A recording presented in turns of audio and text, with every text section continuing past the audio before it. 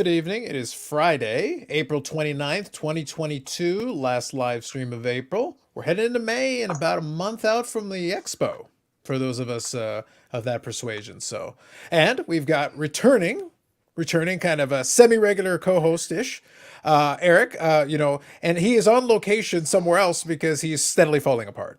He sold his collection. Yeah, he sold his collection. He's given up his soul. He's moved. He's preparing to go to the monastery. He's preparing to go to the monastery and live the life of a true monk. I'm not too far away from that right now. If I thought that would help, I would do it. Well, you gotta listen. I praise the content gods, and they are nothing but good to me. Maybe you're just praying to the wrong ones. Maybe that's your problem. Right. Yeah, I think you're correct. Yeah. We'll get caught up here with Eric here in a second. Let me get a couple of these comments here. Bob was first out of the gate here. Got to get a front row seat for the hashtag scholarship. Thank you, Bob. Appreciate it. Hashtag scholarships to the ladder. The plaid picker flipper. Love it. And plaid in the image. Well done. Well done. Yes. Friedman, it's time. Yep, it is now. It's more tartan than it was. International Borders is right because listen, I've got like 12 of these and I have to very specifically select the correct one. It's critically important. Today I was feeling like number 5. Last week, a couple of weeks ago, it was number 3. It can't always be the same one. You can't wear the same hoodie in both shows. Can't do that. Cannot do that. No. So I'll leave it to you how much or little you want to add. I know everybody, obviously, in your absence, we knew that you were having the hip replacement surgery. That did happen.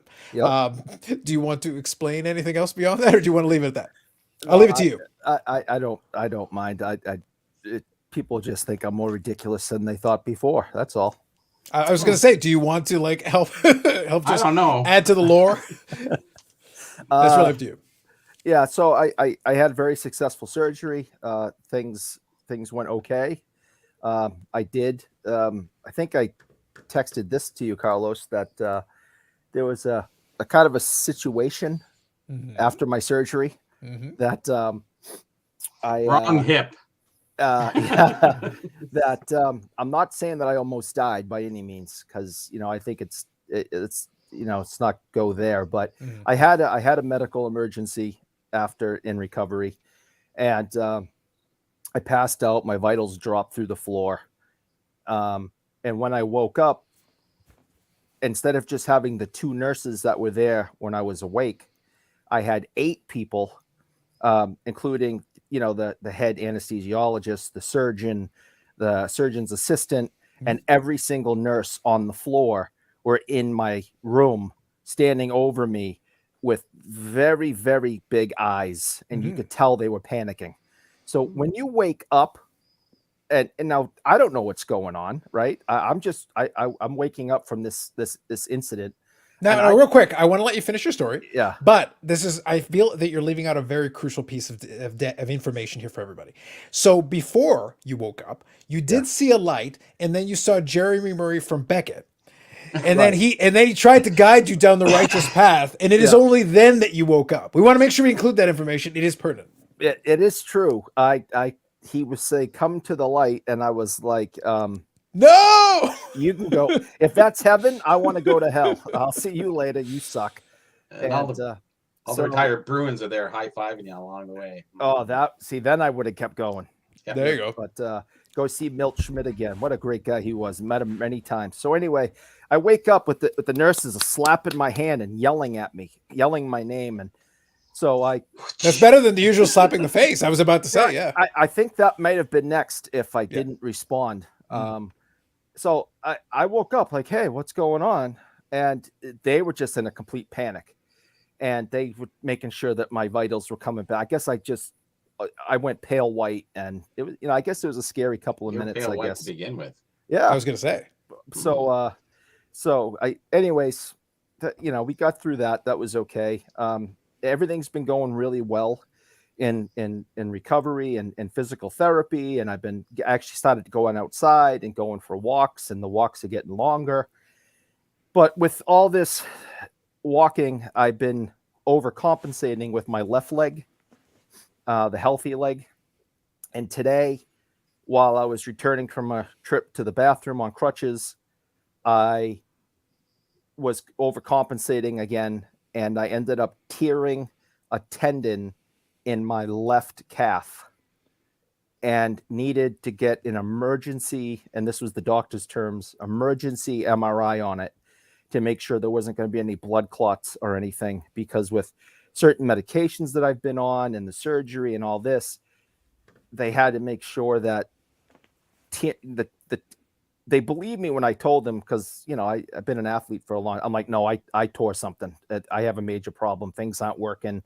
The muscles just flop there. There's a divot, all the things that I explained to them. And they're like, yeah, you tore something, but we need to make sure that you're not going to have a blood clot with everything that you've been going through. So I had an emergency MRI. My wife had to rush me, but, you know, it was maybe 2 hours after it happened. That's an emergency, I guess, in some ways. And they saw that it was torn, but I guess I'm safe for having a blood clot, so that's good. So that's where I'm at. I have a messed up hip, a messed up calf. I'm stuck here in bed, can't walk. It's been a tough day. It's been a tough week, but there's always somebody who has it worse, right? So I'm trying to focus on that. True enough. You know, you say athlete. I don't know how you can mess up the other leg if you're an athlete. I just don't get it. Yeah, I didn't say I was a good athlete. Oh, I was going to say there's a qualifier there. It's like, you know, Carlos Sr. gets out of bed sometimes. He probably thinks he's an athlete. So, you know, there are levels. There are levels. I guess. You know, just leaving it in there. Just layer levels. Anyway, real quick here. So good evening, Bob Lewis. Good evening, Jeff. Absolutely. Yeah, better is a relative term, but yes. It is a relative term, yeah. Yeah. Aaron Davis, that's right. Absolutely. Davies, yep. The medical stuff, there's a lot of range. Hey, listen, we cover a lot of ground, man. We cover a lot of ground. We had to make sure we got it figured out. The people were asking where he was, and now you know. Yep. Absolutely. Good evening, Paul. Yep, Razor Remote. Yeah. So that was the thing, is that when Scott Hall passed away, he was having surgery. I think it was hip replacement surgery, and his issue, and he had complications, and that's actually what he passed away from. It was complications to the surgery. So it's not like anytime you're doing surgery on anything, any kind of surgery, there's a reason the medical professionals take it seriously. There's a lot of things that can go wrong. We have to be careful. So they take it very seriously, even if it's quote unquote minor or common surgery or whatever it is. They're like, no, we're still going to try to be careful here. You never know. Even the game operation. Yeah, I know. That's exactly. That's what you got to learn. That's right. I tell you this is the first positive thing I can say about the whole COVID thing is that because of COVID restrictions, and they've relaxed so much, obviously, but they still weren't going to let my wife come up to recovery like as soon as I was out, which like before they probably would have had her sitting there as I came out, you know, and they really were only going to have her come up when I was ready to go home. And because of that, I'm very, very happy that she wasn't around during my little emergency, because I'm glad she didn't have to see that. So thank God for COVID. There you go. That'll be the last time that'll ever be uttered, probably. Ever said. Ever said. Need to have a healthy child in the rooms and make him feel better. I don't know if we want to make him feel too much better. Yeah, we do. You know, he did disrespect Jeremy Murray in the Holy Light. So, you know, I don't know how much we can do. Oh, hey now. Look at that. There you go. Part of the Leo Boyden collection that I Yeah. You did. I did see on your Facebook post that you were able to pick up some stuff. Very nice. So what is it specifically? This is a 1962. They call them Cowan tiles. You know, I actually call them Screen Art because Screen Art is the company that actually manufactured on the back, you can see. And it's basically a wall art or a trivet. You know, it's ceramic. You know, it's a cork board, so you can sit it down, put it, you know, a hot pot on it. That's what trivets are usually for. Issued in 62. I think H.M. Cowan was the artist who did all these. The problem with this is they had to destroy them because they didn't get the NHL licensing. So they were distributed because I have the picture of the 1962 souvenir stand at Maple Leaf Gardens, and they had them up on the souvenir stand. So I know they were distributed, but I think someone caught on and said, "Hey, you're not supposed to be." So they were forced. I talked to the guy whose father who worked there, and he said, "Yeah, they had to throw them all out in the garbage, and they kept some back." So they kind of made their way around, but some are very difficult to find. You find a lot of Montreal and New York, but all the other teams are very difficult. And general price, you know, anywhere from One that isn't Montreal is 300 and up. Below that, most of the Montreal and New York Rangers are between the $100 and $200 range. But anyway, so they're really interesting. You know, it's hard for ceramic to survive the test of time. That looks like it's brand new. Looks fantastic. Yeah, it is actually is very, very nice. So I'm quite happy with it. Congrats. That's fantastic.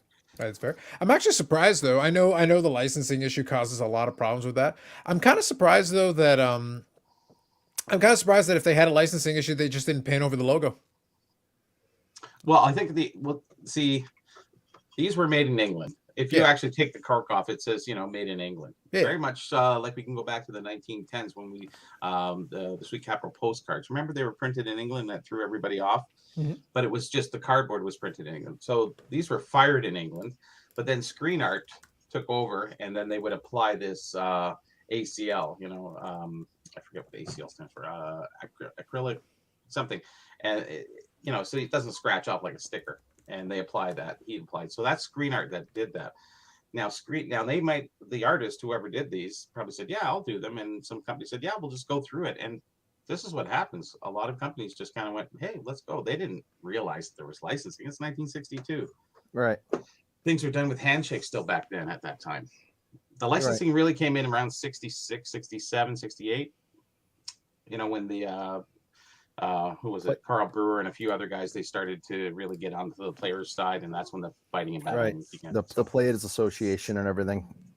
And then didn't that start like in Detroit with Gordie Howe and like Ted Lindsay or something? Ted Lindsay was the main guy. And then and Howe was like, yeah, I don't really want to, I'm happy. They give me a job. And he didn't really want to get into the whole union thing. He was really kind of scared about it. It was a headache. And those guys went through a lot of crap. Yeah. But unfortunately, they had to deal with that. They did get through it in 1974. Finally, the NHL and the NHLPA came together, and they split everything going forward. I think that's why we have so many different things that were issued. It was a fight back and forth for money. We have the letter set, and then we have the post transfers. Same thing, same year. Everyone's going, why did they issue two? Because one was the Players Association, one was the NHL league. So they said, hey, they did that. We'll just go back to them and kind of use the same things, but you couldn't use the logos if it was the NHLPA. So anyways, it's a whole story on that, but at least we got through a little bit of it. Yep. Good evening, Mike. So, Mike, you'll have to check out. We do actually talk about it the first couple of minutes, and Eric goes into it in all kinds of detail and gives you'll get a lot more detail than you might be expecting. But he does explain a lot of it. But the answer is yes, it was full. Yeah. What's a partial? Either you just get the ball or you just get the socket. So you got 3 balls now. Well, I think we're all men are born with 4. So I had one removed, then a fake one put in. So I got 3 that came with me and one. Enough said. Move on, Carlos. Indeed. Yep. Well, best of luck with that, Mike. Try to be careful and don't overcompensate. Again, the story will make more sense if you listen to the explanation. Why can he overcompensate now? I don't know. Lord knows. Lord knows. Lord knows. Listen, that sounds like a challenge, Bobby. I think there's an opportunity there. It's like there are plenty of more ligaments and bones to break. Oh, yes. Oh, God. I've broke so many. And yet there are still more. It's like, don't tempt those fates. Don't tempt those fates. So anyway, so we'll kind of, so tonight will be very much it'll be kind of an open discussion to kind of whatever. In case anybody's curious. If you spam the chat and repeat the same comment, I guess you're either trying to be humorous or whatever. If you do it, I'll yank you. Just letting you know. Everybody else kind of figured that one out a while ago. But anyway, other thing is it's going to be kind of open ended because a lot of stuff was covered very well. Last week the discussion I did listen that Chris Hoge went on the Stacking Slabs podcast and they kind of reiterated a lot of the same stuff. So it's good to know that Chris has not learned his lesson whatsoever. Whatever feedback he got, he's decided to ignore it, and he just continues down his merry path. Let him have it. I will say that listen to what you put out there. Maybe I don't think he's listened to what anybody's put out there because I can pretty much guarantee you. I'm sure some people reached out and probably gave him not so polite feedback. I'm sure. I wouldn't doubt that because those guys still have their DMs and things open. So I'm sure someone said something. Although I will say, as kind of an aside from the original discussion, I find it unfortunate that there's a lot of folks that will do interviews and discussions like those. And, under the guise of friendship, they will not offer critique or they will just kind of go along with whatever they say. It's like, because like I said, my biggest thing when I did those videos was that it wasn't directly related to Chris being a good person, a bad person, or indifferent. That wasn't a concern of mine. I was listening to what he said. I'm interested in what you're saying and how you're discussing it and how you're arguing it. And that's where I found a lot of the fault. The reason I was able to do 2 videos on it and break down some pieces because he said a lot of stuff. But of course, a lot of stuff is like, well, this doesn't make sense because of this. This contradicts this entirely. You're going down this path explaining it this way, and then all of a sudden you're saying this other thing that is 180 degrees in the opposite direction. So which is it? Oh, the character flaws. Yeah. Yeah. But that's the thing, is that if you decide to do that and then you double and triple down, you just keep going down the same path, well then, but the problem is that right now there's a lot of folks in the space in general who are like, oh, well, I'm on friendly terms with so-and-so. I just don't want to say anything. And I see a lot of that in other categories where I'll be on different avenues and things, and there will be folks that have all these harsh critiques, really strong critiques. But even if they discuss it, it'll be really light. It's like, oh, well, it's unfortunate he said that. I was like, that isn't what it sounded like a minute ago. You had much stronger takes 3 seconds ago, unless it courts some kind of controversy. Then you don't want to discuss it. Yeah. Well, I agree entirely. So I just wanted to throw my 2 cents in on the whole thing. Go ahead. And I've been open about that. I think Chris and Christina are great. I get along with them well. Completely fine. And if he had, 5 seconds to breathe and wanted my opinion, I'd probably tell him that many of the things that you had said in your 2 videos, which I thought you did a really great job with, I don't think that, I don't know if it was a slip of the tongue or he was talking too fast, but he is very intelligent and he thinks things out very clearly. So that whole IQ thing, that's not helping your cause, and widely insulting a large part of the hobby, which you say you love, is really not a way to, make friends and influence people. Mm-hmm. I would definitely, if I thought for a second he cared or wanted it, I would definitely have some feedback for him that would be highly constructive criticism. Mm-hmm. I think it's fair. One other kind of point that was made, and by the way, I want to reiterate how appreciative I was of the comments. Some of them were very well thought out, very like a lot of different folks, new voices I hadn't heard from before, folks that I didn't know about, folks that maybe caught my video for the first time and that was the first one they saw and they offered some opinion. And honestly, overwhelmingly positive. So that's surprising, obviously in the venue we're talking about. So I was very impressed, but also thinking about it. People were thinking about it, which was good. I love seeing when people are thinking about it and they're not just throwing like out emotional reactions. They're like, I disagreed with this, and explaining exactly what it is, what they didn't agree, and then they offered their opinion. So that was all part of it. But the end result of it was that it did open the discussion, which is good. And then the other piece of the puzzle was that a lot of the same critiques were available there, and it's the same kind of a part of what was, I think, a problem there, because I do listen to the crossover and listen to some of this stuff. Sometimes where the guys do fall into their major problem is that they'll fall into the same trap Jeremy falls, where sometimes in the attempt to praise something, they kind of isolate themselves and put themselves into a little corner. Because one of the things they talked about in one of the crossover episodes was, I don't remember which card it was, but there was like a card that I think Chris bought recently that I want to say he said was like 6 figures. And the average person isn't thinking about buying 6-figure cards. Right. And that's all fine and dandy. Look, that's your category, that's your place. But it also means you're resetting your expectations and your things. A lot of folks are like, look, this person went really hounded and stuck it out and looked for to find this card that was $100, but they really wanted it. They've been seeking it out. They've been searching for it. So to them, that $100 card is very significant. But when you're starting to deal in 5-6-figure cards all the time, or even like where Josh sold, his LeBron card for $1 million, it like puts you in a different headspace where all of a sudden, it's difficult for you to even, you'll like do it almost like because you feel like you're obligated to, but it's hard for you to acknowledge anything that's like in a normal price bracket. And I can't relate to any of these in people. cards. Yeah. Yeah, peasant cards. These people that have been in the hobby these last couple of years during the boom, who are just thousands upon thousands upon thousands of dollars. I can't relate to those people. Good luck to them. All the best. I hope it all works out well. I mean, I've been telling you for months that everything you spent money on is going to collapse and you're going to be kicking yourself, but that's fine. Go ahead and spend money on those things. Have a good time. The most expensive card I own is a Gretzky rookie. I paid $50 for it back in the 90s. The most I've ever spent on a card is like 150. I have a pretty good collection. I'm very proud of it. I think most of what I have is worth a lot more than what I've ever paid. And I cannot relate to someone who spends $20,000 on a card, $5,000 on a card, $2,000 on a card. I can't relate to that. It's not in my tax bracket. It's not in my hobby brain. Mm-hmm. I think the only thing I would ever spend that kind of money on, would be probably something as maybe a steel, new hip, a new hip, a new calf, a new brain.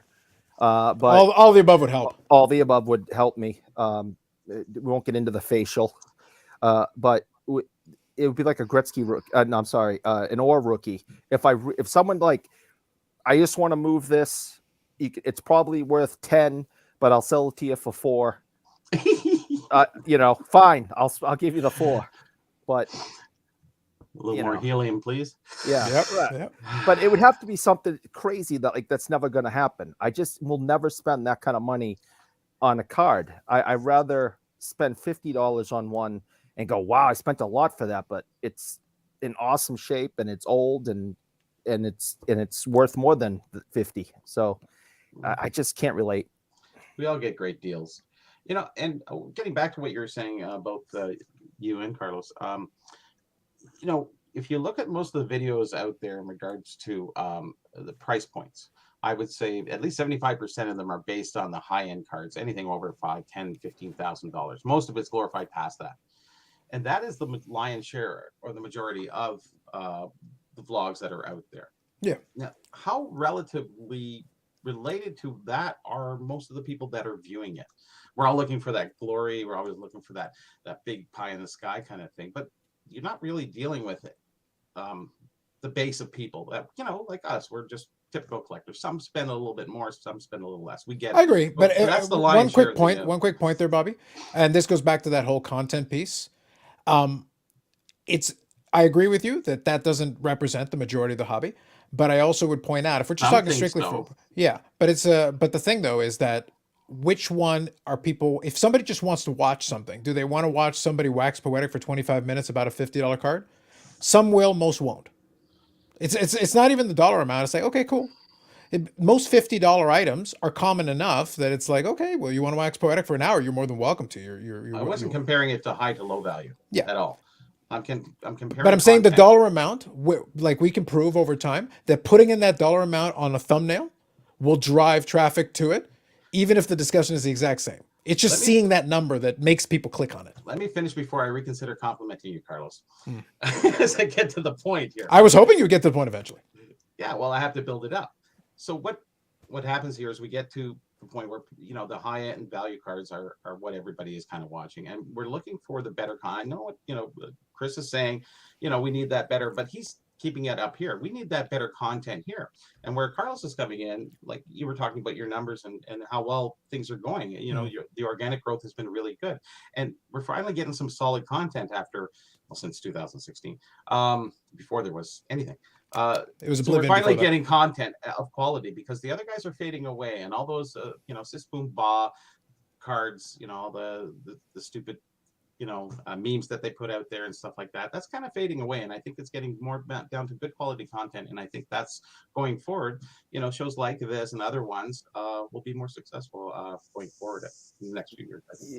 I agree. I think the hobby content, which has seemed to be the subject over the last couple of weeks, it goes into the same basket as what I've been saying about card prices. I think they go together. I think the whole hobby in general, what I've been talking about July 1st and all that, people are dropping out of the hobby like I predicted. People are dropping out of making content because now they're this isn't fun because their prices are going down instead of going up. They're getting bored with it. They came in or made their money, cashed out, and left already. There's, you know, the true collectors are going to stay and continue doing this stuff, while the investors, and I'm not bad mouthing them, they're just a breed of their own, came in, did their thing. Now the market's heading down, as some people said it would, and they're done.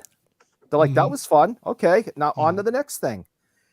Just like it was predicted. So the fact that we're losing content makers, how is anyone shocked by this? So, but people like Carlos, people like, believe it or not, Jeremy, people like Chris, who actually like this hobby, care about it, enjoy it, collect themselves, go to shows, look for deals. Those people are going to be around. They're not going anywhere. Chris Sewell. Yeah, it's investor dealer in that order. You know, there's like 4 of them. I always forget the 4. Collector, So, investor, dealer in that order, something like that. We're going to lose Exactly all these that. people. Just like, I mean, I don't want to keep tooting my own horn because it sounds stupid, but I told everybody this was going to happen. That they're disappearing. Just All right, you get a chance to toot more horns. Let me get catch up on the comments here. I mean, Good evening, Baz. So he says, welcome back. Flat ball cap on. Yep. So there we go. Bob here says, I'm here for the, what did Chris call it? Low brow and low IQ. Yes. I guess he saw the shows with Eric and not last week without him. Terrible. And here thanks, you go. Bob.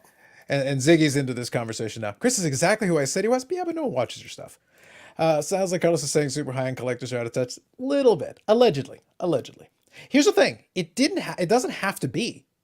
You can be a super high-end collector and still have an appreciation for the genre in general, because there can be things that are interesting that don't have to be super high-end. That's not required. That's not necessary. But what happens is if you start doing the myopic view where all you're doing is paying attention to that and nothing else, and that's it, well, then what do you expect is going to happen? Your mind is going to go past. I know in the watch genre, there'll be folks that collect super high-end watches, but some of them just appreciate watches. So then they see a nice watch. They're like, oh yeah, I want one of those. Why? It's like, because look at it. It's kind of cool. It's like they did this thing with it. Because there was that swatch that basically is designed. It's designed very inexpensively, but what made it impressive is they made a mechanical watch that is completely affordable. It's like available for the average person. So there were collectors who would buy $100,000, $500,000 watches, who clamored to get in line to buy like I think it was $150 for the swatch. And they were like, why do you care about a $150 watch? It's like, look at it. They actually manufactured this completely with machines, nothing else. That's never been done this way before. That's just kind of neat. And that was the reason they cared about it. They just thought it was kind of cool. That's a collector. But the average person can get that too. $150 is very accessible price point to the average person. And this person who can have $1 million collection still wanted the $150 one because they thought it was cool. Doesn't happen often. Yeah, but yes. That's collecting. Awesome. I love stories like that. That's perfect. Yeah. And you can reverse that too, where, guy who collects at the bottom end, and then every once in a while he wants, just like Eric, wants that Bobby Orr. Yeah, and the big piece. Yeah, for sure. Will it come? It may. Opportunity knocks. Sometimes you just never know. You pick up things pretty cheap if you're in the right place at the right time. Yeah. I hit the lottery. Yeah. You hit the lottery. The medical malpractice suit that I'm already starting to write up. Oh, you got to build up there. You got to build it up. Good evening, Victor. I saw Eric ring a bell. The candy striped nurse is on her way. There you go. Love it. Nice. Here we go. The plaid flipper, picker flipper. I want to make sure I get that right here. How can I get in contact with you, Bobby? Basically talking about 8 to 9 tubs of 50 to 60s hockey memorabilia, odds and ends, no cards. So you got your Facebook group. That might be one avenue. Yep. Vintage Hockey Collector. It's VHC. You can find me there. And Bobby Burrell on Facebook. Anytime you want to contact me, don't go through Instagram. Just go through Facebook. If you don't have Facebook, I'm at Instagram at Bobby VHC. Bobby Burrell VHC. Sorry. Perfect. Nice. Thank you. Got to do research study on the topic and have a white paper written. Yes. Know a guy when he's away from the table offers deals like that, Eric. Yeah, exactly. So, but like only an idiot would not put price tags on it. Like, come on. Oh, good one. Eric is a true collector. Well played, international borders. Eric is a true collector. The most paid for a card is $150. Yep, back in the day. Yep, that's what eyeballs get. Yes. I'm just trying to get caught up here. So good Right, evening, yep. Albert. What's going on here? Who knows? No one Yep. knows. Hello, Eric. Yep. Jeremy's comments are at least $150 each. Fact. Pre-2016 Dark Ages. So here's Ziggy asking about good content. Last week. We did it last week. We're not naming options. The hardest thing in life to understand for me as well is that when we have the same perspective on just about everything, individual emotion grievances give us our own motivations. Yeah. So that's a fact. So which content makers did we lose? We lost a bunch of the ones that just kind of do the same stuff. That relied on a lot of the they relied a lot on the card show content because they were doing a lot of the going around from show to show to show. So that's kind of the The lowbrow. yeah. It's one of those things. If you basically are following trends, those are usually the first folks to go if the trend starts cooling off. That's just it. If you follow trends, you're going to be the first one to lose steam. And If they you're come not with out new bringing trends, anything else but to the when table. there's no new trends, then they kind of recess back to nothing. Yeah, pretty much. Exactly. I like this question. So allow me. I will do so. Thoughts on the floating head entering them down? I appreciate using the correct nomenclature. I appreciate it. Serious player or master troller? Well, master troller, settle down. That's like, young Jeremy is still a young Padawan in this game of proper trolling. But basically what he's referring to is that there were two different posts. One of them was Scott, who I think is Mo Card Collection or something like that. I've chatted with him off and on over time. He is a legitimate Medano collector. He's been collecting since the 90s, similar to myself, so right around the same time period we started. Great collection. I was very impressed. I see it on Instagram. But he went and bought a lot from Jeremy. Now, the thing is, he only showed a couple of cards on top. Based on the cards on top, I can do an estimation of because usually stuff like that, it looked like a lot of thicker top loaders and things like that would match up with some of the memorabilia. It looks like it was predominantly high end. So even if I go conservative and think like $40 to $50 a card, which is not out of the realm of possibility for stuff from the cup and the higher end stuff, he bought an 80 card lot from Jeremy in there. So that's at least $4,000.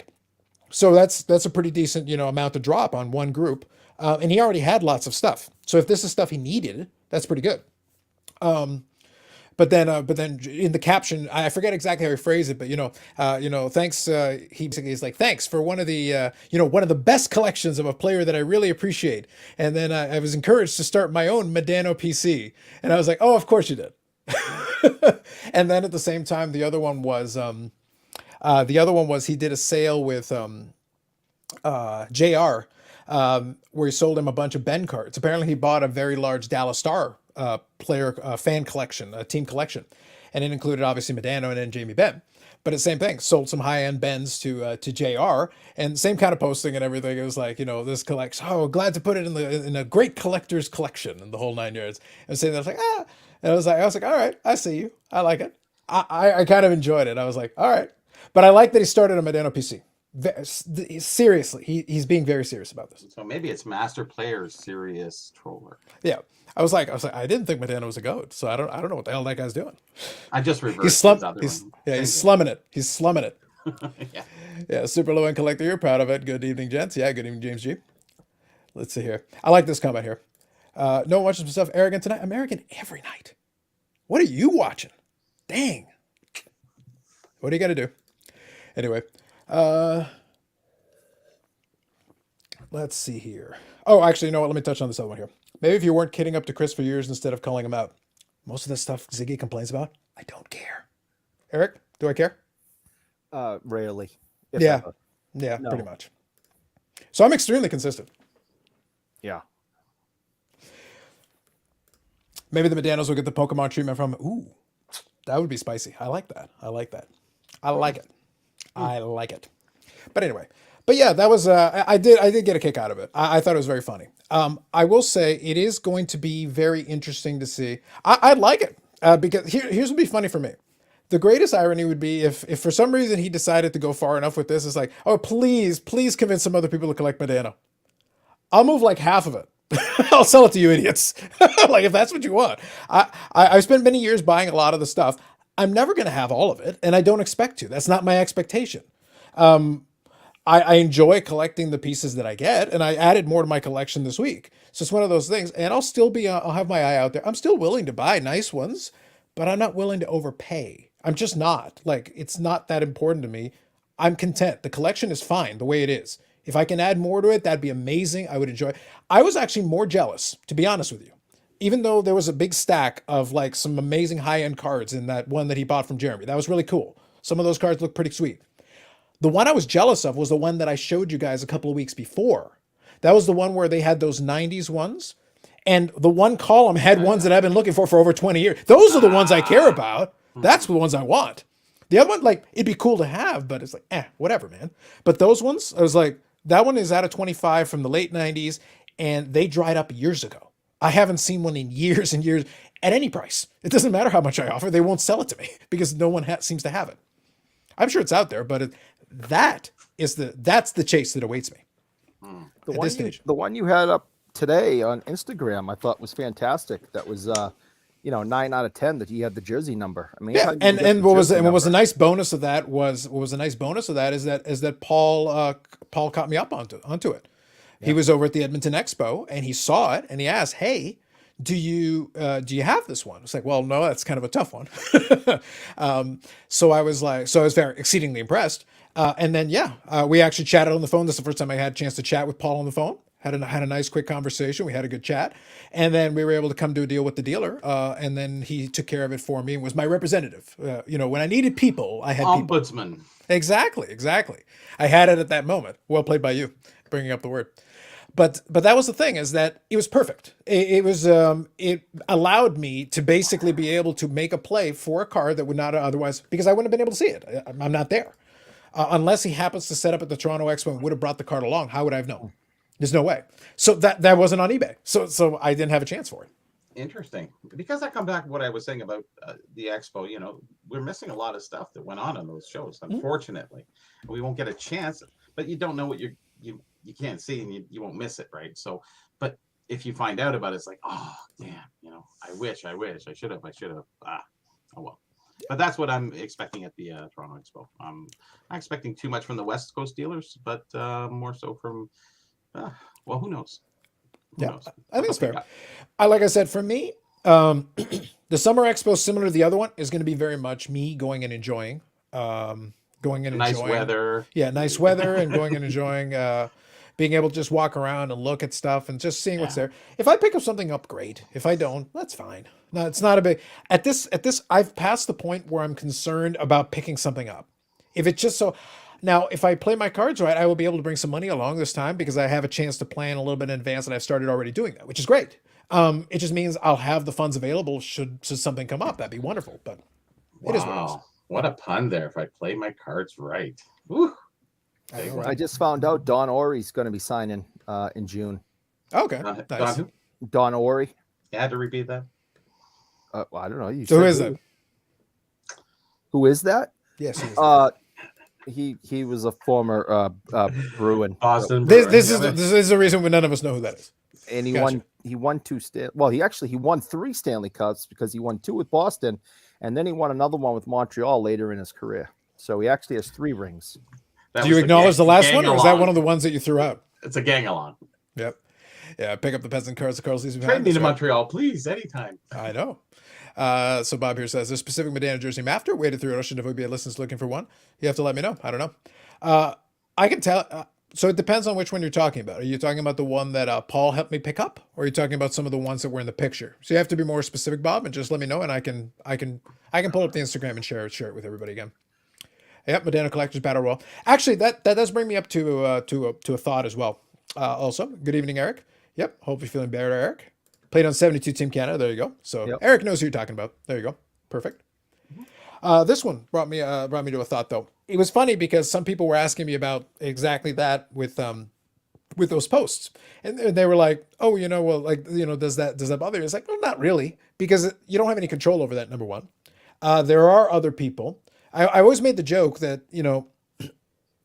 I wish that I was the only person that collected Medano. That would make my life easy. That'd be wonderful. I'd be bidding against no one but myself. Yeah, it would be like, people don't understand. I don't want them to be expensive. I want them to be cheap because then I can get them and get them inexpensively. That is good for me.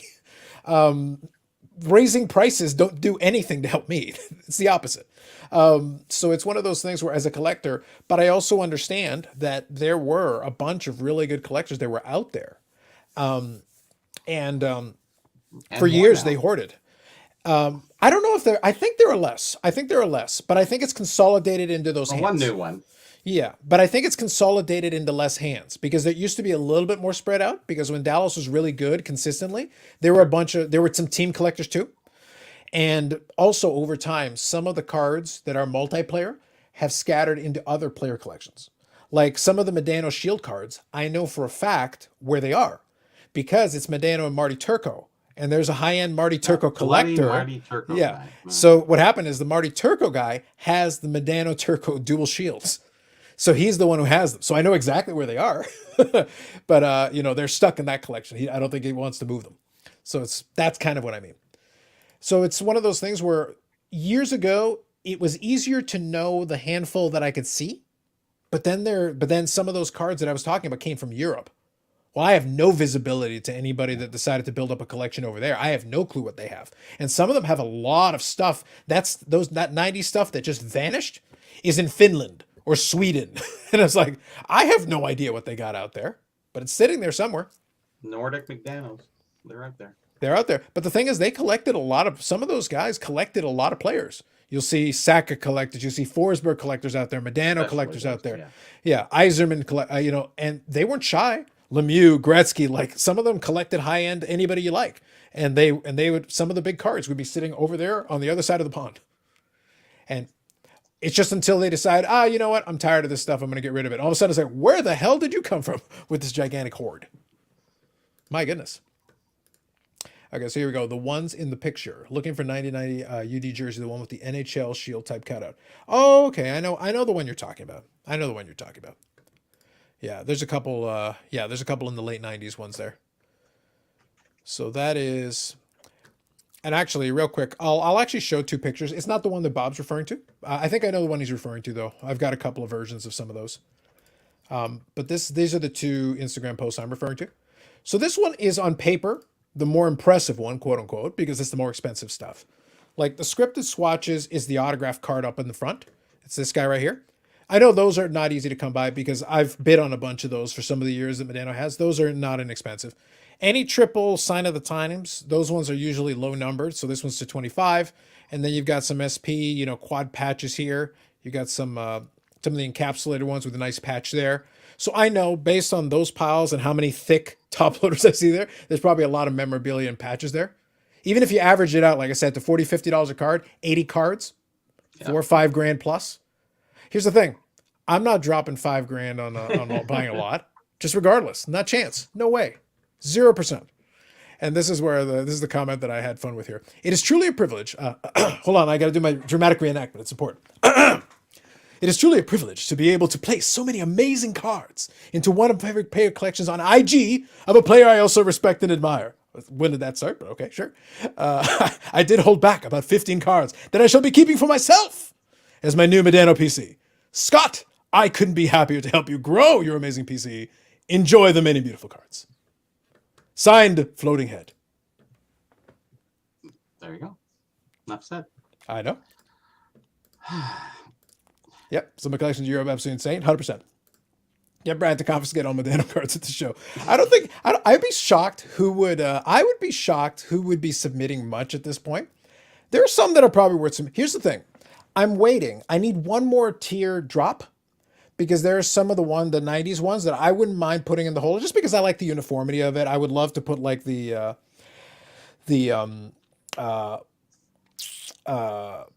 pinnacle ones. Basically, we have the ultimate ones, and I wouldn't mind having the set of them in the holder, but not at $50 per.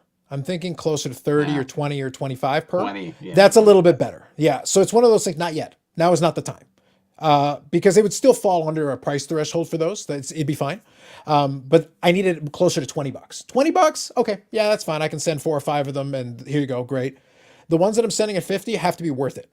Now I've got actually some more that I think would be worth it at 50. So I'm basically putting together 2 piles. I've got a pile of stuff that I would like to drop off at ComC to move that way myself. And then I've got ones that may be good to submit for some grading where even at $50, I'm okay with it. Because I've actually done well selling off some of the ones that I got back from Brad the other day, a couple weeks back. So already made my money back and then some. Awesome. But now it's like there are other ones that are sitting there. Okay, now it's time. And also some are going to get cracked out from BGS slabs. So Eric, they're being liberated. Do not be concerned. I am liberating Set them them as we speak. free. Yeah, I'm working on it. I'm working on it, buddy. So real quick here. So DR, good evening. So, Carlos, did you see Jeremy Lee started talking growing Medina collection? Literally did it. But here, so the last sentence is literally what I was getting from people. It seemed like a quick shot across the bow. I noticed. I appreciated it. I did kind of enjoy it. But what I said to folks, and my exact reply was, if it was, for the sake of our, I'm going to assume it's not. I assume it's not. But if it was, I win. because the great rule of trolling is if I get you to react, I win. There you go. That's always how it is. Yep. I'm always on the hunt. Appreciate that, Brad. Thank you very much. Always helped him grow with free cards and free money he got from him. Yep, that's right. Most of the recent pickups have come from George LaRock's shop. Nice. Really? I knew George started a business with plastics, The holders. Yeah. and stuff, and I met him up in Toronto at his table, and super nice guy and everything. I did not know he had his own card shop. Can someone tell me more about that? Where it is? How long it's been around? Does he work there every day? Anybody? I don't know anything about the shop. I do know about the business selling the top loaders and things like that. So I know he's promoting that at the expo for sure. Okay. But if he's got a shop, that's kind of interesting to know. So let us know more about it. Bob, you got any more information about George's shop? I'd love to hear about it. Yeah. So Baz here, the 1990 Pro Set Medana Rookie PSA 10 is $100. Crazy. We all have a few of those. We all have a lot of those. However, I will say, remember, 1990 Pro Set has the dark borders. It is prone to super chipping. The quality control is absolute junk. It is absolute trash. So actually getting one that is in decent condition is actually a little bit more difficult, and you should check out the pop count. Out of the different 1990s Medanos, of which there are trillions, the Pro Set one probably has the lowest pop count of the regular ones because it is actually a little bit difficult to get because chipping the edges and the corners is so easy with that card. So easy. Do you have a favorite of his rookie cards? Of which one you like aesthetically the most? I actually like the Bowman, because I think we talked about that one. I just like the picture on it. For me, the pictures. He doesn't have that many rookie cards, does he? He's got all the main brands. He's That's got all. it, Yeah, he's got the main brands, but at that point we still had a decent number. I think. So I think it's 9 different official rookies. 9 different, which is beautiful. It's beautiful with the numerology. Right. 9 for number 9. Perfect. There you go. Yeah. He's got what, like 2 scorecards because it's like American and Yep. 3 scorecards because you have American, Canadian, and then English and Canadian. Well, don't forget, I think there was more of that in 1991, 92. 1991, you've got the That's the the red, white, American and blue Canadian. Yeah. borders. Yeah. I'm pretty sure they did that. So there's like The 3 different bilingual? versions. Yeah. So I think Yeah. there's 3 different versions there. Then you got your Pro 2 Set, upper decks, English and French. English and French upper decks. O-Pee-Chee Premier. tops. O-Pee-Chee and tops. O-Pee-Chee Premier. Yeah. I mean, he's got tons. Well, not compared to today, but yes. Well, yeah. For Thank God I me, don't collect for today. me, the one, it is not a rookie. It is obviously not a rookie, but the sneaky one, if you want to try to get one that's a little tougher, would be one of the Tiffany cards. Oh yeah. Either Bowman Tiffany or Bowman and Tiffany or Tops Tiffany, Mm-hmm. because those ones at least are a little bit tougher. They're not rookies, obviously, but Or they came out the following year, right? no, they had 1990. Oh, okay. You can get 1990, yeah. But Tiffany was sort of an additional set. It was sort of like a traded set almost. Yeah, it was a separate box set that you could buy. Nice quality. That's the thing is for me, that one is the one to chase if you're trying to chase one that's you want to get a nice one in the condition and everything. Though that one's tough because or at least the print run is limited, especially by those standards. There's the 10 back. No, For which the 10 back Medana. No, did they have 90? Is that for 1991? I think it was 89.90. My mistake. Okay, Yeah. it might have been. I don't know if they did it a year or two back. I have the Lemlin 10 back. It's 89. I'm trying to remember, and I can't. I think get it'd be up the and go look. Sakic rookie year. I think you're thinking the Sakic, which is the year before. Yep. Yeah. Yeah. So I don't know if they 48. continued on with those. There's a lot of mystery behind all that stuff. So yeah. I don't Yeah. recall anything from 1991. I think that was 89.90. Being the world's greatest Reggie Lemlin collector, I have all those cards of his and Tiffany's and Tembeck's and all. Is that also coincidentally the only one? Yes, it is. But I'll tell you, if for some reason, and I was almost said it earlier, you mentioned it earlier about if all of a sudden Madonna gets super, super hot and goes through the roof, how you're going to cash out. 100%. Well, I'm going to do the same thing with the Lemlin stuff and be very rich because I got all the stuff. Yeah. Okay, let's get out of Dreamland and let's move on. Yeah. Well, Yeah. 48 dealers tomorrow. You like what you like. He's my favorite player of all time. You know, you like what you like. Well, it's not going through the roof. No, I'm saying if it's an imaginary world, it could be the roof of a dollhouse. It could be something fairly low to the ground, like probably more like a doghouse, but whatever. But anyway. All right, 48 dealers tomorrow, 84 tables. Gotcha. Thank you, Brad. Sounds like it'll be the biggest show in Halifax in some time. There you go. Cool. Medano's and the Young Stars. Yeah, he's got he's got different subsets and everything, and the Panini sticker, 100%. So they've got that. I'm just counting the ones that I would consider, because at least in those days, it was a little easier to figure out what you could deem the rookie cards. Standard sets, pack pulled, use the regular conventions.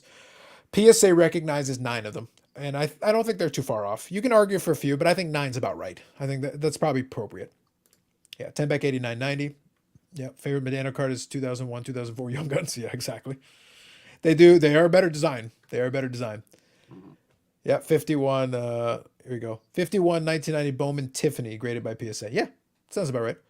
Yeah, they're a little bit tougher. 1 in a 10. Yeah, because even though they came in the box set and everything, it's actually centering is a bit of an issue with some of those. So it's not like, oh yeah, I'll just pull it out of this box. It's not an automatic 10. That isn't how that works. There was some quality control issue.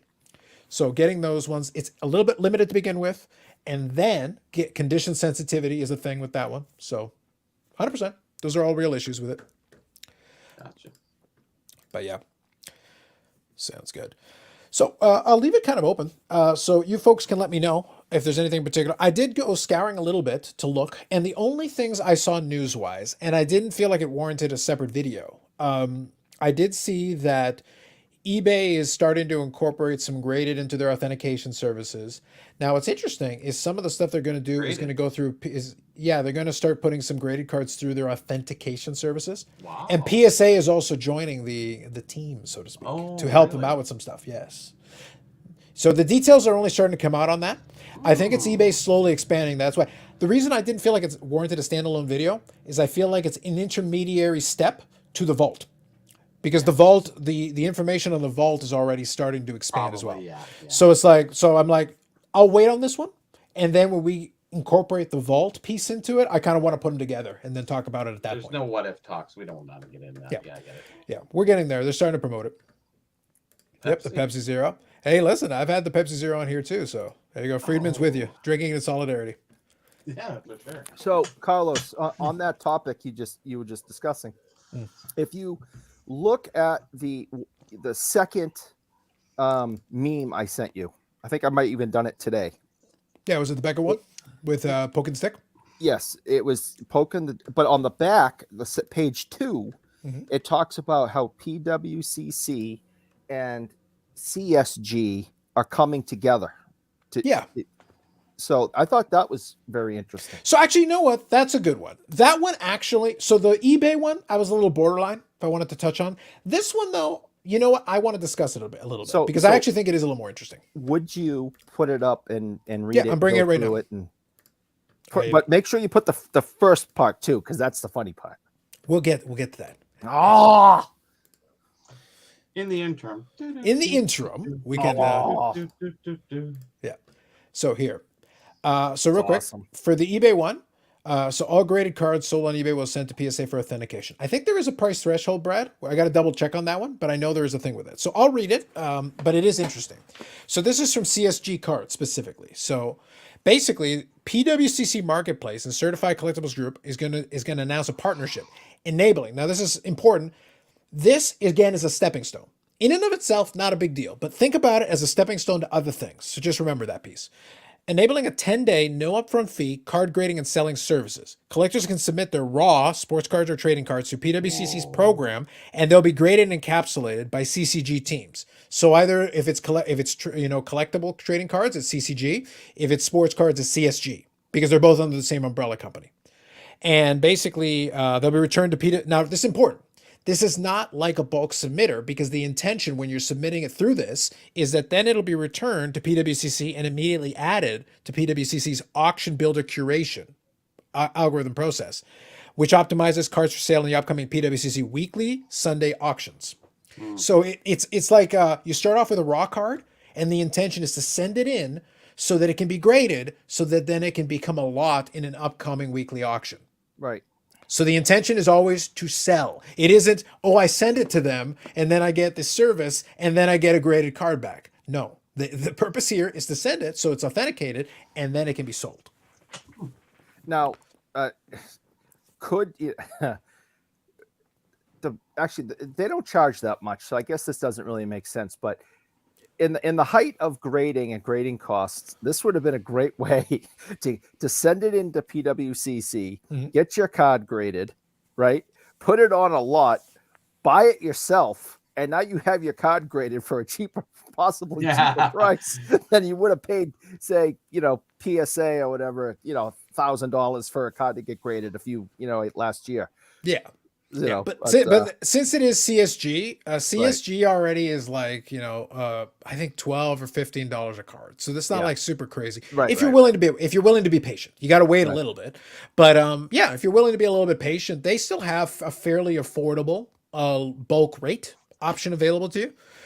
Especially, the subgrades is no longer a thing. Obviously, once they change the label, that's no longer an issue. But previously, if you had avoided subgrades, you could have actually submitted in pretty cheap. And now, obviously, you definitely still can. So CSG, I think this is CSG just trying to build market share for itself. Just trying to be like, hey, look, anything we can do, anybody we can partner with, I wouldn't be shocked if the eBay Vault eventually incorporates an element like this as well. That's why I say, like, this in and of itself, PWCC isn't selling so many cards that it's a big deal per se. But this would be 100% a model that the eBay Vault could certainly incorporate into its general offering. I feel like this is a phase where everybody is starting to incorporate these things and putting them in under one roof. More of these pieces. And we have discussed on this show how, and Bobby, I think you have a favorable opinion that we like CSG. We like their grading. We like their plastic. We talked about their new labels, and I have a couple of examples now to show everybody when the time is right. That this partnership, CSG is going to explode. They are going to pass that other shitty company in a heartbeat if they're connected to PWCC. And every time you this is what Eric needed. I'm giving. Do not say I do not do anything nice for Eric. This is what he wanted. This is all he wanted in life. Poke him with a stick. This is all he wanted in life. He just wanted the meme to be given, and this is awesome. On the Meme James account. Yeah, this is awesome. Come on, just do something. You just useless piece of crap company. Just do something. He was trying to take you to the light. Jeremy was trying to save you. He was. This Jeremy has hair. Why can't you trust this man? I only trust Jeremys with no hair. That's just the way how I roll. The ball went out. But I just this is going to be huge for CSG. I think. It helps them gain market. Yeah, because now every time, I don't want to say every time that's silly. The percentages have will now have exploded. That when you go on PWCC to buy cards, they're gonna be in CSG slabs like never before, and you're gonna say, well, if PWCC trusts them, this must be good. And I'm telling you, the cards that you already have in these slabs, or the cheap ones you can maybe buy in the next couple of months, those prices, those values are gonna go up a little bit. Well, so real quick, what you're touching on, though, the last thing you're touching on, that's the critical thing. I don't think it's a bad idea for CSG. I think it makes sense. For PWCC, it's another value add. Why not? Like, I see no reason. Give it a go. What's the harm? What I'm curious, though, what I'm genuinely curious, though, is I want to know if this attempt to gain market share will actually eventually help. Like, they've fixed the label in our opinion, they've helped it quite a bit.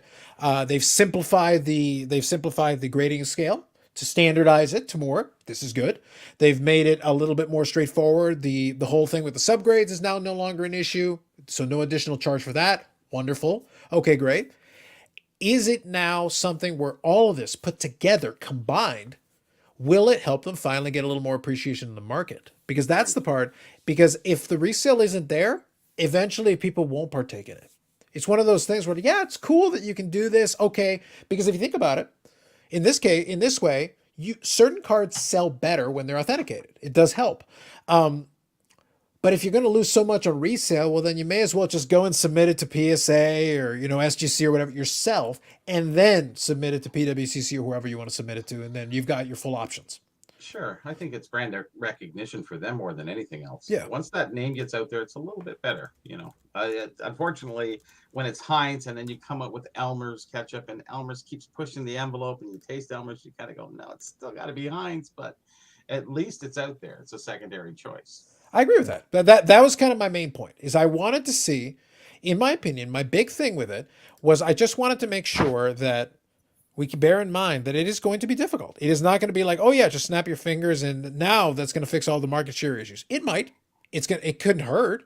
It's not a bad thing per se. A very good move for them. Absolutely. I agree. Probably one of the best moves they could have made at this juncture. I can't think of anything else that would have worked. You got to try. You got to try. Oh, it's a good try. It's not a bad try. I don't see how it's going to fail for them. I just think I think it's going to get more hands on their product, more eyes on their product, and then the connection with PW. Listen, you're not on PWCC unless you are a real collector. You know what that site even is, and you trust it, and you have positive feelings about it.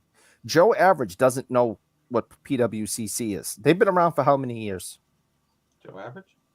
Joe Average, yeah, 6-7. But how long PWCC?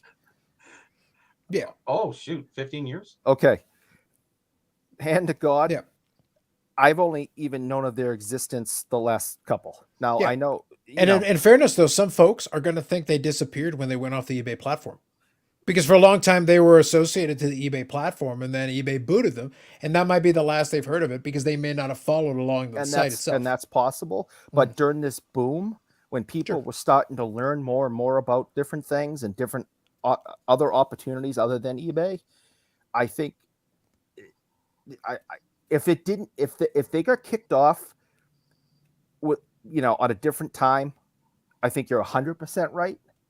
I think because it happened during the boom, during isolation, during COVID, during all that, I think you're only 50% right.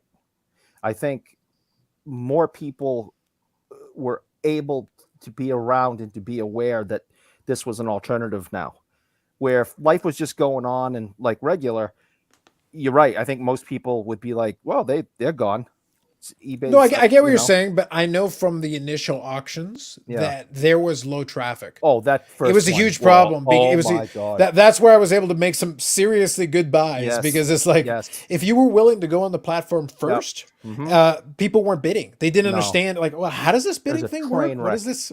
Yeah. But It if was you, a if train you're wreck. willing to wade through it, actually, Yeah. there were some opportunities to be Yes. had and Yep. some good I bought deals a to be couple. had. I mean, again, I was only getting, cards from $10 up to $100. And yeah, I thought I made out just fine on that first auction. And the second one, not so much, but I think that those days are done. I think the first auction, they put way too many things on. They flooded it because no human being could have gone through it all. And there wasn't enough foot traffic to come and look. Yep. Let me read a couple of these comments here because there's some good ones, but let me get caught up here. So Jeff, I had his comment on originally. Do I have any game used memorabilia? I do not. That is something I'm looking at maybe down the road. Tons of it. It's just Well, on I'm not cards. counting on the cards. Yeah, I'm not counting on the cards. But Well, here's the thing. Game used. 100% it is. But It's one of memorabilia. it is, but it's one of those things where like I don't know if I would pay the premium that some people would try to charge for the actual game used pieces.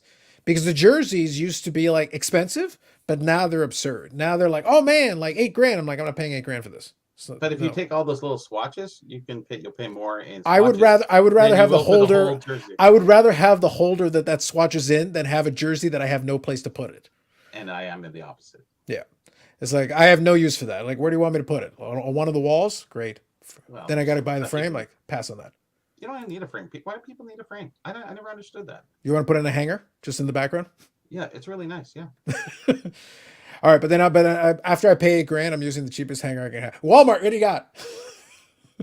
Yeah, I got to pick it up like half price, like like Eric's price for the Or rookie kind of. There you go. Exactly. Get half price. That's right. 3,200. Yeah. Something like that. So Brad mentioned that it was 2,000 plus for the authentication for the eBay authentication thing. So we're gonna see. I want to look into it a little bit more about that whole deal. I want to see a little bit more.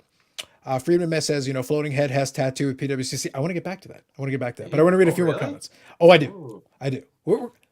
I am always here for some floating head slander. So let's continue. CSG is kicking back 30 to 40% of grading fees to PWCC and others. We'll see, allegedly. But I would guarantee there's an arrangement. Like it's good for them, but it's also good for PWCC. So there's a deal that's been struck for sure. For sure. Yeah. So international bonus is referring to giving you the meme so that you can enjoy. So Yes. Mason versus Sick Boy. There That you go. made me so happy. Yep. So here we go. The Habs waited until game 82 to beat Florida 10-2. Because Florida for them. wasn't trying. Good for them. Yep. The cartoon looks like a certain man's body part. There you go. I noticed that. Yeah. Yeah. Yep. Florida sent those players to Boston, leaves it tonight. There you go. So here we go. So Brad, I'm almost caught up here, so we're going to move on. Let's connect the dots with all these companies are doing. Alignments are happening, and there will be partnerships made so companies can complete the circle. Yeah. But that's why I said that I wanted to bring it up, and thank you for broaching it, because as soon as you're there, like actually, the eBay authentication one, I'll get to it when the vault thing is further along, so we'll get to it later. But the PWCC thing one is not important in and of itself, but it is important in what it means going forward. It's the next step in another pair of companies getting together to do this kind of a deal, which means the other third-party graders will also be looking at their own deals with similar kind of things. Wouldn't shock me if there's some opportunities there to be had for some of these other folks as well. Other auction houses could look into things like this as well. Like there's opportunities, but they gotta work out those deals. So here's a question, an opinion question for you and everyone else. Sure. Why are they doing this now? Are they doing it because everything is so good and they see that there's opportunities and let's band together and really grow this hobby and grow this opportunity and make lots of money during this boom? Or is it we better come up with one, new ideas, and two, put all our bank accounts together because we see this boom starting to drop? There's So also one piece that's associated to that, though, that you're leaving out. Okay. Because at the same time that things slow down, when things are hot, the grading companies didn't have capacity. So even if they had wanted to do it, it's like, we literally don't need any more business. We have as much business as we can take. I'll say, based on their previous, their podcast this week, PSA announced that they have now gone under 4 million cards in the backlog, and they've been steadily decreasing. And now they're projecting, they're about 3 or 4 months out from the backlog being goose egg. Because right now where they are in their current thing, they're about a year behind, which sounds like, oh man, that's crazy. But the thing is, that year represents the last glut of a very large submission period. That was that point where there were 600,000 cards in one day. That was that period a year ago. It broke the post office. Where it broke everything. Yeah. But here's what happens. Literally, they looked at where the stuff was coming in, the dates, and they said, well, basically, we're right on March 2021 right now and April 2021. As soon as we clear that, that's 90% of the backlog. So basically, they clear that 5-week period. There's a little bit left over in May 2021, and then the backlog is gone. It's vaporized. But that is 3 million plus cards in that 5-week period. And that was how slammed they got. So so it'll be stuck in that spot until suddenly they clear that hurdle, and then all of a sudden it's a super highway. Suddenly it's open. So that's what I mean. Like, we're about 90 days or so away from PSA being able to drop price levels to those other levels that were previously available, but they weren't able to. Yeah, that's how slam they took. Yeah. Got. It's not got, it's took. Sure. But regardless, that now once they clear that hurdle, it's suddenly like, oh, what happened to the backlog? Well, the backlog was this one specific period once they hit that line, because they shut down right after that. So there was no additional addition to the backlog after that, and net new was then getting turned around faster once they did reopen. Yeah, understood. But how many cards were they in backlog at the beginning? 12 million. So when did they get 12 million? On 2 days, 3 days of deliveries, 5 days, 2 weeks, 2 months? Enough said. Let's move on. There's some questions you got to answer. I like how Bobby says it like this isn't the point he's made like 50 times. I don't run the company. I don't care. It could have been 50 million. Let them do it. If they want to do it, they can. That's their business. I don't think Yeah, but we talk with all this hope of everything. It's like It's not about hope. It's about numbers. I don't, one way or another, it doesn't matter to me. The stuff I'm submitting right now, if I'm willing to pay the current rate, it gets turned around quick for me. Sure. I'm talking about the folks that had it a year ago that are annoyed but they were getting $10 submissions and $8 submissions. When I go and put in something right now that they offered. Yeah, I agree. But that's the way they ran it. But if I submit something right now, it turns around in about 4 or 5 weeks. Yeah. Okay, good. That's good for you. Yeah. So here's the Jack Dempsey curator, formerly known as the Don Bradman curator. So it's good to know he's still alive. Completed the Bradman run. So he has now evolved to Jack Dempsey. Very nice. Game used hat. I appreciate the continuation. Buy grade, sell, vault, and then repeat. That's right. Go 100%. Let me go here real quick here. If he has time to type, why doesn't he have time to come on? He does have time. It's possible. Brad, let me know if you want to pop on. Asked. Yeah, it's probably. So Brad, let me know if you want to pop on. You can always come on and chat. And again, you're always welcome to pop on for a bit and then take off. It's completely up to you. You let me know. No, he's not. Once you're on, you're on. That's right. You're committed. You'll see Fanatics offer service to open a box for the buyer and power video feed. No, there'll be a lot of that. I guarantee that. Floating head, definitely doing marketing for PWCC. Yes, we're going to get into that here. Let's see here. Zealo's letting people on tonight? No. Albert, sorry to do my duty of posting on IG. There you go. Love it. Sounds good. So let me scroll here. What happened to Bob? We asked him a question about George LaRocque's shop and he vanished.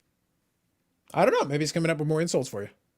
I know. I was hoping he'd find a way to inform us and while insulting you. While insulting. No, yeah, while insulting me somehow. And there you go. I like it. I don't know. He's let us down. As long as we got the right thing. Hashtag screw Bob. Ooh, bold. PSA has peaked in total market share, so the other grading companies need to continue to grow. They don't need to continue to grow. And PSA has not peaked in total market share, actually. This is what's interesting. And it depends on how people want to measure this, because we've had this discussion of market share before. When they finish doing it, CSG has graded over 700,000 cards since they started grading. PSA did 1 million cards last month. That isn't how you grow market share. Market share is an overall, most cards that are being graded right now, backlog or not, are in PSA holders. If anything, their market share has only become more dramatically PSA centric in the last 12 months. So it's like, you do realize that that's not how market share works. The other companies can still be grading cards as they come in, but as you go in and as you go forward, what'll be interesting is once they clear the backlog and then they can, in fact, offer those lower price rates, then the market can choose. Because all of a sudden then SGC, if PSA has a $20 option available and SGC is offering us $30, then SGC can either stay where they are or respond. And with bulk submitters, I know they can do under that. I think like 25 or $23. So my question next is, okay, cool. Are you going to go below that? Because if PSA has a $20 offer, do you stay at 23 for bulk submitters or do you offer a lower one? So we'll see. Working your way up to Medano. He's making waves in the hobby. This is what I hear, Jay. I don't know how to pop on. Yeah. Well, you got to get the link. That's how that works. So I just needed to know. See, here's what I'm going to do. Now, I'm going to leave the link for him. And he can figure it out if he wants to come on or not.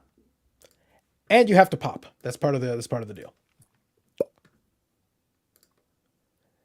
She's your ex-girlfriend again? You gotta stop leaving her every 5 minutes.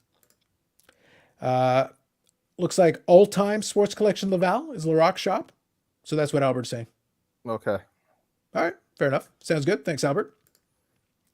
But yeah, no, we'll have to see. For me, it doesn't make a difference because I think I always have some sympathy for the folks that got stuck in that glut. But at the same time, I remember when that was all happening and I'm seeing people submit big group, like this person submitting 500 cards, this person submitting 1,000 cards.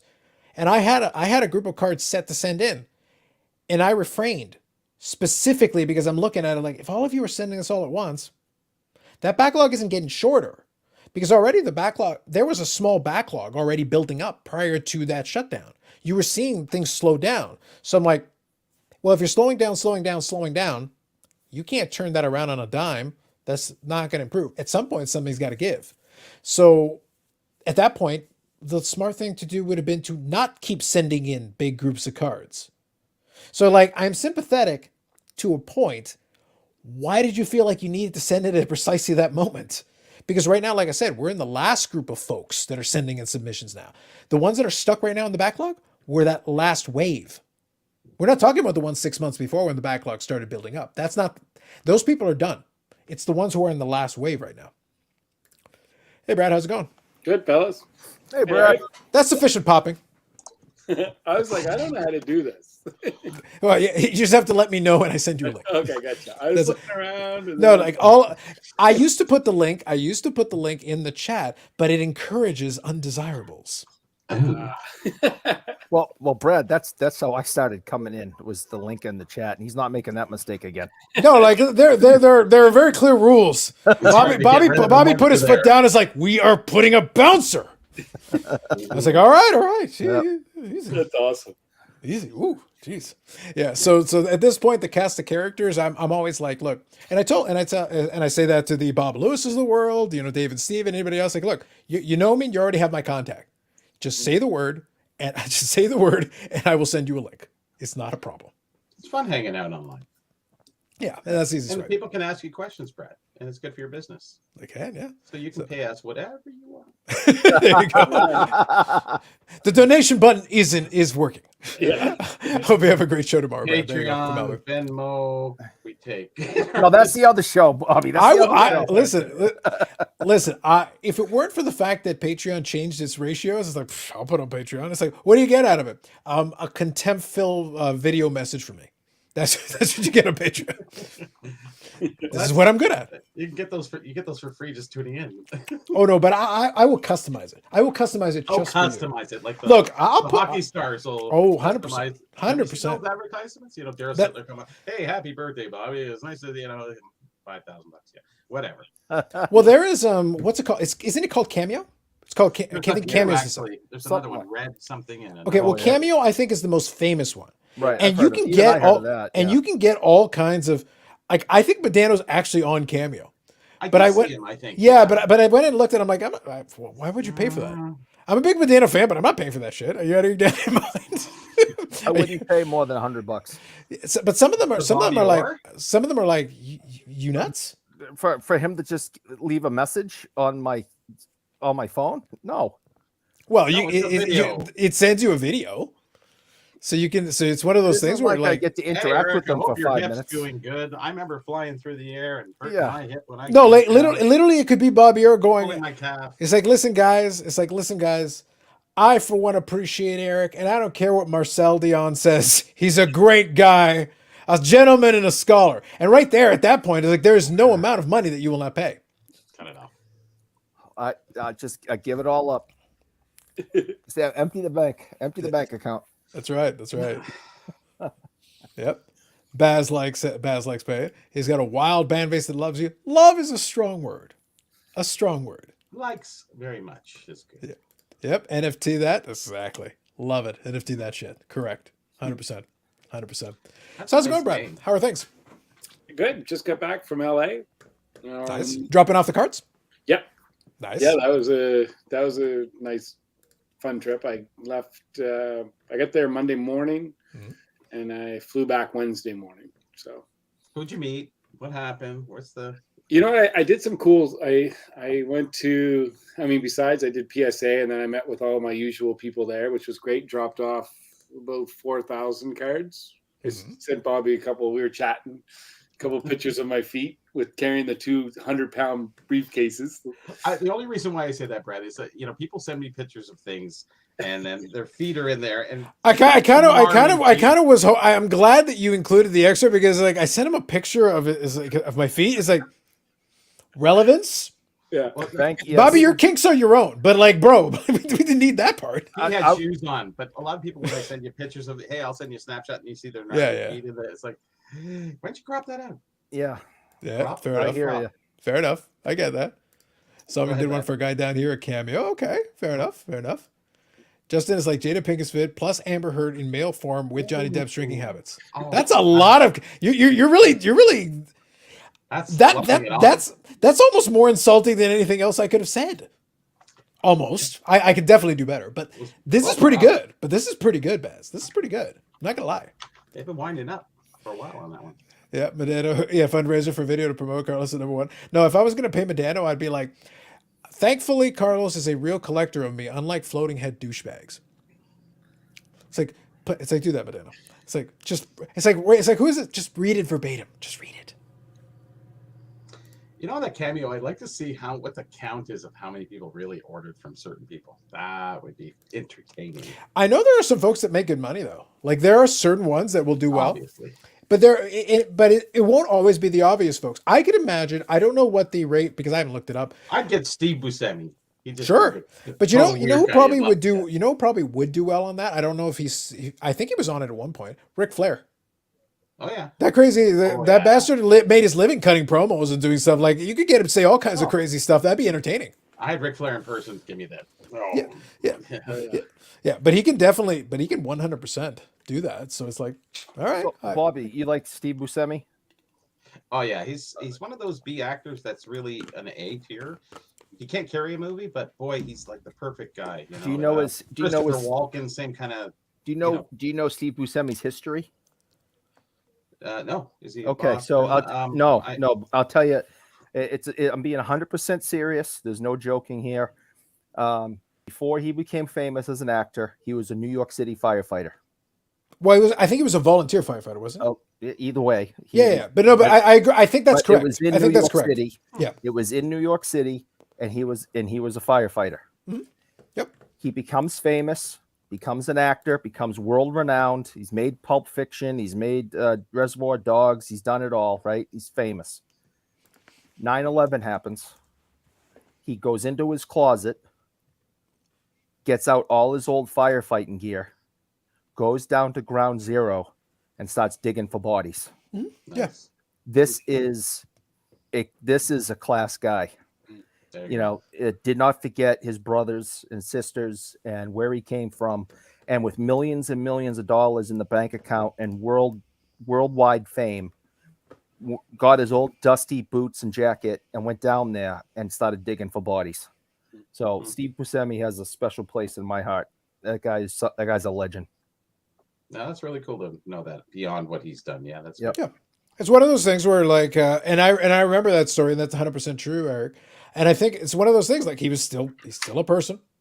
He's had success. He's done well. He's done great. But he didn't forget that was a situation where he had the opportunity. He also had he wasn't just a random dude off the street. He at least had some training. He was able to come in and help and offer some kind of, because you don't just want to let random people be like, oh, I'm going to go in and dig. No, please don't. No. Please have some training. Please, Yes. please have some involvement. Right. Not just off the street. Please don't do that. And he did not promote that himself.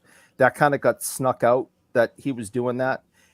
It wasn't like, hey, look at me, I'm standing on top of this pile, take pictures and interview me. He doesn't he doesn't even want to talk about it. That's fair. Like it's too personal, it's too important to him, and he really has no interest in discussing it with people. True. So I just have a lot of respect for the guy. That's fair. I like a lot of B actors. There's so many guys who care, like Christopher Walken, another guy who can carry a movie just amazing. Without him, the movie wouldn't have been half as good, Right. kind of thing. A lot of guys like that. Who's a trained dancer? Oh, am I getting backstory on everything? And do you want it? I got information. No, I'm going to cut you off right there. Brad But had I will. a story about going to California. But I will say, if you ever want to enjoy a little bit of Christopher Walken, check out Weapon of Choice, I think is the name of the video. I've seen every one of them. Yeah. Oh, the video? No, this is a music video. Christopher Walken is in it dancing. It's amazing. Awesome video. It's very interesting. It's very fun. I think it's called Weapon of Choice, and I want to say it was Fatboy Slim is the band. That's I- it. But yeah, but yeah. Christopher Walken is in the video dancing to the song "Weapon of Choice." Yep. It's very brilliant. entertaining. It's actually very awesome. entertaining. It's very it's 100% Christopher Walken-y. Yes. Check it out now. Funk No, but the thing Soul is, he doesn't say anything. This is the Doesn't say brilliant a part of word. it. He doesn't say a word. He just is there, and then he dances, and he's basically the whole video. Yes. It's him dancing around this office building. It's That's- amazing. Just check it out. It's fascinating. It's a Yep. decent song, but it's fascinating. So Albert here, I almost got center stage TV, but the NBA champion. I understand. No worries. There's a lot of competition on right now. There's a lot of things going on. Dakota actually started his live stream early to cover rounds 2 and 3 of the NFL draft. And it's like, well, if you don't care about the draft, we got you. Yeah. They're all here now. Yeah, exactly.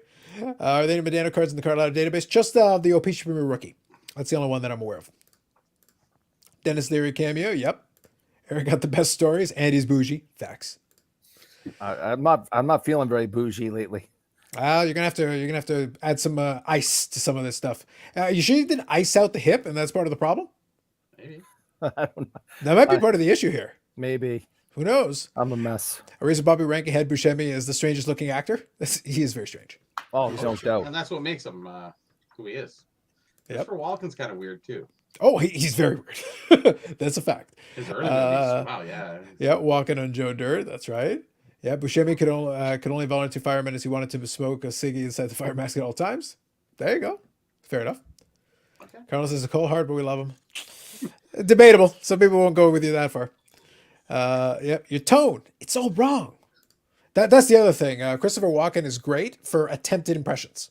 Like there are certain people who have some distinctive good guys. voices and cadence and stuff where you try impressions. His He's one of take those is guys. Unique. He's one of those guys. 100%. So Brad, I want to finish the LA story. I'm caught up on the comments. All the way caught up, so we're there. So you went LA. Did you do anything fun outside of deliver the stuff? You flowed down. So did you go and hang out or do anything interesting while you're there? Yeah, I went to all the card shops. So I Cool. spent a day. I drove around, and I drove from. Well, I rented a car when I got to LAX, and I had 3 bags, which was very interesting. And if you have 3, so when you get off the plane at LAX and you want to get to the rental car spot, you actually have to get on a bus, and it took me about 3 hours to get from picking up my bag to the rental car. About Okay. 3 hours because I couldn't. There's no carts. There's no anything, and I had 200-pound black suitcases filled with the cards that never left my possession. Right. Then I had my nice big bag. looking That cases. yeah. So it was crazy. So then it was hilarious actually trying to get on the bus, and the buses would stop and people would rush to get on them to go to the rental car, and Oh. no one would help me. So I stood there and I just it was a joke. I sat there for at least an hour and a half. Where's Finally, Steve a bus Buscemi came when up you that need was him? off duty. Yeah, and see me, and she stopped. I get on the bus all by myself with her. She goes, "You've been there for a long time." I was like, "I couldn't get on. There's nothing I could do, and no one would help me." It was hilarious. Nice. So, but I did. Yeah, I did Burbank again. Talked to Rob, showed them some cards. Had a potential deal in the works, but they weren't quite where I wanted to be. Then I went to Where else Bullpen. did you go, brother? Yeah, Bullpen Sports Cards, which they now have 4 stores in LA. Really? And this is one they just bought. I bought a couple Kia Nurse Gold Prism cards that they had, which were super cool. Mhm. And then they told me to go right down by LAX by the airport to their flagship store. And the guy that is working there is a huge hockey fan, worked for the Anaheim Ducks. So I went there and I talked for a good hour. One of the nicest guys ever. There was 2 owners there as well. And this store was the most disorganized. Like Those are where the deals are for the Eric, you know. Yeah. But like I was looking around at first, you walk in and it's big and it's long and there's just boxes, like brown cases, sealed cases everywhere. And then I started looking at the tags on the cases and I'm like, man, like Flawless and like Prism and older Prisms. I'm like, that's like a $200,000 case. That's $100,000 case. And they're just everywhere. It's like I don't even to put a number on that store. If it was 25, 50 million, maybe. I'm not even sure. Crazy. This stuff was just everywhere. It's in their showcases. Nicest people. I bought a box of Prism WWE Okay. because I was going to open that on the plane ride home. That was my goal. Okay. Out of curiosity, what was the price? I paid $1,100 US. Okay, that's probably about the going rate. Yeah. Yeah. Probably about right. and he gave me 3 packs of Upper Deck Extended. He threw those in when I bought those. Did you tell him that with the 3 packs of Upper Deck Extended, you give him $900? Yeah, exactly. He's like, I'm gonna need you to knock that price down a little bit more. Yeah. So that was good. And then I bought a couple boxes of Clear Cut, which I got nobody. I opened those up and no, so I did. Yeah, I did 4. Then I went to a Pokemon shop. I did 4 shops that day. Mhm. Yeah, it was fun. I mean, it was good. It was in and out literally, but I was there for 24 hours. I made the most of it. All right, Sounds like it. Yeah, that's fair. Then I flew home. I like it. I like it. Did you end up opening the box? No, I have the box. I was going to open the box and The other 2 didn't render you very well, so yeah, and sometimes I get in those like that was always my intention, and then not to get cheap, but I was like, it's $1,100, and I'm like, It is. US. If I get nothing, I'm going to be like, oh, I'm gonna be pissed. I do. It's just how my brain works on that stuff, right? All right, there's your flight.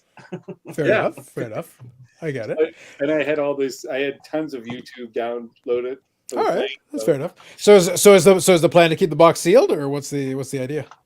No, I took it into our store and we Okay. opened it up and we're going to sell it by the pack. Oh, okay, good. okay. I Yeah, got you. Okay, that's good. that makes sense. You get your money back from that. That makes Yeah. sense. I get you. So, Brad, you went to Bullpen, you said, right? Yeah. So, did you see Ty? Okay. So I met all 3. I met the 3 owners. Okay. There was an Asian gentleman. There was a shorter guy that had bare feet walking around the store. Yeah. Very unique looking. Was he Yes. taking pictures to send to Bobby? Yeah. He doesn't wear shoes. Mm. Yes. So, and then there was Camera.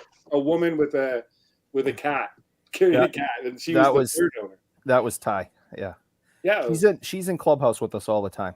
Yeah, Oh. yeah. Okay. Then The cat yeah. lady? Yeah, I'm because not- she's one of the side owners of Bullpen LA.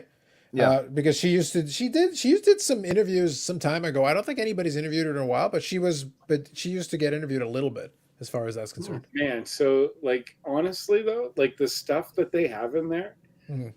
like I was at Blowout once, and obviously I've been to Dave and Adams, and I mean that's at a whole other scale. But that's just for an individual card store, like just a standalone store. They had the most stuff I've ever seen in my life. At any Brad, wow. Brad, we need you over at Burbank, man. Burbank- we- they You would- did go there. What's that? for the sorry, okay, not the Burbank, that's not the Commons and that whole section there, but Burbank's actual store. Yeah. This store, the Bullpen. Have you been to the new one though? Because they Yeah. did it. They went to the new building. Yeah, no, I've been Okay. there. Yeah, that was I think my 3rd time to go Okay. there. But again, not taking.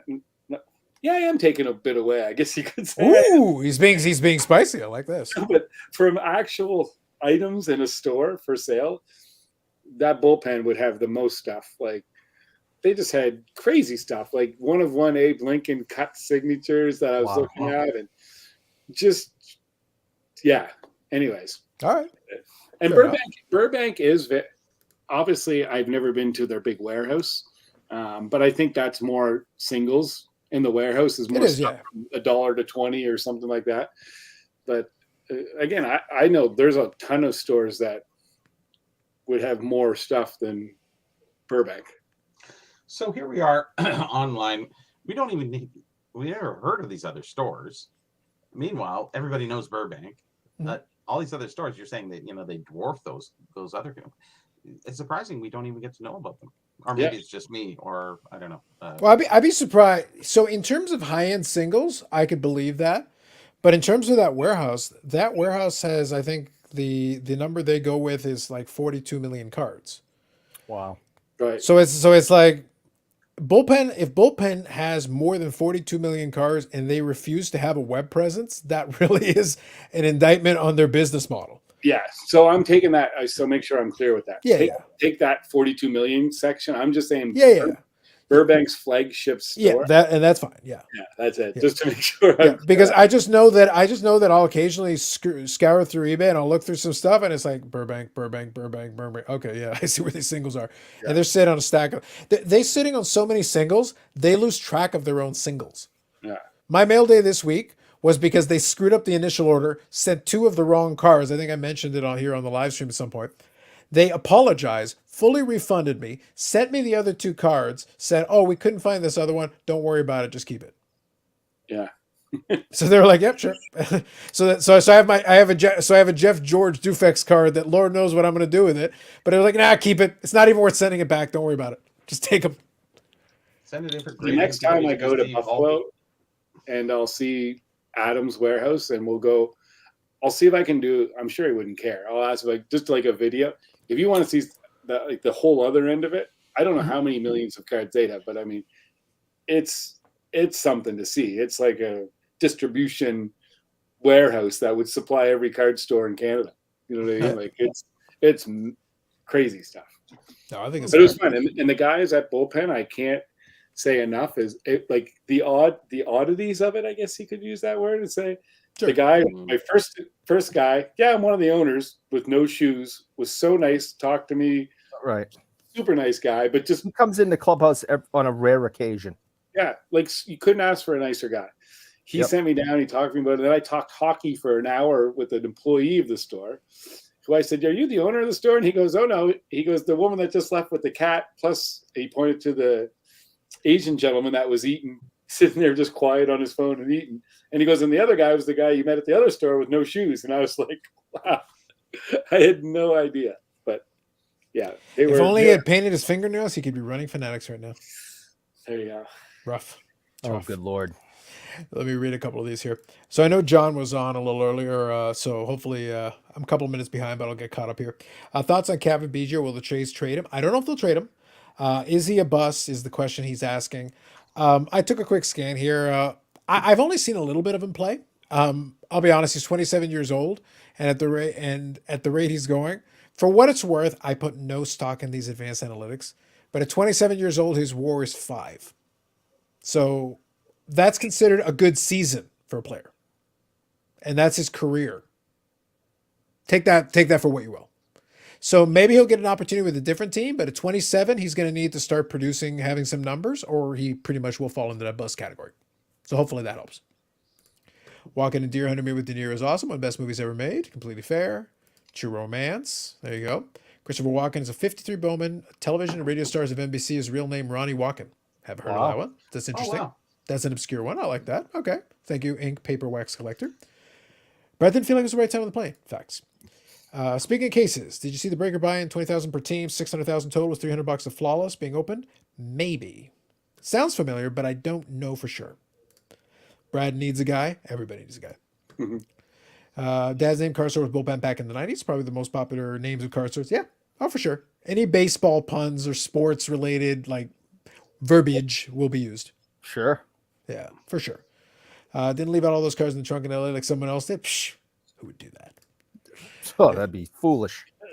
Idiocy. I hope Brad didn't get lost in the fish tank. Yep. He's grounded. Bobby Witt Jr., Love True Romance, and Bust. Perfect. Caught up. Done. I made a big baseball purchase this week. A big baseball purchase. Oh. Big baseball card purchase, yeah. So I'll get your guys' opinion on this. And I went against my norm because I did invest in It has nothing to do with fish. I just want to be clear. It has nothing to do with fish. nothing to do with fish. All right. Continue. Go on. 52 Mantle, PSA 1, 14 grand, right? No. Yeah. Go ahead, So move on. I don't know if it would be 14 now. I'd be curious. I don't know what they're going for. Like the ones have gone Depends up. how it looks, right? 'Cause Yeah, the for one is sure. the Yeah, yeah. varying, like Yeah, the aesthetic will be 10 key. grand to I'll actually after Brad explains this, I'll actually show an example of a one that I didn't mind buying. I actually won a vintage baseball card just before the show. Yes, It- Brad, it's if 100% a one. vintage, I will feign excitement. As you should. But if it's modern, I'm going to go to the bathroom or something. this is Ooh, modern. please do. You could hurt yourself like 12 different ways between now and the time you get there. There are plenty more ligaments you could hurt. This will be good TV. Everyone will love it. Should I bring? I'll bring the Not too bad. computer with me and do it live. Watch me collapse in the hallway. Yeah. Okay, so Go ahead, Brad. PWCC's premier auction that just ended, there was the Vlad Guerrero 2016 Bowman Draft Auto, his best rookie out of 5. It was graded a BGS 10, which is awesome. That was the 500 grand one? That was the 500 grand one? 552,000 US. So I'm looking at that and I invested with a friend of mine into Nate Pearson, and looks like he's going to be a bust. And my rule should be stay away from pitchers in baseball from an investment standpoint. Now, one important thing, Brad, and I want you to continue, but this is crucially important. From now on, whenever you refer to this, remember, it's hashtag invest or hashtag investment. We must use the correct verbiage, sir. Okay. Please continue. I will make sure. So I decided to go again with a pitcher and hashtag invest. Okay, go on. So I bought me and a friend. We do this. Unless it's Cy Young. So we bought 4 Alex Find new Manoah. friends, Brad. Find new friends. Yeah. Alex Manoah. Oh my God. So, but we bought 4 of the 5 Bowman draft autograph rookie cards.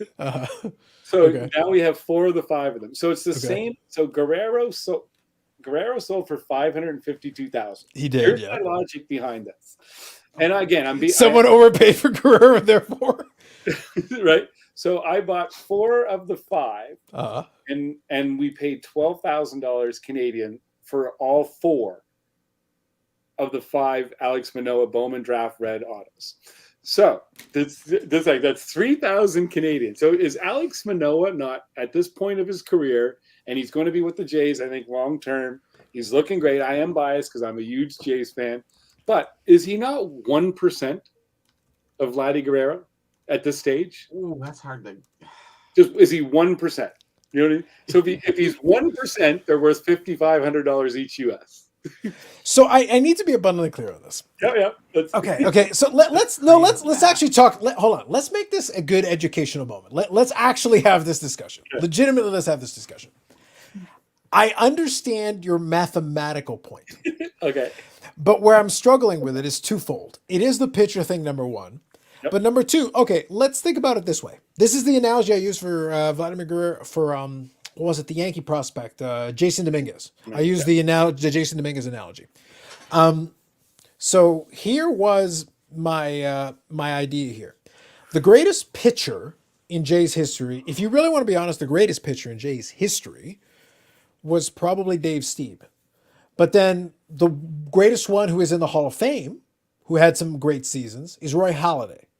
So Roy Halladay also had at least, a postseason no-hitter and, and a no-hitter in the regular season as well, and all that as well.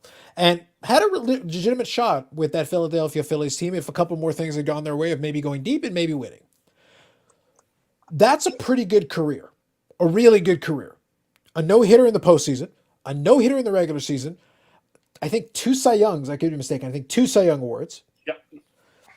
If an equivalent Roy Halladay card existed, would that be what would be the price on that? Here's the thing, I don't know the answer to that. But my question would be 1%. My question would be, that would be a guy who at least has a body of work.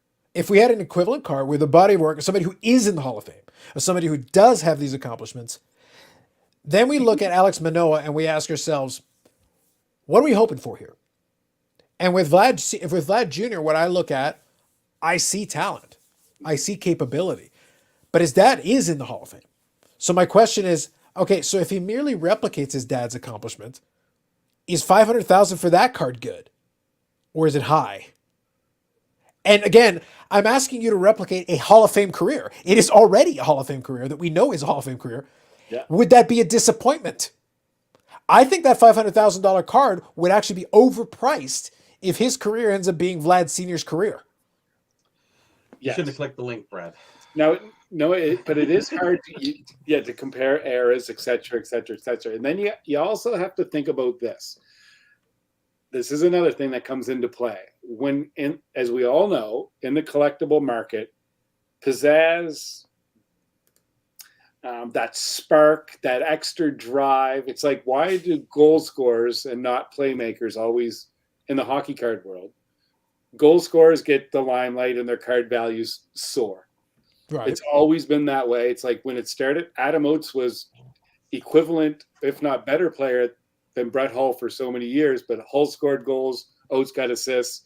Oates sells for $2, Hull sells for $40 or whatever it is now, right? Mhm. So I put it out there publicly. This is just part. It's there. You're pumping the market, are you? Mm. I've been told that if you mention anything, you're pumping the market. Okay. I will get to the segment of the show where I will show random wrestling cards as I continue to pump that market. Continue. Okay. If you see one of these listed on eBay for 20,000 and someone buys it now, Uh-huh. and then another one goes up for sale, you will know that market Guess who? manipulation has happened. Mm. So I'm publicly saying I have 4 of the 5. The other one's probably in a box somewhere. We just will wanna see hope what that- happens on these cards, and we can revisit this at the end of the baseball season and see what happens. Yep. I'm just going through the comments here. I didn't want to read them all, but there's a lot of comments here. Yeah. So it's a state of the price. Too many pitchers in Jay's history.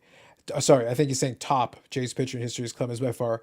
Yes, but it was a very short stint. It was 2 years, and he was literally using performance enhancing drugs. Became- Like he was basically on his about to be run out of baseball when he was done with Boston the first time, and he literally was like on his way. He was about to basically blow out his arm and be done, and then he found the fountain of youth.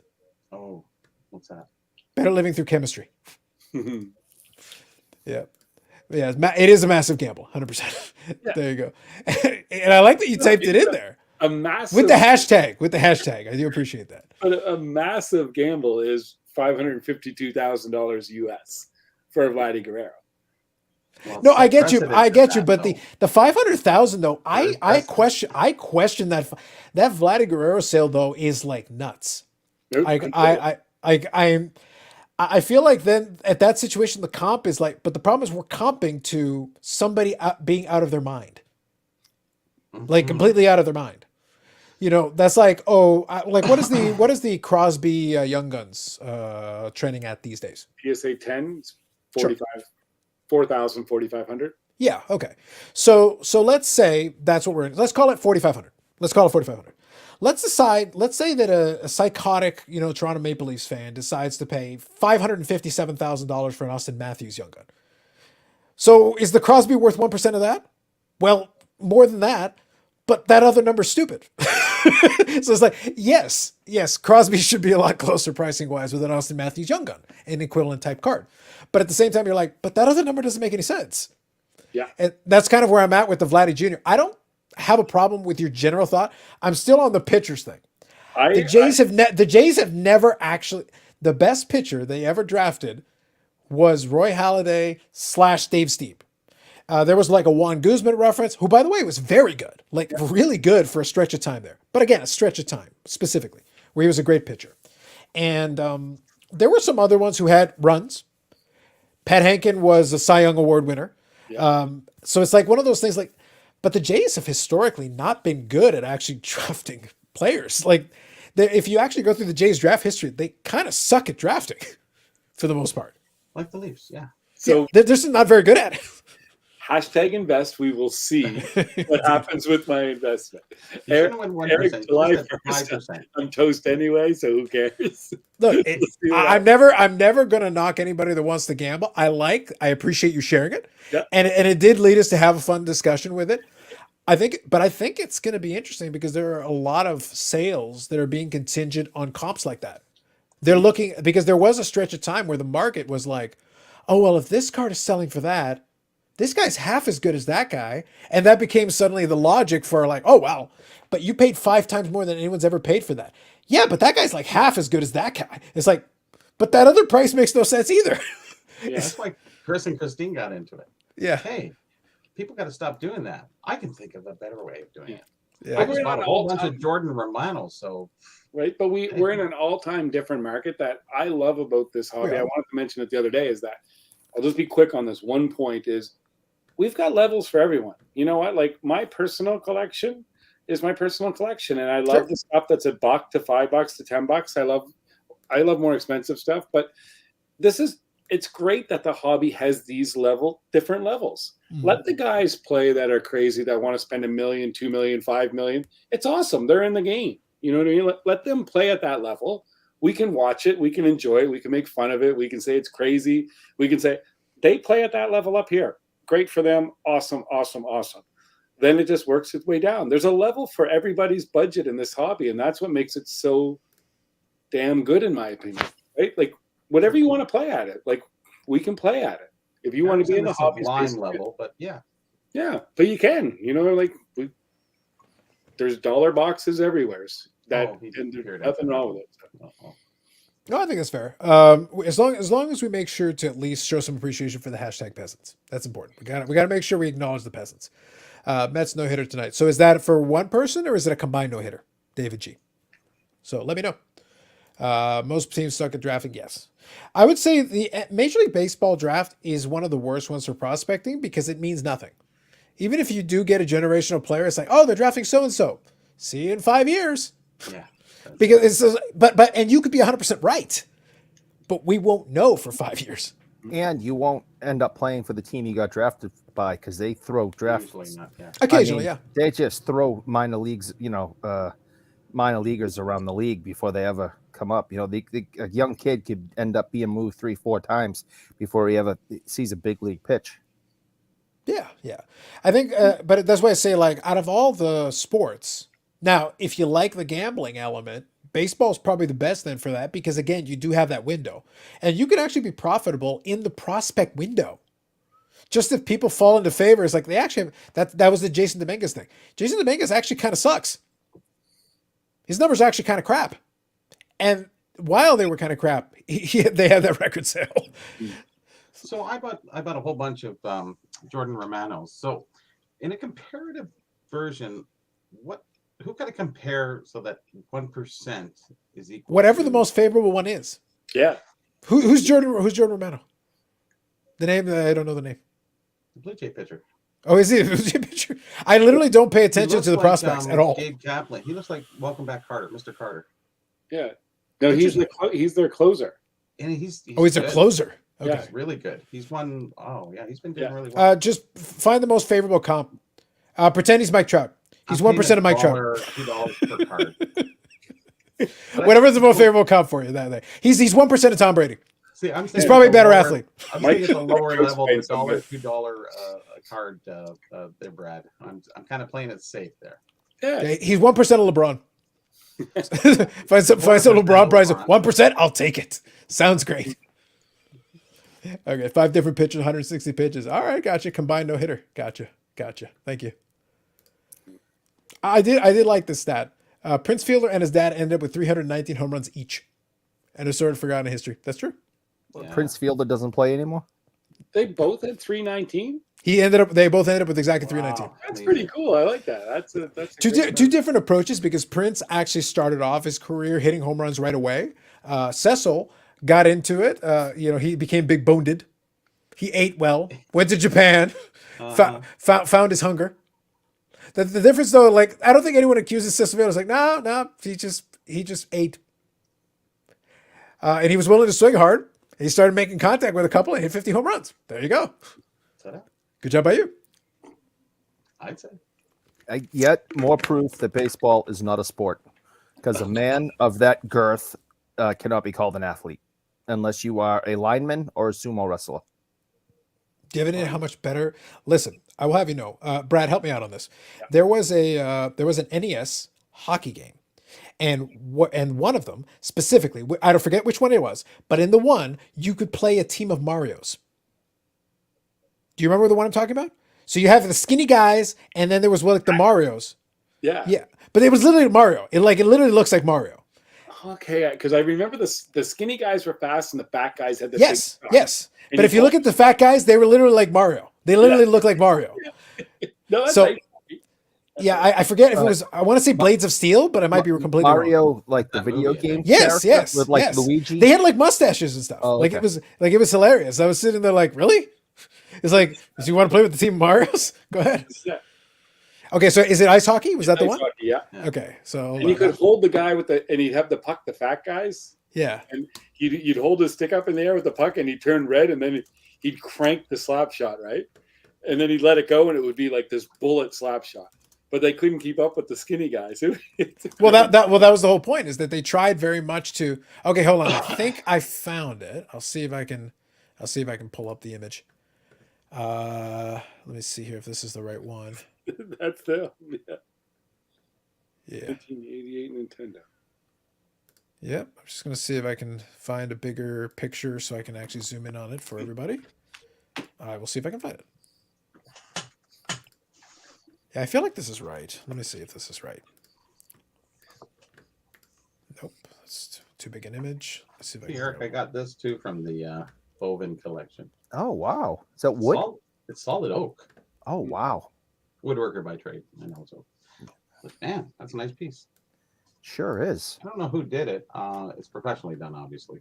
You can't just handmade. But is it yeah? So you don't know if it's licensed or if someone just did that. Oh, it was officially done by somebody. This is not just your regular. The painting is too perfect there. I want to say that's nice, Bobby. I like that. I like that a lot. Yeah, everybody kind of likes this thing. Yeah, it's kind of interesting. Well, it's got a little hanger there at the back. So very. See the guy in the middle? There he is. Yeah. So basically, that was part of the ice hockey game. So you could get like the skinny guy. There was like the guy in the middle, and then there's a fat guy who, coincidentally, if you look at it from the side profile, basically has a mustache. It's like, it's not Mario, but it kind of looks like Mario. It's not Mario. You know what? You're right. I read it with the middle guy. That's what I mean. Yeah, the middle guy was like decent speed. Yeah, in shot, but. So all I'm saying is that. So anyway, the point was, Eric, if Super Mario can play hockey, are you sure hockey's a sport? Because Mario is not svelte. Eric.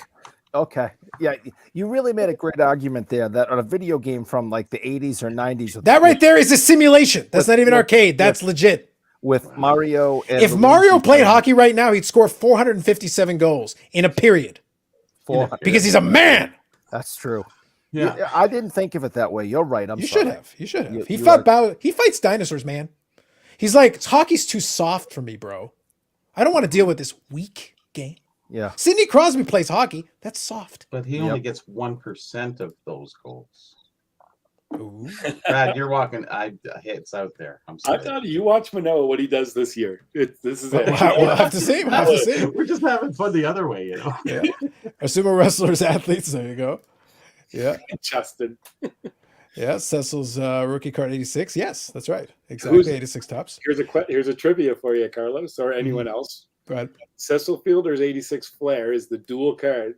I think I know who the other guy on his card is. Do you know? So this is on the Fleer 86 Fleer rookie with Cecil Fielder. Cecil and another guy, because I feel like I've seen it. But I don't remember. I think it's Corey Snyder. I don't know why I have that in my head. You're asking all right? the wrong guy. Is it Corey Snyder? Yeah, it's Corey Snyder from the former Indians. Because that was the card. It was Canseco and Eric Plunk, right? For that one, yeah, they had the dual player ones. The dual player, yeah, that's it. Yeah, so there's that one. Yes. Now the one that I like the 86 tops because the 86 tops gives you the proper profile of Cecil Fielder, where you can see and then you kind of imagine him once you get into the 90s and he's hitting home runs. Like he's got a very different body type in that one. So it was very entertaining. I always got a kick out of the fact that he started with the Jays though. That was always kind of funny. So let me go here. And his son didn't start off with he started off with a more later Cecil Fielder body type. And that was kind of his problem, is that he started off with that later. So Cecil's not like a small dude. Like you can tell, but like not compare. He's much thinner than he would be by the time he gets to Detroit and starts hitting 50 home runs. He's got a very different body type by that point. But that was Cecil Fielder. The problem though is I think not long after or right around that time, Fred McGriff started off as first baseman for the Jays, so Cecil Fielder would have been at least second on the depth chart. Right. So it wouldn't have had much room at that point because Fred McGriff was great. He was a great young power hitter, and he did very well for quite a long time. The crime dog. Yep. Fat Guys in Sports, covered that one. What percentage of floating head is what percentage is the floating head of Carlos as a Medano collector? Less than 1%. Mathematically, or whatever metric you want to use, mathematically. Gotta hit the floating head PWCC tattoo. Yes, we're gonna get to that here. It's not a tattoo, but I know what you're saying. We got out of it anyway. Ice hockey game is great, and Brad was one of the top 5 ever graded. You have the ice hockey graded? I do. No, I have the Atari ice hockey graded. Yeah. Got you. That's what it was. Yep. Best known baseball is Young Bong and Brandon Puffer. Look at you. Nice bat. Forgot about the A6 Fleer. Yes, indeed, he was, especially compared to later. Okay, so this is kind of what I was referring to. So I'm going to show the. First, I'm going to show the screen grab without context, and then we'll add some context, as is our way. So let's do that. So you guys are familiar with good old Rattle Pokemon, if you guys remember that guy. So old Rattle Pokemon did a video a couple weeks ago. I want to say maybe this was last week or whatever. And basically he went back to the well talking about, initially starting to talk about the whole Logan Paul Pokemon card thing, but then bringing back this clip. This is an old clip. It's not new, but it was funny that he finally got around to it. But it was very amusing because this was the live stream that Jeremy did it was one of the PWCC auction ones where he had Eric Myers on it. And kind of brought back in where the time where Eric Myers was very confused about the rules about PWCC employers being allowed to bid on auctions. And then afterwards, basically all but admitted that people reached out to him after winning an auction and then would sell him cards at a quote unquote modest markup. And it's like, you realize you don't have to admit to anything. You're not actually under oath on live streams. I don't know if you all know this. They're not under oath. You don't actually have to answer questions. Eric doesn't lie. That's the problem. He's too honest, and he talks a lot, and he just tells stories and tells the truth, and he just doesn't know when to shut up to protect himself. Yeah, but that was the thing, is that effectively he all but admitted to doing deals. So this is a situation. This is a bit of a gray area, and maybe this is kind of where I would take this discussion. So there's two things. Number one, Jeremy did way too much to protect him, which Rattle Pokemon talks about. He was too aggressive trying to protect Eric because Eric kind of set himself up for it. At that point, Eric needs to be the one who shuts up. Like, he should think about what he's saying before he speaks. But it is a bit of a gray area. So let me pose the question to you folks and the chat and everybody else. The rule is that PWCC employees cannot bid on auctions. That does not prevent you from making an arrangement with somebody who bids on the auction of their own accord, quote unquote, and then theoretically sells you the card. Even if it's at a markup, even if it's at a premium, you could agree and be like, whatever the final bid is, I'll give you 5% more. Whatever. You're muted, Bobby. What timeline would that cover? What's it say? That's part of the question I'm posing. Yeah. That's part of the question I'm posing. If it's right away, obviously that would be worse for most folks. I think most folks would agree that's worse. But what's the cutoff? What is it a week later, a month later, 6 months later, a year later? What? So two questions. Number one, is circumventing it defeating the spirit of the rule? I believe it is. But how close in proximity between the initial sale and then someone reselling it, quote unquote, to you, 6 is months. appropriate or inappropriate? 6 months would be fair. Okay. That's a season. That's like a hockey season or All right. football, whatever. Any thoughts on that one, Brad or Eric? So this is a more, so again, I'm taking the specific example, but I'm broadening the question. My question to you is, this is kind of, do you feel like this is circumventing the rule in this situation? And is there a timeline where you feel like, okay, after this period of time, if someone just has remorse and decides they want to sell it to you, well, then that's a fair deal. Whatever. You want to go, Eric? Well, I've had this. This came up during the week in Clubhouse, so I kind of already had this discussion with some people. And this is what I said. Put your filter on. I am. You can't tell Eric that. No, other Eric. I would tell Eric. I would say this to his face or online or whatever the situation. I think it is bad optics if you are working for a company that has a rule that you are not allowed to bid on something, and in a very short period of time later, you're putting it on your Instagram account saying, look what I have. Which you did. It is bad optics.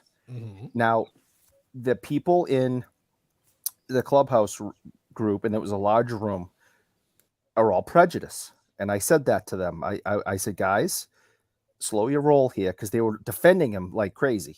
And he wasn't in the room, and I wish he was. And I would have said this if he was in the room. I said, guys, we're all prejudiced. We think we know Eric. We like Eric. We talk to him every day. We're prejudiced.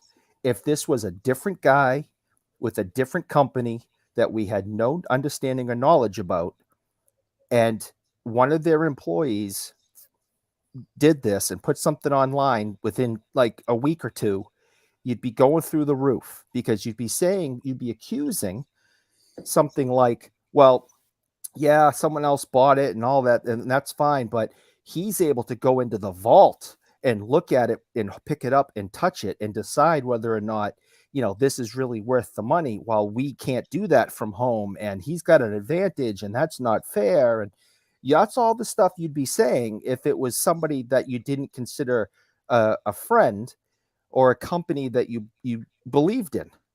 And people kind of had to calm down, and I got a lot of people agreeing with me on that if you are running a business, this is bad optics, and that's why he got his wrist slapped, as he should have.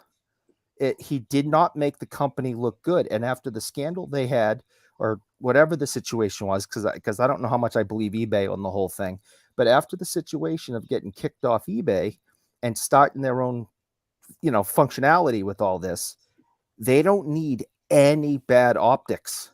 And to have one of their most famous, for lack of a better term, famous faces, voice pieces that are out there every single day and week on video doing these interviews, doing something like this, although it may not be illegal, he may not have actually broke company rules, the optics are really bad. And in that case, I would say, Eric, you can't do this. And this wasn't smart. But did he break company rules? No. But it doesn't look good. Well, real quick, I just want to make clear that we're aware of, because remember, this is just what he's admitted to out loud. It wasn't a good look. Like, remember, all the evidence we have is what Eric provided us.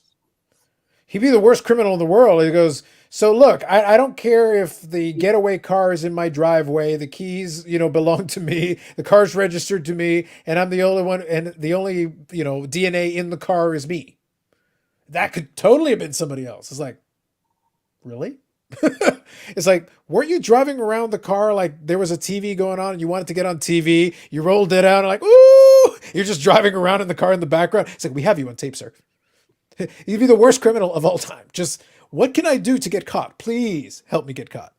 So first, before I continue, Brad, please. I honestly, Eric, I think you said what you just said was perfect. 100%. If it was somebody Don't encourage him.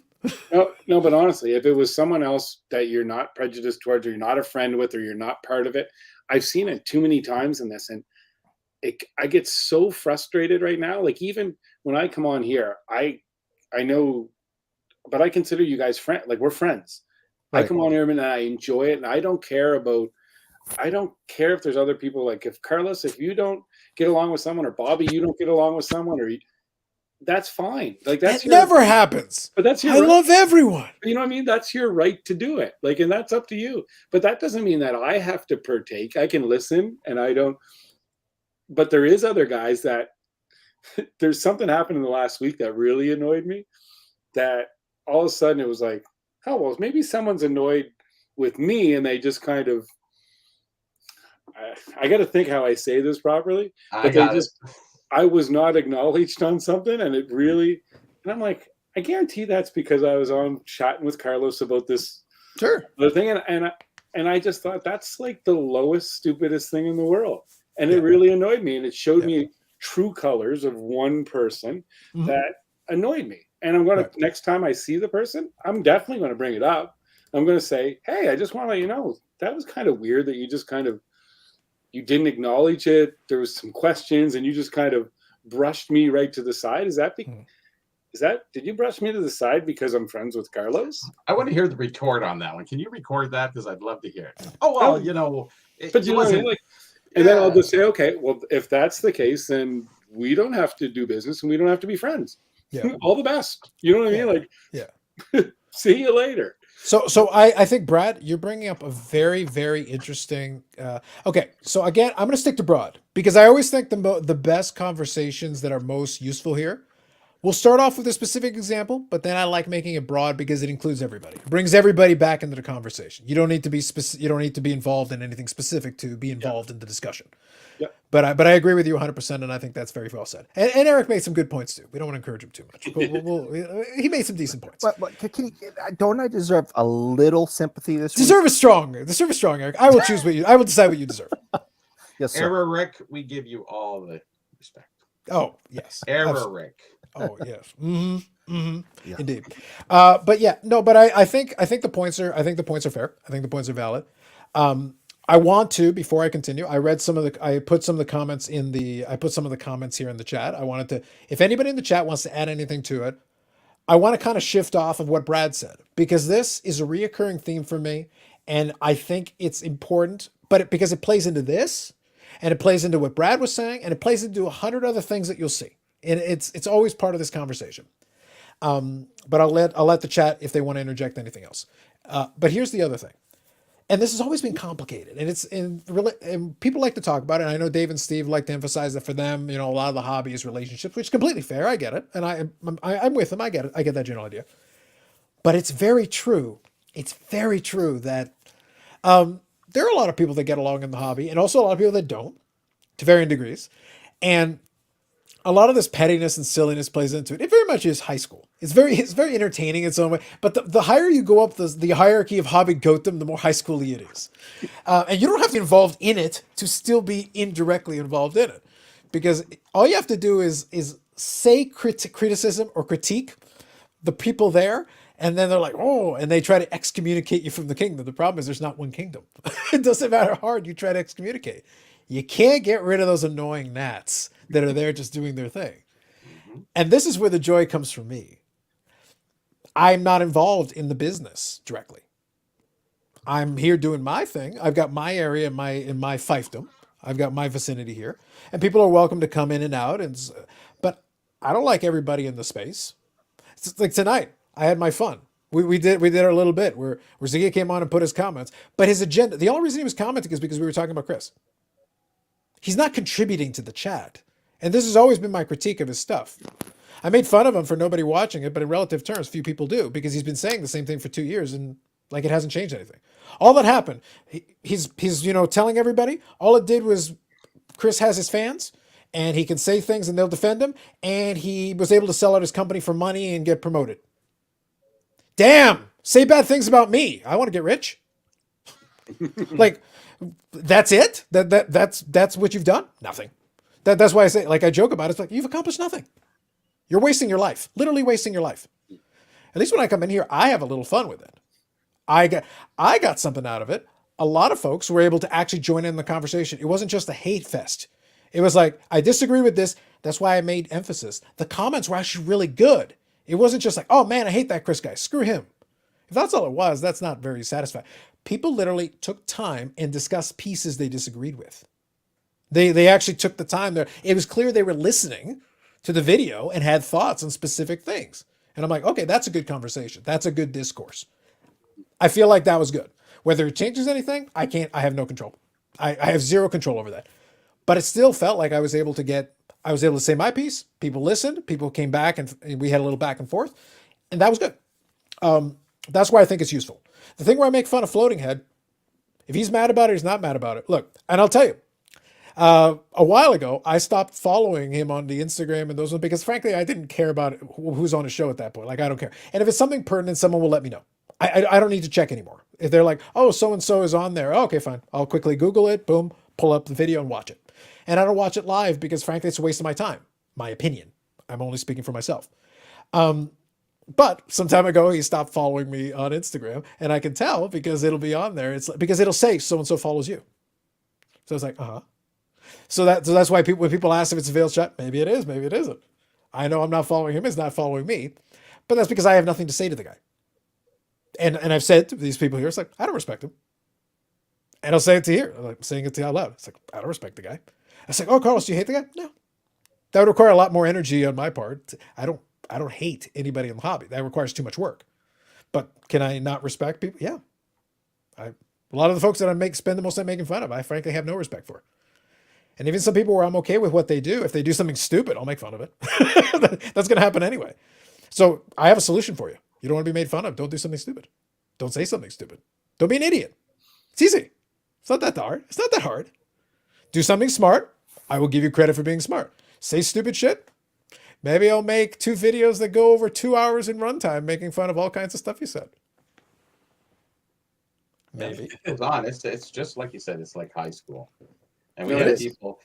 I know somebody said the guy was using my book across the way, and a guy came over because he was overhearing. He goes, "See, this guy doesn't know anything about prices," referring to my book that I don't know anything about prices. Yeah. And then I kind of went back over and we were talking a little bit, and I said, what don't you like about it? Well, your glasses are $150. They never go for $150. And I showed him an eBay. I went, click. I said, yeah, but some go for 50, but that's pretty much the max you're going to pay. What would you rather pay? What would you rather be put in there? $100, but what about the 150? Then you complain about that. It's a guide. And Yeah. I get my criticism. I get them, but I have more praise that I'm more concerned about, that I appreciate, than I ever do about the negatives, because we're always going to have haters out there. And dealers are jealous. I recognize that back in the early 2000s, they always want to have the best stuff, better than everybody. So they go before the show, they would go around buying up, all the stuff. They buy the best. They go, hey, that's great. How much you need for it? I said, the show hasn't even opened. Do you want a deal already? It's like, that's the rarest stuff I got. And they want to buy it all off of you for a discount deal so they can upsell it to somebody else. And so it's just like I said, high school, and we just have some fun and whatever. There's only a couple people I dislike in the hobby, and that's about it. Yeah. Yeah, I think that's fair. Yeah. I'm one of them. There's one everybody knows, and then there's another one that I just say that, listen, I'm 48 years old. My next Only 48? Yeah. Hip replacement, broken ACLs, MCLs, other ligaments we haven't even heard of. Rolling away. He's already he's fallen apart. Holy crap. My next big birthday's 50. I'll be friends with who I want to be. And if people don't want to like each other, that's their business. I don't get involved in stuff like that. If one person I know really crosses a line with another person I know, I would probably have a discussion and say, hey, Thunderdome. Let's, you don't have to like this and that, and that's cool. But, saying this was too much. And if that continued, then Thunderdome? I'd have to then Thunderdome. I was going to say, can we just get straight to Thunderdome? This would be sweet. And then I'd have to, and then I'd have to evaluate whether or not I like, if I wanted to be around somebody who behaved this way. But when it comes to Jeremy, I've said this 100 times. The guy's been nothing nice to me. We don't mention his name. I'm not calling him floating head guy. The guy's been, but his brand literally is floating heads. Listen, the guy's been nice to me. I've hung out with him. I've had dinner with him. We've done this. We've made deals. I have no problem with the guy. Was his head attached to his body at the time? Do I think he's perfect? No. With a lowbrow. Neither am I. So until he does something really that crosses a line or something that towards me, I don't have an issue with the guy. I get it. Yeah. But no one else that I know has to like him. But if we sat on this show and started calling him horrible names and just really saying horrible stuff, I'd speak up and I'd excuse myself and say I don't want to be a part of that. But you want to say you don't agree with this and you don't like that, I don't care. Yeah. I agree with you, Eric. That's the same way I am. I've done deals with Jeremy. I've been on his shows. I've had no problems whatsoever. And if Jeremy wants to say something about Carlos, go ahead. If he said something mean, like you said, or something that was wrong, and vice versa. Like if you want to call Jeremy floating head, sure. Like it makes me laugh. It's literally his brand. But it's nothing against. I'm not laughing at anything against Jeremy. But it's just it's just banter between two people back and forth. But it's not respectful banter. But it's not in what? Yeah, it's not respectful. But it's not vulgar. It's not. No, like you said, Eric, you summed it up perfect. Like it's not demeaning. It's not demeaning. Yeah, it's not demeaning in any way because I'm not going to have no part of that. You know what I mean? That's not who I am. So as long as it doesn't cross that line, I don't care what other people get involved in. And until someone really does something to me, I'm good with just about anybody. and except for Bobby, of course. He's wearing a thin line with me, but other than that, Oh boy. So you're saying that Jeremy from Beckett is now your best friend forever? no, Besties. The man tried to guide you to the light. No, to To he's the dead. light. He's dead to me. He ruined the hobby for me. Wow. Strong words. No, he's Jeez. dead to me. Ooh, He's a piece of that's garbage. heavy. Ooh. Wow. See? I Wow. don't know, but I But can't. Wow. Eric, so in fairness, now we talk 3 about seconds ago, we were discussing a message of peace, and now all of a sudden it's like dead to me. You brought up Beckett. Don't do do you that. know him? Do you know Jeremy at Beckett? No, I wish I hope to meet him someday, and I'd be But like, he might be I don't the care. nicest guy in the world. I'm gonna be like, one, your company photo is ridiculous, and two, you've destroyed this company that I grew up being, being a major part of my early collection hood. So go F yourself. Wow. Ooh. Wow. Boy, that's the biggest Wow. on Yeah. this show. Holy. I never. Jeez. So Friedman here. No, the other Medano collector. Actually, I've like I said, I've chatted with him a little bit here and there. It's one of those things. I'm not going to have extended conversations with a lot of these, unless they want to chat about something. But we chatted back and forth pleasantries, and the other Medano collector. So you got to put 2 others because we had an other that I actually deal with, and then we've had the born again Medano collector. We'll call it that one because the other one has been doing it for about 25 years. The one that's been doing it for about 25 minutes, different conversation. Different conversation. We do need a referendum. Oh, It's important. Word. Yep. Hey, listen, I wasn't the one who originally invoked it.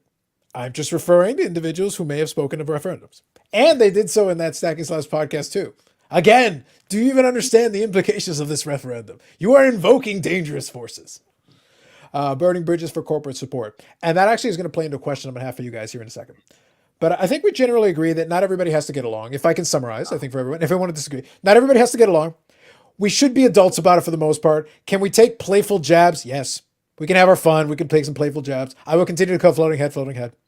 If it upsets him, that only makes it better. And if he ever lashes out at me, then truly I have won. No one would watch if we were just talking fun, straight stuff. No. I know. But that's just the reality. Why do they tune in? 'Cause And Hobby Champs here has a comment that fits perfectly for this, so I'll get to it in 2 seconds here. I'm just going to get caught up. But I want to come back to this general sentiment here in 2 seconds. Yep, only if he allows you on He's tonight. loving it. Not happening. Brad, you should state who you bring up, stories who you refer to. I think I'm okay with most people leaving a lot of the statements out of school.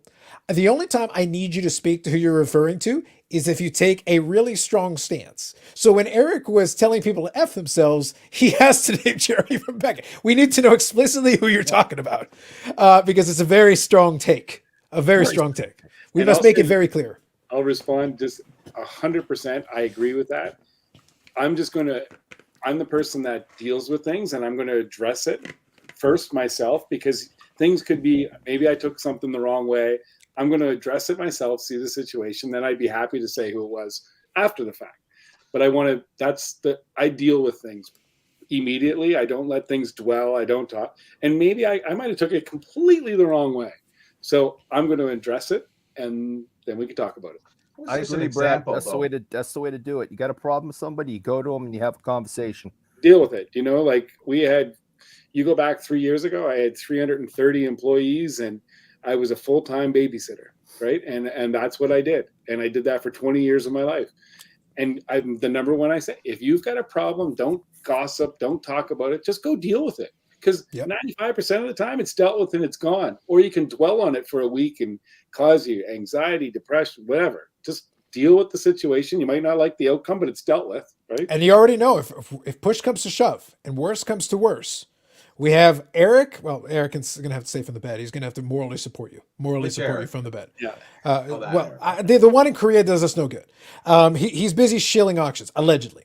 But anyway, allegedly, I said allegedly. Anyway, Eric with a C instead of Eric with a K. So Eric with a C will morally support you. Bobby will laugh from the distance. I got your back, and Josie will be with me. So we got you, bro. And we'll bring Thunderdome. We'll make it happen. I like Done. that. Done. I love it. I think it's better than UFC Thunderdome. But I like it. And Yep. you still have hot and young Tina Turner there, so I'm all in. Not now, but yeah. that's amazing. Back Did you then. think of one thing too? Eric made a good point, is that I think it's amazing. Which Eric? See, Sorry. now we're all. But The doesn't buy things from his own auction guy is in Korea. That's the other one. Myers. Okay. like people meet people and they might do a deal Allegedly. with them at a card show, or they might do, maybe it's on a social media feed, and all of a sudden, yeah, no, he's an awesome guy. I vouch for him. He's a great guy. He's this guy. I'm like, we don't. Most of the time, you don't know these people. You don't know Yes. their history. Yes. I don't know. It's a name. I love listening to this guy talk. I don't have a clue. Maybe he was in jail for 20 years. Maybe he's the biggest fraudster in the world. But we don't know. But people are that's the one thing, they're so trusting in this hobby. And they just say, oh yeah, no, he's an awesome guy. Yeah. I seen him at the card show one time and I bought a card from him. Like, Yeah, that's that wrong. means nothing. I think It means called nothing, right? What was this? The fist bump card boom, wasn't it? Yeah, but that was the thing is that that has been this whole concept, and the reason why I brought up the discussion about so everybody understands, not everybody has to like everybody. I feel it annoys me to no end the amount of people that will immediately throw their arms around to bring somebody into the inner circle as fast as you possibly can do it. It's like I'm particularly part of the fun of being Carlos is that I'm particularly prickly when it comes to this thing. It's like, no, y'all stay at arm's length. Hell, I keep family at arm's length. I don't trust y'all. I know where you've been, especially you people. You goddamn people, I've known you for years. You're the last person I trust. The point is, the circle of trust is very, you have to be really careful with it. And if you are going to vouch somebody and you're going to put your own name on it, well, then you need to be you need to double check every reference in triplicate. You need to double check, triple check, quadruple check, be 100% bang on. And if you have to qualify it, I've done business with them. The dealings I've done with them have been good. That can be an honest answer, but you don't know what other business they're doing. You're not there all the time. You can't vouch for. Do not give anybody a blanket vouch. A blanket vouch is very strong. You better know exactly what's going on with them then if you're going to go that far to give a blanket vouch. That's All I not can good. tell you is my experiences with people. I'm not giving blanket vouches. I'm not saying that they're the greatest or perfect or wonderful, or you can trust them 100% just because I talked to them on Clubhouse, a couple of 100 times, in the last year. I'll tell you my experiences, whether they've been positive or negative. You make your own decisions. Yeah, and I think that's fine. So for Albert, at the beginning of the stream, we were talking. We've basically put some concluding thoughts on some of the stuff where Chris Hoge from Card Ladder has been still talking about the content, good content, bad content, kind of the approach, the tone of a lot of the approach, and that piece. So that would be, I think, the Chris that we're referring to. Was watching Floating Head last week. See, I'm not the only one using it. No, And remember this comment and him not giving credit where it's due. Yeah. So I think that's probably what he's referring to. Again, I don't want. I'm actually being serious. This isn't for shtick. I'm not watching the show. The only time I watch an episode now is if someone says, "Hey, Carlos, they're interviewing so and so. You might want to check it out," or they said something interesting or whatever. Okay, fine. I'll go watch the replay. I can play it at 2x speed, skip ahead to whatever. If it's boring me, I'll skip past some pieces. I can't devote the amount of time to sit there and watch it all the way through. And watching it in real time, I'm not participating in the chat. I'm not involved in it. I'm not using burner accounts. It's like I'm literally not there. And I'm not subscribed to the channel. So I have no idea who the guest is this week. I'm not on the social media. I don't know. I'm not in the Facebook group. I got nothing. He hasn't guessed for a little while, I think, because I think he was doing PWCC I don't know what's been Could be. happening. Yeah, it could be. But that's the thing. Like, if something happens, it's because someone told me and went out of their way to tell me, oh, you should check out this episode, in which case then I'll watch that episode. Yeah, I know I've done that. Because something it was just a couple of, I don't know, last month sometime, there was something going on in the hobby. And maybe I think it was probably Probstein. Okay, probably Probstein, yeah. But I said, listen, Oh, yeah. heads up, this is happening. This is to be watched. Yeah, and that's fine. And that's fine. But that's the thing. It's fine as long as we're in that situation. Okay, fine. Yeah, sure. Let's see what he has to say. Right. It's guest dependent. It's got to be the right guest. Otherwise, I don't care. I've probably heard him talk 10 times already by now. Yeah, if you don't like or respect Carlos, you don't have to like me. I'll accept the second. You don't have to like me. Sometimes I try not to. So let's see here. Yeah, so here's Hobby Champs. I like Jeremy, Carlos, and Chris Hoge. You all bring something to the table. Can we all just get along? No. But I appreciate the sentiment either way. Don't use the All button. roads lead to Thunderdome. Go ahead. Do you want to say something?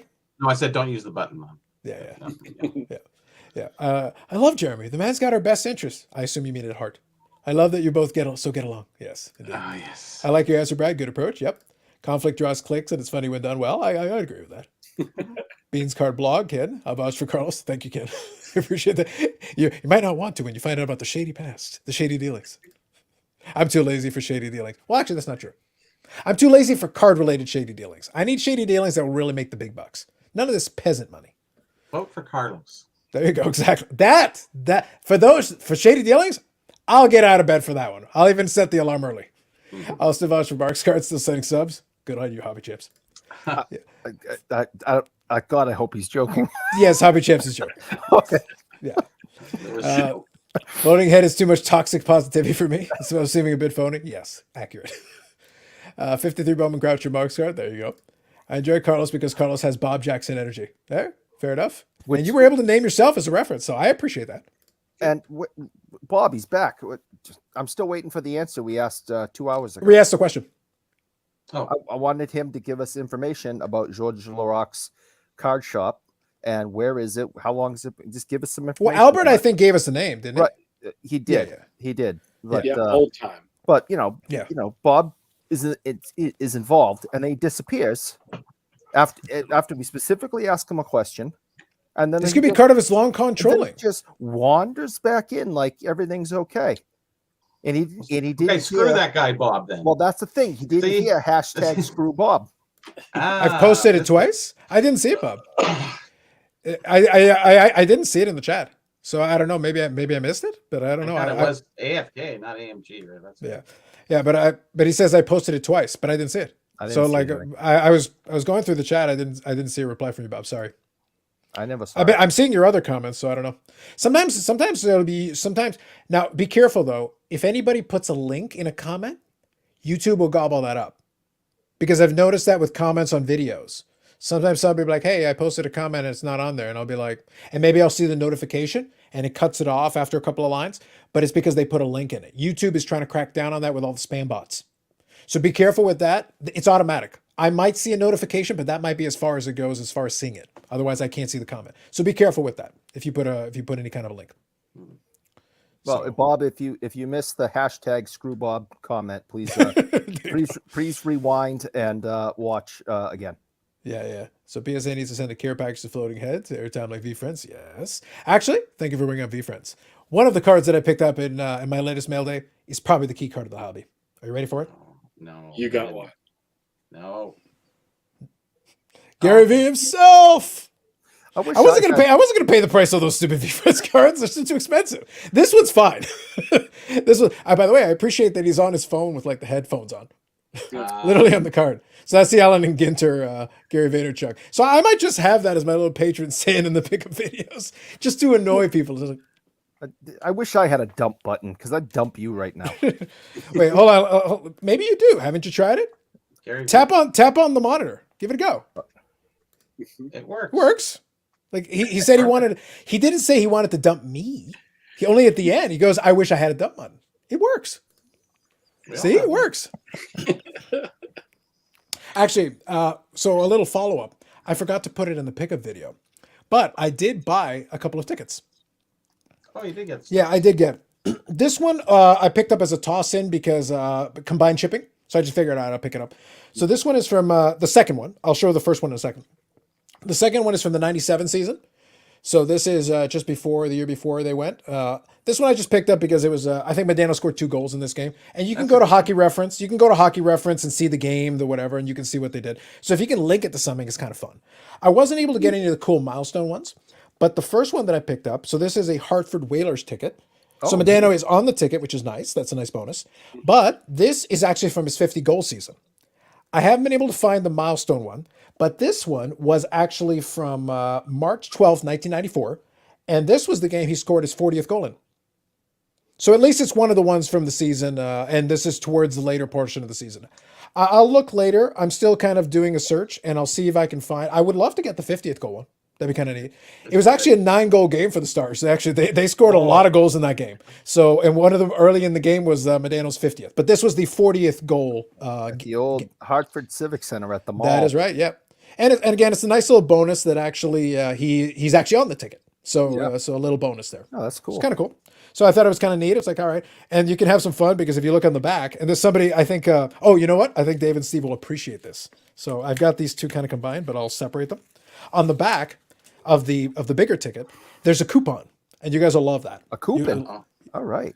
What is it? Wendy's. Can you see what it says? Chicken sandwich. 50 cents off any chicken sandwich, bros. Oh, Any wow. Chicken sandwich at Sweaty Betty's.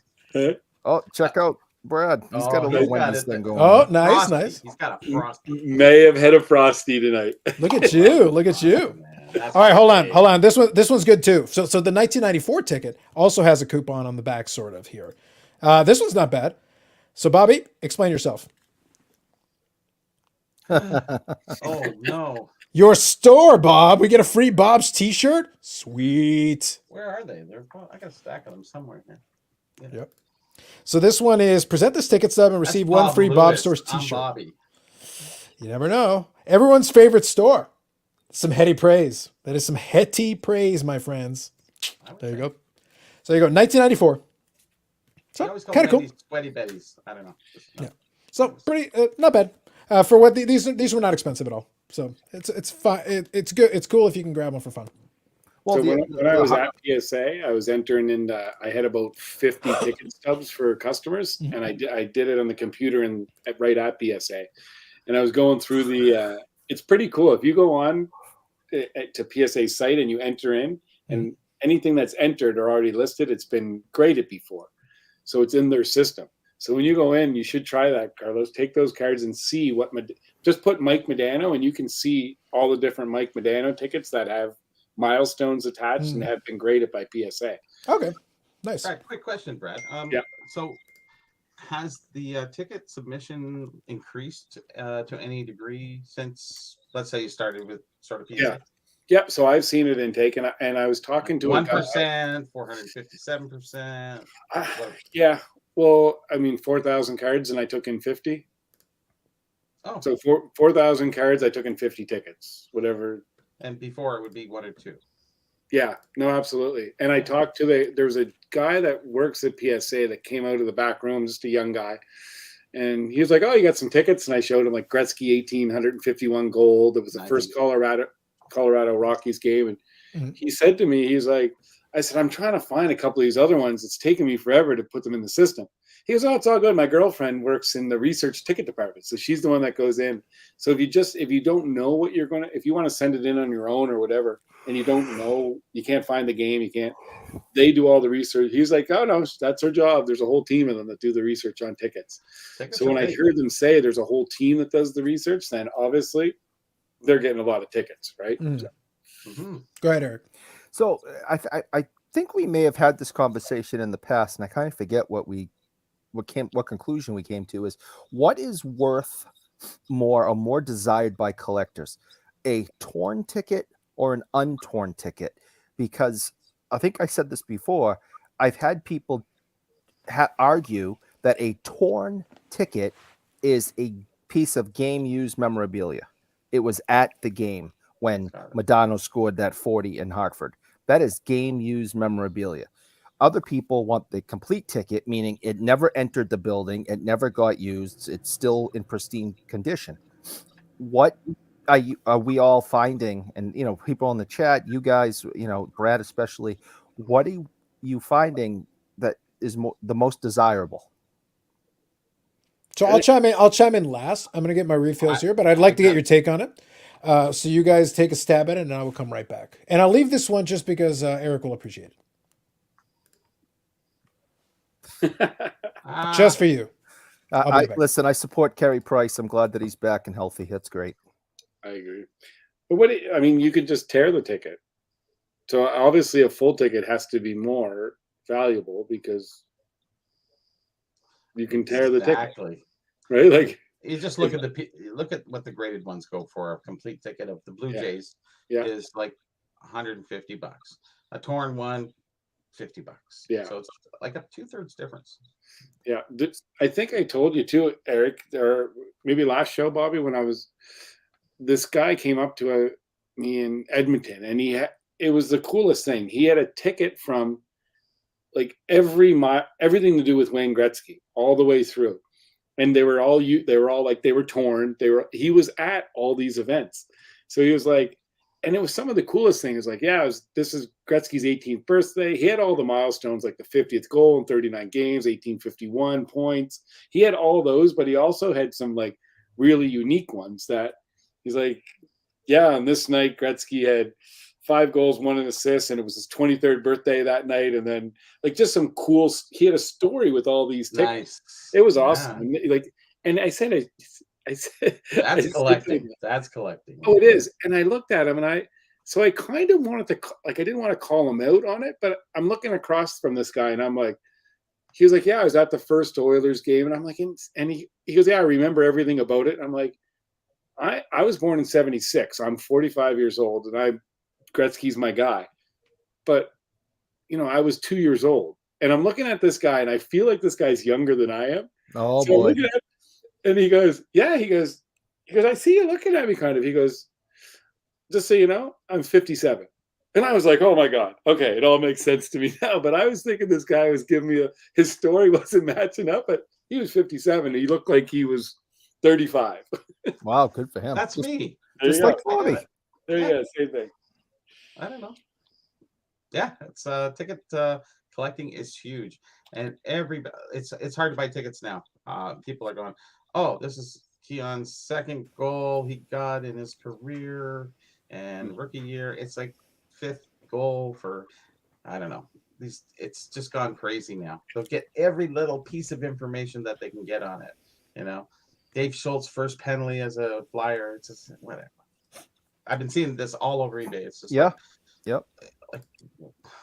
so tickets I've gone. I had the choice. Actually, you could have got your Medano ticket, Carlos, like for like $2. Oh yeah. 4 years ago. Yeah, I didn't pay that much more, to be honest. I think it was now you'll pay. Yeah, well, I think it was like 8. so it wasn't like it was so let's put it on a percentage basis. It went up, not by that much. And I'm kind of surprised that it was that cheap because there's a huge. I have seen, maybe it's just here in New England, but I have seen a large boom, we'll call it that, in people collecting Hartford Whalers memorabilia. It's huge. Yeah. People are huge on the whale. And so that's not just a Medano ticket, that's a whale ticket. I agree. And so you have two different types of fans going after that. So I'm surprised if that was, very, very, very, very cheap, because anything with the Whalers. Not everything, but a lot of things. I sold the deck of cards. I have this Whalers deck of cards from the 90, 91. I had it out there on eBay probably about a year ago. I didn't get $5 bid. So then I listed a whole bunch of Whaler stuff for a friend, and I threw mine in there too as a separate single auction. I got 89 US and lots of bidders on that deck of cards. Like $5 a year prior, 6 months prior, and then you group it together. It was amazing. I can't believe in the last year how much the Whaler stuff has really went up, like the rare stuff. And like this guy made like $600 on stuff he probably would have sold me for $50. I said, give it to me. I'll sell it all on there. And so I gave him back the money, and then he gave me some extra free stuff. He said, just keep that. I mean, no problem. So I was happy, but I got $89 for me. And surprising to me, I'm finding that the Hartford Whalers stuff is people want more than the New England Whalers stuff. Hartford is actually a lot hotter than New England. Which makes no sense to me, because New England, you got WHA, you got the WHA is faltering now, because the people that age of WHA are sort of my age. So you have the next generation coming in, and they're mostly the Whalers. I think the other problem that WHA has, like in all seriousness, there was a little stretch of time where I would buy these DVD box sets for different things, and it's kind of cool when they would have DVD box sets of like complete game collections of different things. Yeah, I think I've got the Stanley Cup Final Game 7 collection was one the NHL came out with, but they also came out with a box set of the WHA. It was like the WHA Chronicles or whatever. But the problem they ran into is that there were so few games that survived So the problem is you had all these great players. Again, and we joked previously about those retro jerseys and stuff, but like a Mike Gardner Cincinnati Stinger would be kind Right. of a cool, thing. Wouldn't it be great if you could have seen a couple of Cincinnati Stinger games, maybe where Mike Gardner scored a goal, and you've actually got some footage that you can show of that time period? I think Messier played in the WHA as well. Yeah. Gretzky played in the WHA for the one season, but still, Bobby Hall had a bunch of games in the WHA. Gordie Howe had a bunch of games in the WHA. But they're lost to Plante, the sands of Dion, time. keep going, yeah. But they're lost to the Cheevers. sands of time. That was part of their professional career. It was a professional league. We don't have to combine the stats, but still, they went out and performed against other professionals, Hall of Famers, big names of the period, and all that. And those games basically don't exist. They're records. They happened, but Right. unless you were there and saw them, I can't pull the tape for you. I can't show you Yeah. highlights. They're not there. I There's think no, the other there's problem, no Avco Cup championship game tapes. Not so much. I'm sure there is probably some. I think there was. I think in the WHA collection, I think they did include a game from for one of the AFCO Cups. It might have been the last one because I think the Oilers were in it. So they might have had a game from the Oilers from that final season. I just don't remember which game it was. I've got the set somewhere in the shelf back here, but I think they included a Oilers game, and it was a game that Gretzky would have been in. Oh, that's really cool. Yeah, but that's what I mean. But the problem is they had so few games. Like they took what they could get. It's just they happened to luck into a couple of games with some decent players in it. It's like, otherwise, it's like that's all we got. And the teams changed. I think that was the biggest downfall of the WHA is all the teams changed. There was in one year, and they moved to this place, or they defunct, and Right. then they brought a few more in, and a few more dumped out. It was just all over the place, and Yeah. that was their demise. Really, is they Yeah. couldn't hold cities long enough.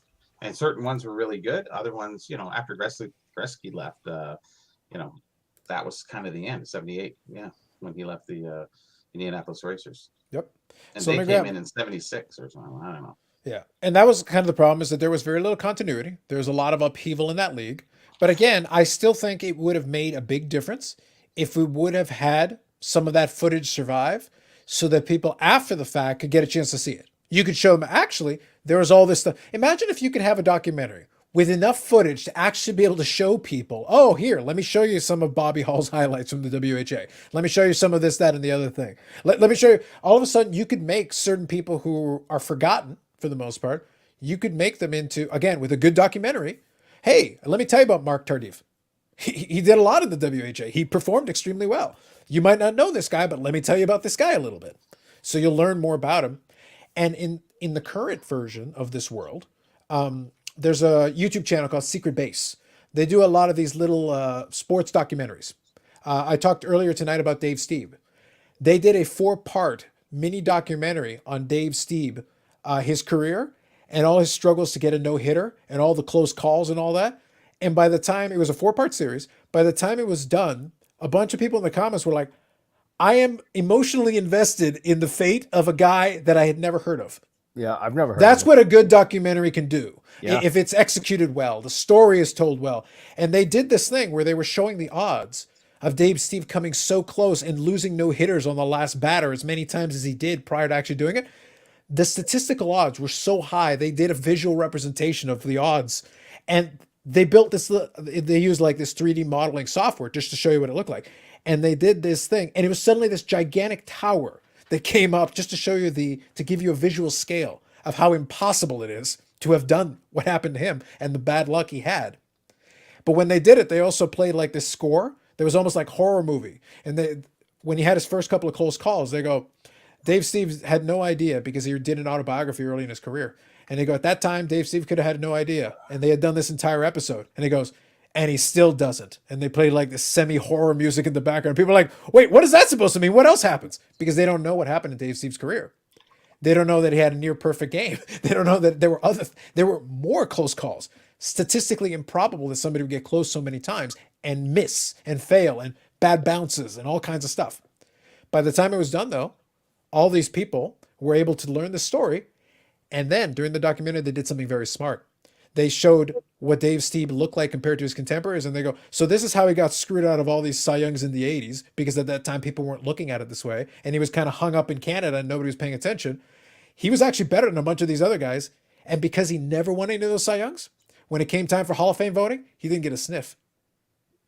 So you put his career in context. By the time the 4 episodes are done, it's like, This dude should be in the Hall of Fame Yeah. because they were able to compare him to other guys. They were able to compare him to Jack Morris, who was a big guy in the 80s, and put the two careers in parallel and go, actually, Steve was better than Morris in just about every possible way for that time period. But Jack Morris won games. He won World Series. He got credit for a lot of that. And even then, it took him years to get into the Hall of Fame.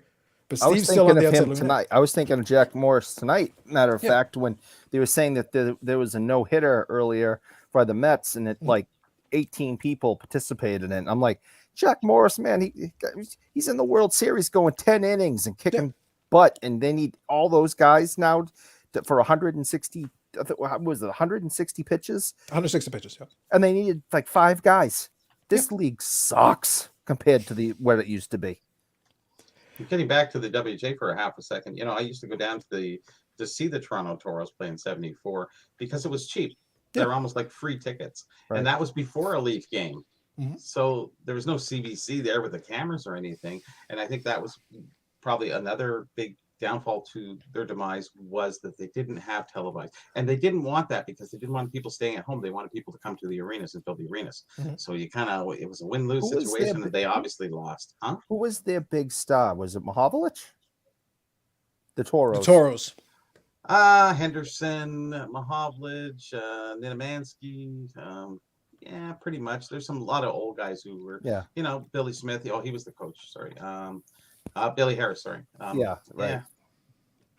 No superstar, but Mahovlich, obviously, yeah. Mahovlich. But he's All at the tail end of his career at that Well, point. of right? course, yeah. But I think the key 20 though, years, and the only reason I brought it up is that if they had that footage, somebody could put together an amazing documentary, really tell the stories, and then it would garner a greater appreciation for that from a later generation. Again, that example I gave, a bunch of those folks were like kids who never saw this guy play, and like they have no idea who this guy is. They had no idea this guy existed, and all of a sudden, again, some of the comments were like, I'm suddenly really, it was a 4-part series and they spaced them out 2 weeks apart each episode. So the people are like, I want to see the next episode. I want to know what happens. Yeah, but they're not like a minor league. That was major league stuff happening where WHA wasn't. It's actually sort of like any minor league team. Very few have video, like almost none of them. Yeah. And where the WHA was sort of fit into that, they weren't getting any publicity.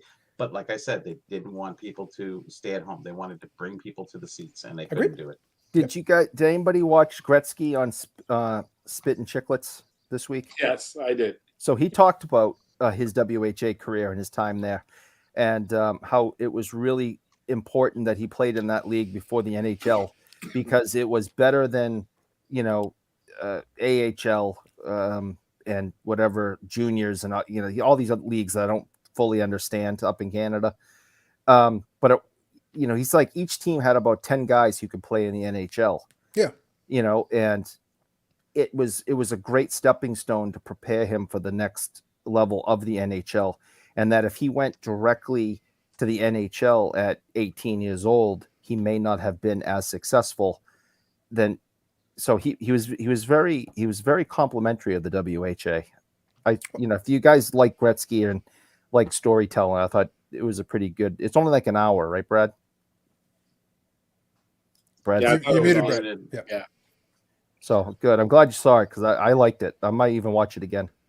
There you go. Let me read this comment. I know it's out of sequence what we're talking about, but I want to quickly read it because DR gave it a couple minutes ago. So with WWE Prism showing up at retail, what do you think will happen overall with the hobby boxes and big cards? Hobby boxes will be fine because the people went through them and they'll still hold up okay. The big cards, though, some of them will be more available. And it'll depend on the individual and which card. But I do think if more becomes available, it's just naturally going to, you know, bring the prices a little bit more under control. The early birds probably got some of the highest prices. There was some shilling and craziness going on there too. You got to remember that. But there were some organically high prices, but just because people didn't know what to price it at. They just went with the Prism hype and just threw money at it initially. But more stuff comes out, it's going to bring the price down. Same thing what happened to AEW. When retail became available and EPAC became available, I've played around with EPAC a little bit. Billy will be very proud of me. I've actually pulled some decent cards from EPAC that I'll be able to redeem for the physical card. But they were available in EPAC, which means they weren't in the hobby boxes and they weren't in the retail boxes. So it's like, I haven't been super lucky like some folks, but I've been able to pull some decent stuff out of a relatively low amount of packs. So let's bear that in mind. But I just wanted to make sure I read that comment since it was a little bit out of sequence. Let me get caught up here. Tickets are tough to come by nowadays, mostly doing digital tickets. That's right. Brass Bonanza and the Whalers is pure nostalgia. Nostalgia pays. Thank you, Aaron. Yep, Steve was unreal. Jim Clancy was very good too. Thank you, John. So I'm just getting caught up, guys. I watched the Dave Steve YouTube story. Yep, it was neat. Yep, great pitcher, one of the best sliders in history of baseball. They used cards for each batter for each inning. That's right. I like the way they did it because they still included video with it, but they did a good job telling Dave Steve's story. Again, the key is how you tell the story. If you just read stats and stuff, that's great. That'll give you some information. But you're explaining the context of season by season how his career is progressing. He wasn't even supposed to be a pitcher. He was an outfielder and converted over. He did very well, especially considering. But in the 1980s, he reached a point where he went the opposite way. He put so much pressure on himself to carry the Blue Jays and try to make them a contender and do all these things. He basically screwed up his arm and his body to the point that by the end of the 80s, he was basically broken. And by the time the 90s roll around and suddenly that team's good, Dave Steve is a shell. All those years he was great.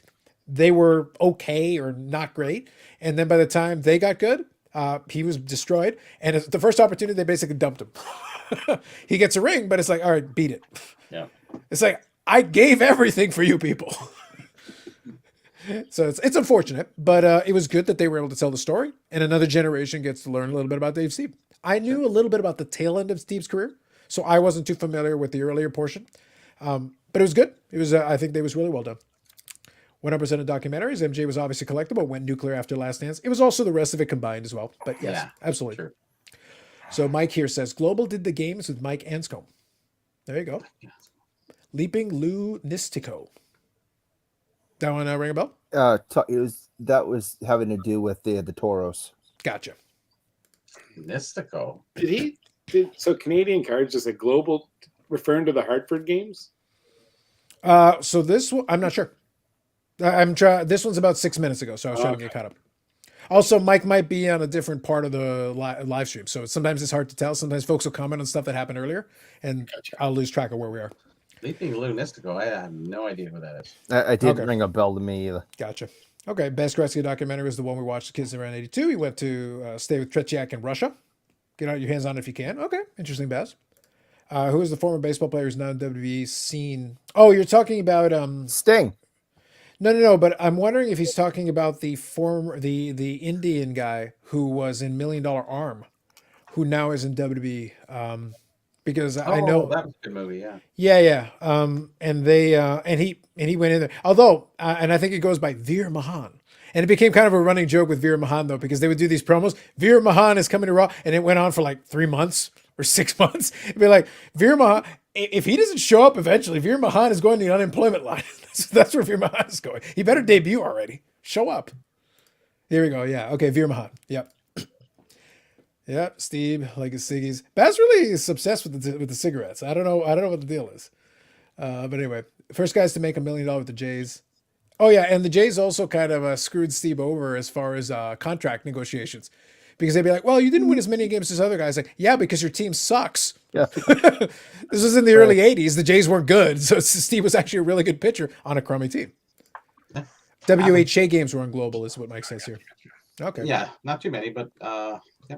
There you go. Wasn't there a question there too, Carlos, about I don't know the answer. I was curious about the trivia question. Yeah. Hold on, I'll come back to it. The best one. This one here. So basically, who was the only guy to win 6? Let me see. Which Seismic season wins leader? Who was the only person who be this wins leader 6 times in a row? Like my so head, goalie wins leader.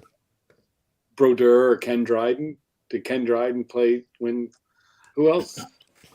Fuhr, no, he would never have got 6. Billy Smith would have had maybe 4 or 5. Only other guy to do. Okay. I like that question. That's a tough one.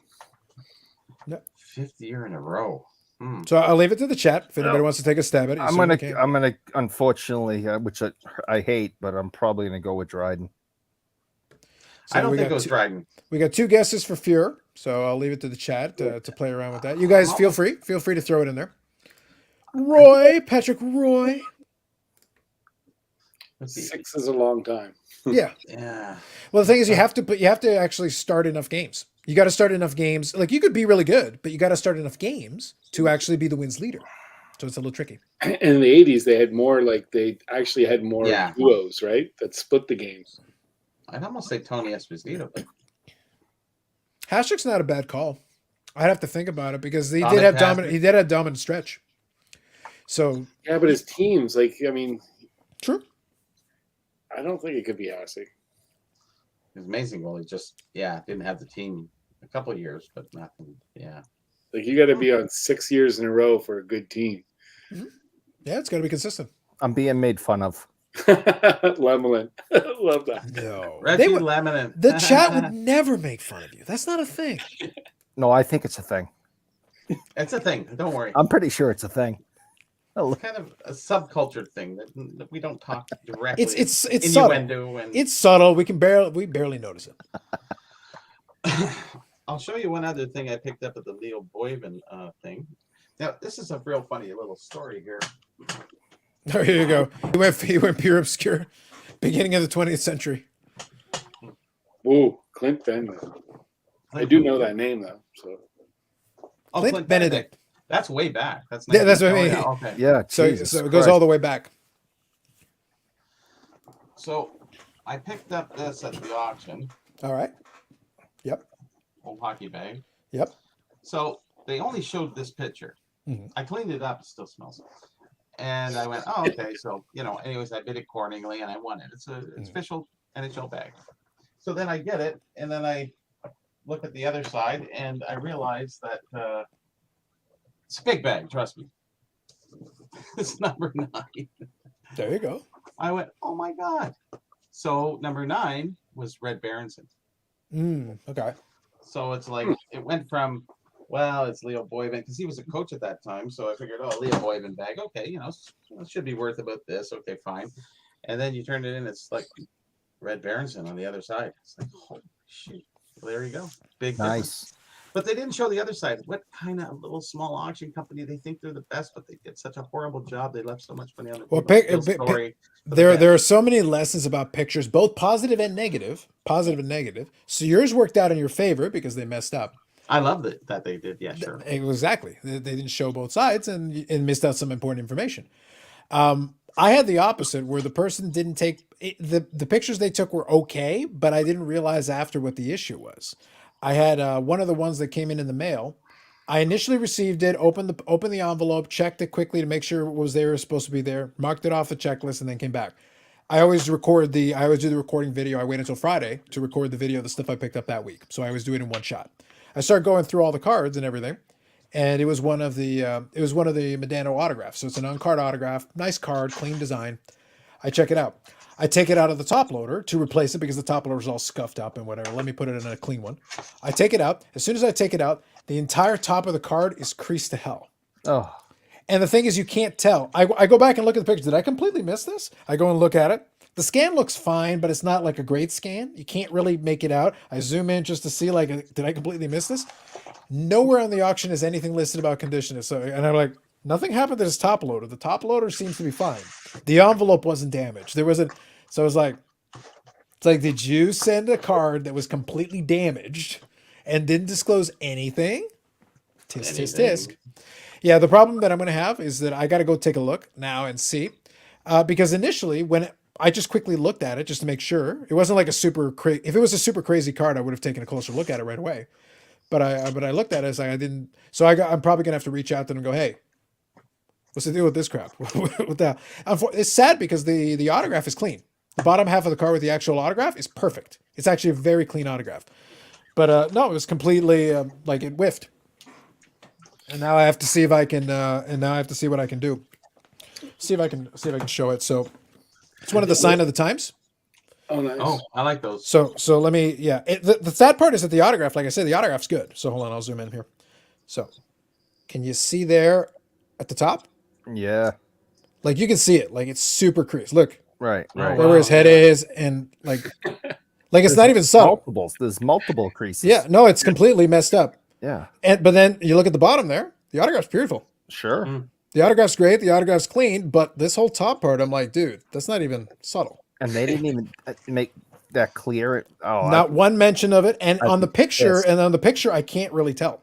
I'd be So pissed. so I was like, what the hell is going on there? I hope you didn't pay an arm and a leg. No, like $25. Nothing crazy. Disclosure. Yeah, but it's like, but it's so obvious that it's I'd like, leave negative feedback. I'm like, you're a con artist.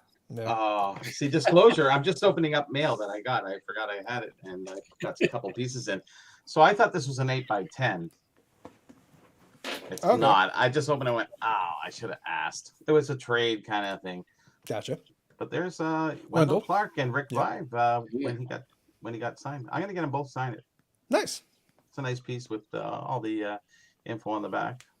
When Rick Vive went to Buffalo and had that big neck collar thing when he was playing, I hated him so much. Nobody liked him. He's not the least liked captain. Unfortunately, Squid doesn't get the. He's hated not him. well liked in the hockey circles. Like my friend, I live with Derek Walser's his name. He's from New Glasgow. He played in the NHL. Really skilled defenseman. But he got stuck in that with Vive, and he couldn't get away from him as his coach in the AHL. And Derek doesn't say a bad word about anybody, but he had some serious problems with this guy. I don't think Vive is a well-liked guy. I don't know him personally, but No, neither do I. And here's the other piece I got. All right. Nice. This is Percy Lesueur. I think I talked about him prior on another show that he was sort of the. He became the future announcer. He's obviously on the C55s. He also was the announcer for Maple Leaf Gardens along with Foster Hewitt for the French version of the French side of the All right. games. So Sounds he good. became the announcer. So boys, I gotta take off. Thanks again for having me, and Of course. I'm gonna get 4 good to see hours you, of Brad. shut-eye and back to the Yeah, cards. have fun. Have fun at your show, Brad. And I'll reach out to you a little bit later. I got some stuff I need to send you. Absolutely. We'll chat. Take it easy. Have yourself a good one. All right. Take Thanks, it easy, fellas. Brad. See you, boys. See you later. good night. I like Baz's comment, Bobby. This one was a good one. Yeah. We got to get in.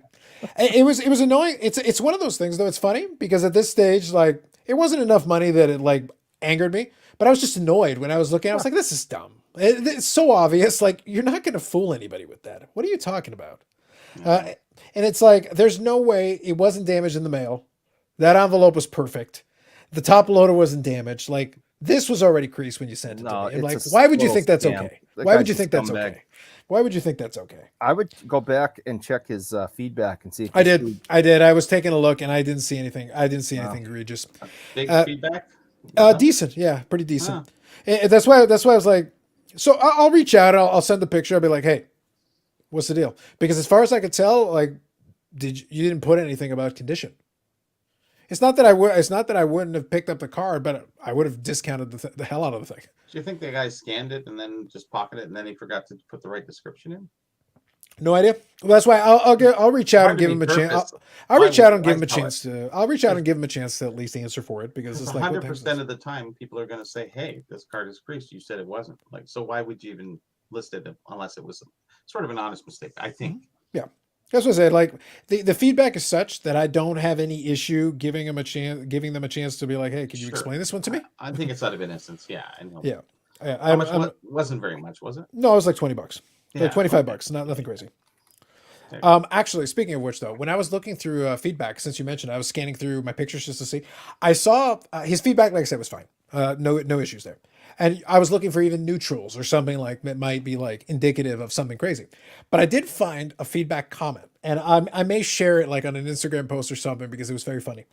This is a positive feedback that he received for a card he sold, but the feedback was so random and weird that I feel like I could share it. So this is somebody else. They bought a Shohei Ohtani card from this person. Positive feedback. Great. So it says, what an awesome Showtime Ohtani baseball card. Again, this is eBay feedback. Okay. This is to the seller. I am very pleased with this purchase. I really hope and pray Ohtani can produce a similar and even better season than 2021.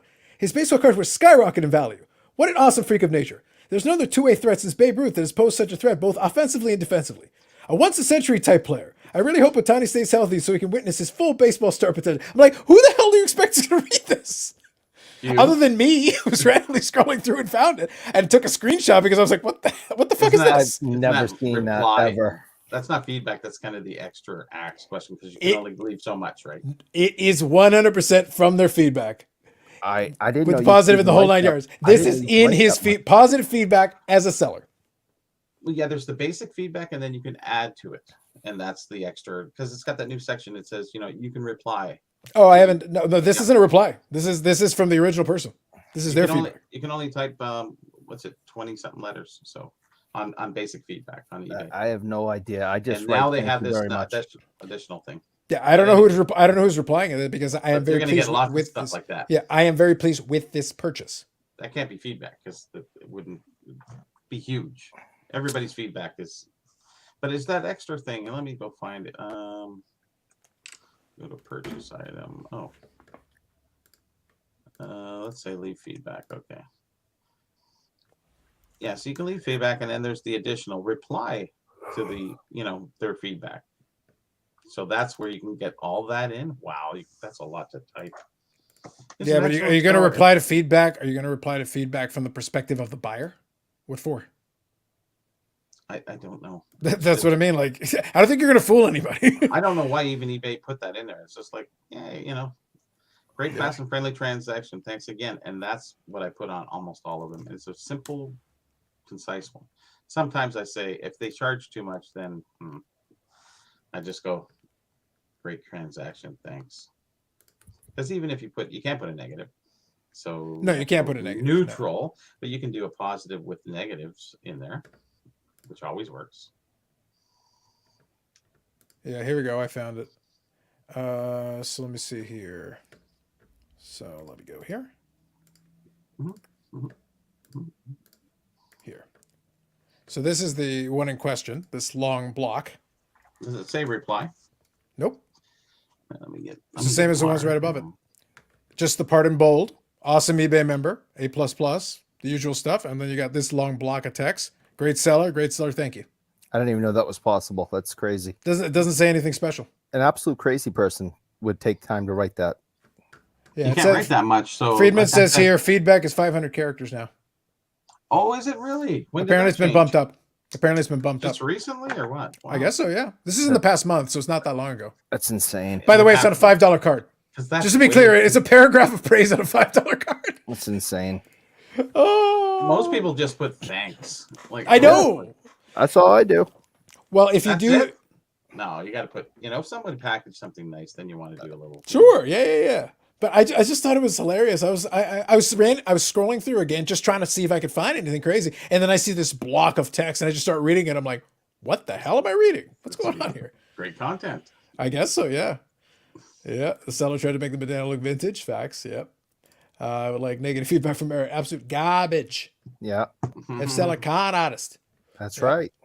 Justin, get on the show. Ooh, are you 10 pints in yet? Let us know. Yep. Word salad. Yeah, gotta block those wagos. Yep, there you go. Make sure you boot up your 256. There you go. Yeah, pumping Otani. And the best part is, though, you're pumping Otani in the feedback section of a specific seller. And I'm like, who do you expect is going to read that? It's a crazy person. It's the only thing I come up with. Yeah, it's just crazy. Yep.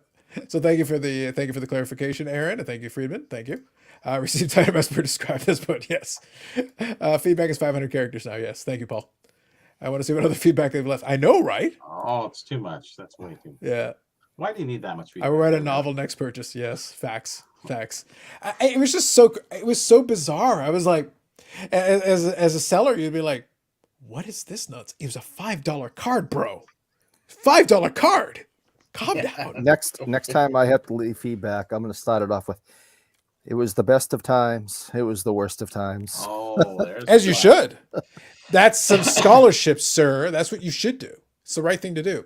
Okay, so speaking of which, this is not related to a word blurb, but this was. I'll just show it now since we got a little window here. This is actually the card I won. It has 8 corners. Oh, I like that. Yeah. Yes. It's like The an image on it is actually octagon, pretty but decent. So not that's quite. 53 Bowman Musial. 53 Bowman Musial. I got that from Greg Morris. I won it for like $30. Not bad. I'm pretty pleased with it. And it was it's priced accordingly because that's basically an authentic by most of them if they try to put it on scale. But it's got 8 lovely corners. It might be stuck under paper. You never know. It looks that hidden, right? Well, the back of it is reasonably clean. Not too bad. Yeah. No complaints there. So I thought pretty good. And for like $30, great. I'll add it to the collection happily. No problem there. Don't mind. Don't mind if I do. I just got a message. Hey, I hear you're the guy who wrote the hockey card Bible. Can you sometimes sell it? Yes, I have a few left. You should refer to it as the Yeah. Bible. No, I didn't. No. Yeah, $70. You know- $70 American. If we are able to get another printing done, you could always add a chapter at the end and just make that Revelations.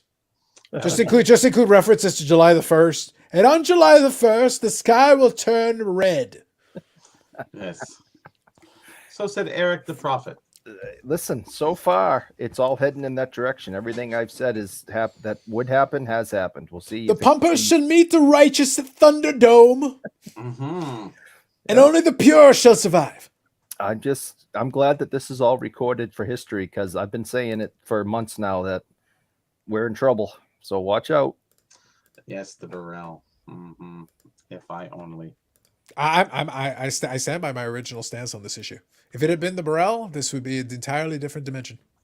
I think so. Would it have sold as well? Probably. Probably, yeah. If I would have been the same. Ah, It couldn't have hurt. It could not have hurt. It would make a difference. No one's buying the cover. Everyone's just buying that book, right? So that'll be a website now. And oh boy, I went through a lot of stuff with the website lately. Oh, here we go. Stamps. Well, Eric, I got to get the scanner. You got to get the scanner. As soon going. as I can stand, I will. I didn't know you had the other. Yeah, as soon as I can, I will get the stuff out of the closet and try to get that to you. Sounds But good. it's going to be a while, I think. Let me ask you a quick question. So there, Bob is giving you some your credit there. Hmm. Eric Stradamus. And I won't even be able to say, "See, I told you so," because Carlos gave me 85%. So Only 85%. he's on board. So I can't even like rub it in his face when I'm right. Booja Stradamus. Paul knows the score. Paul knows the Yep. score.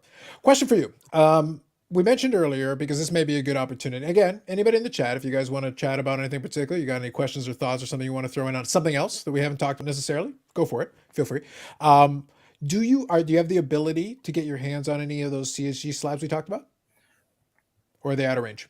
They I had them Okay. with me. My wife was kind enough to get the Okay. two that I picked up recently to compare, and Nice. I do have them right here. Yeah. So do you want to give some thoughts on them?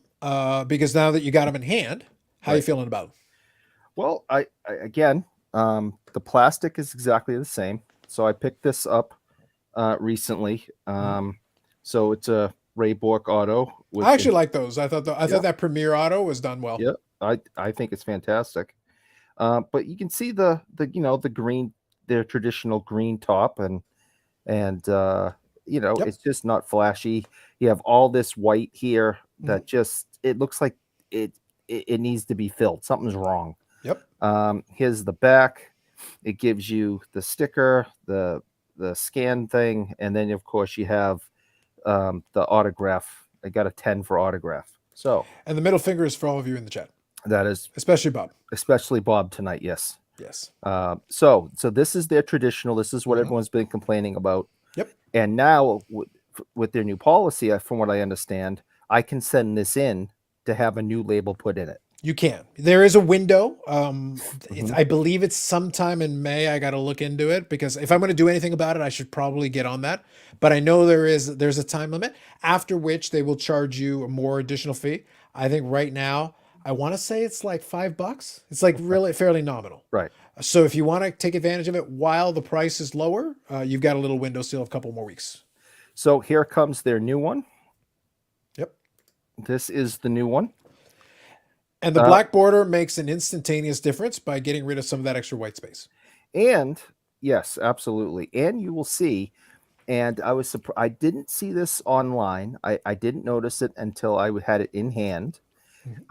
That the black border down here Yep. fades up, and you can see the black coming up. So it's a gradient. Yes. Yep. So it bleeds into the white. So you don't have this pure white. It's a great. You can see that's not a shadow. Mhm. on the label. So you can see the this gray that comes up from the bottom, and it gets whiter towards the top. Good. Mhm. I got it's a 7.5 Mhm. O-Pee-Chee Neely rookie, and then you turn it over, and I Yep. don't like the backs at all.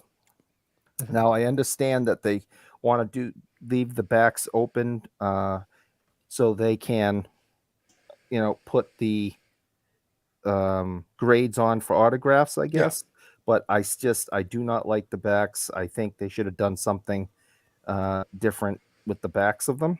Sure. I'll put them up together the best I can, Yep. It's fine. side by side, before and after. Yeah, There we you go. can really tell between the two. The difference is I don't mind that they put the logo in the other corner. That's fine.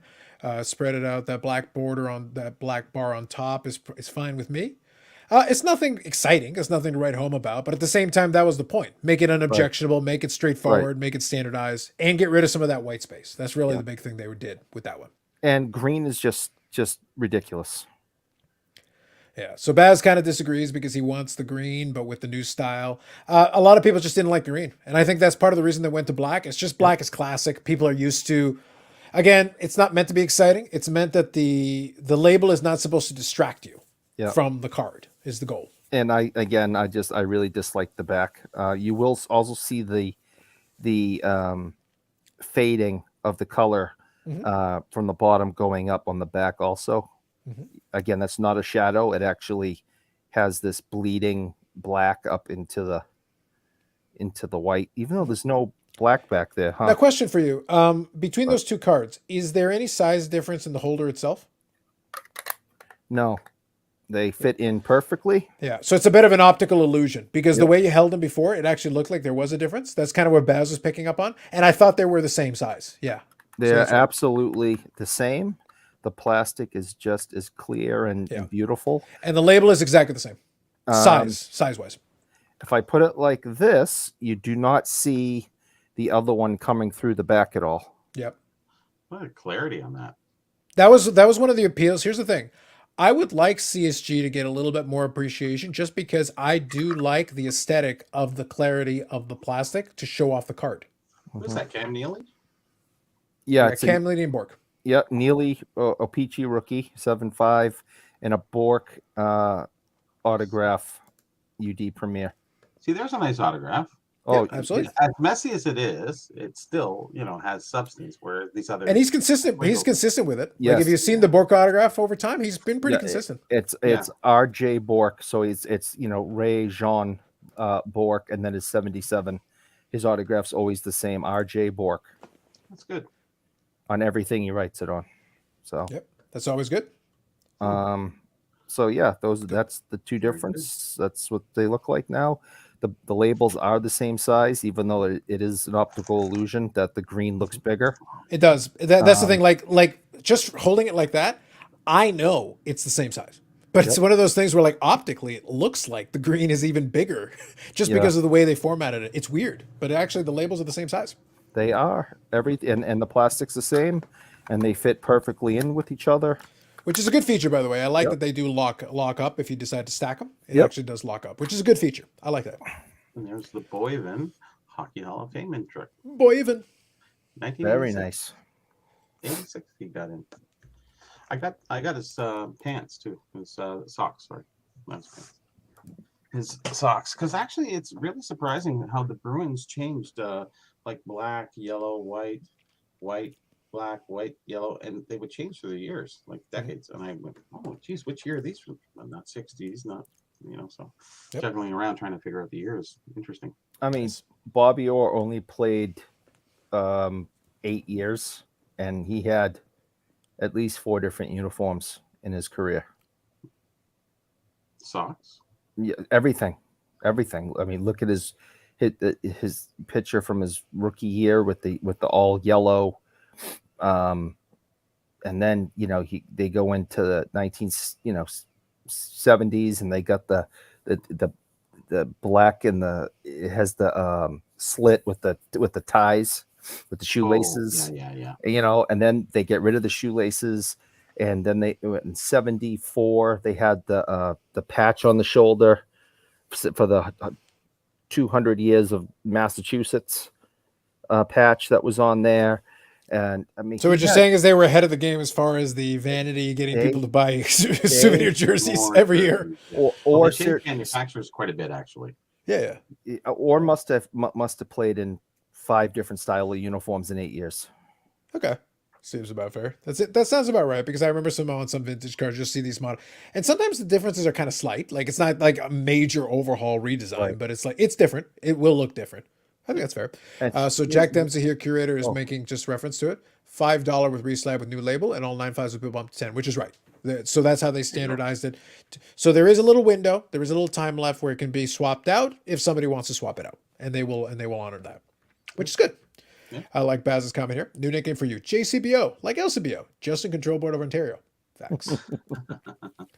I picked up 16 WNBA Star PSA slabs for $60, which is wild because I love the cards and it would cost way more to grade the cards. That is true.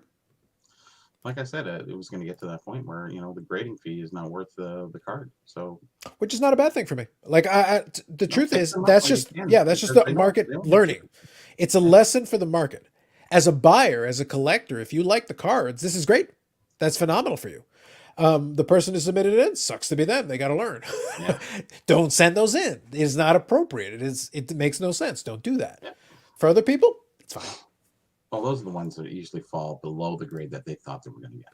Yeah. And this one here, love the Bruins auto slab card, favorite Bruin of all time. How much to send? The old slab crossover. Yeah, that was Right. where the $5. That's what we were just talking about. Yep. Perfect. Yep. Just getting caught up on these ones. Black border. That's where he says he would have preferred it with the green.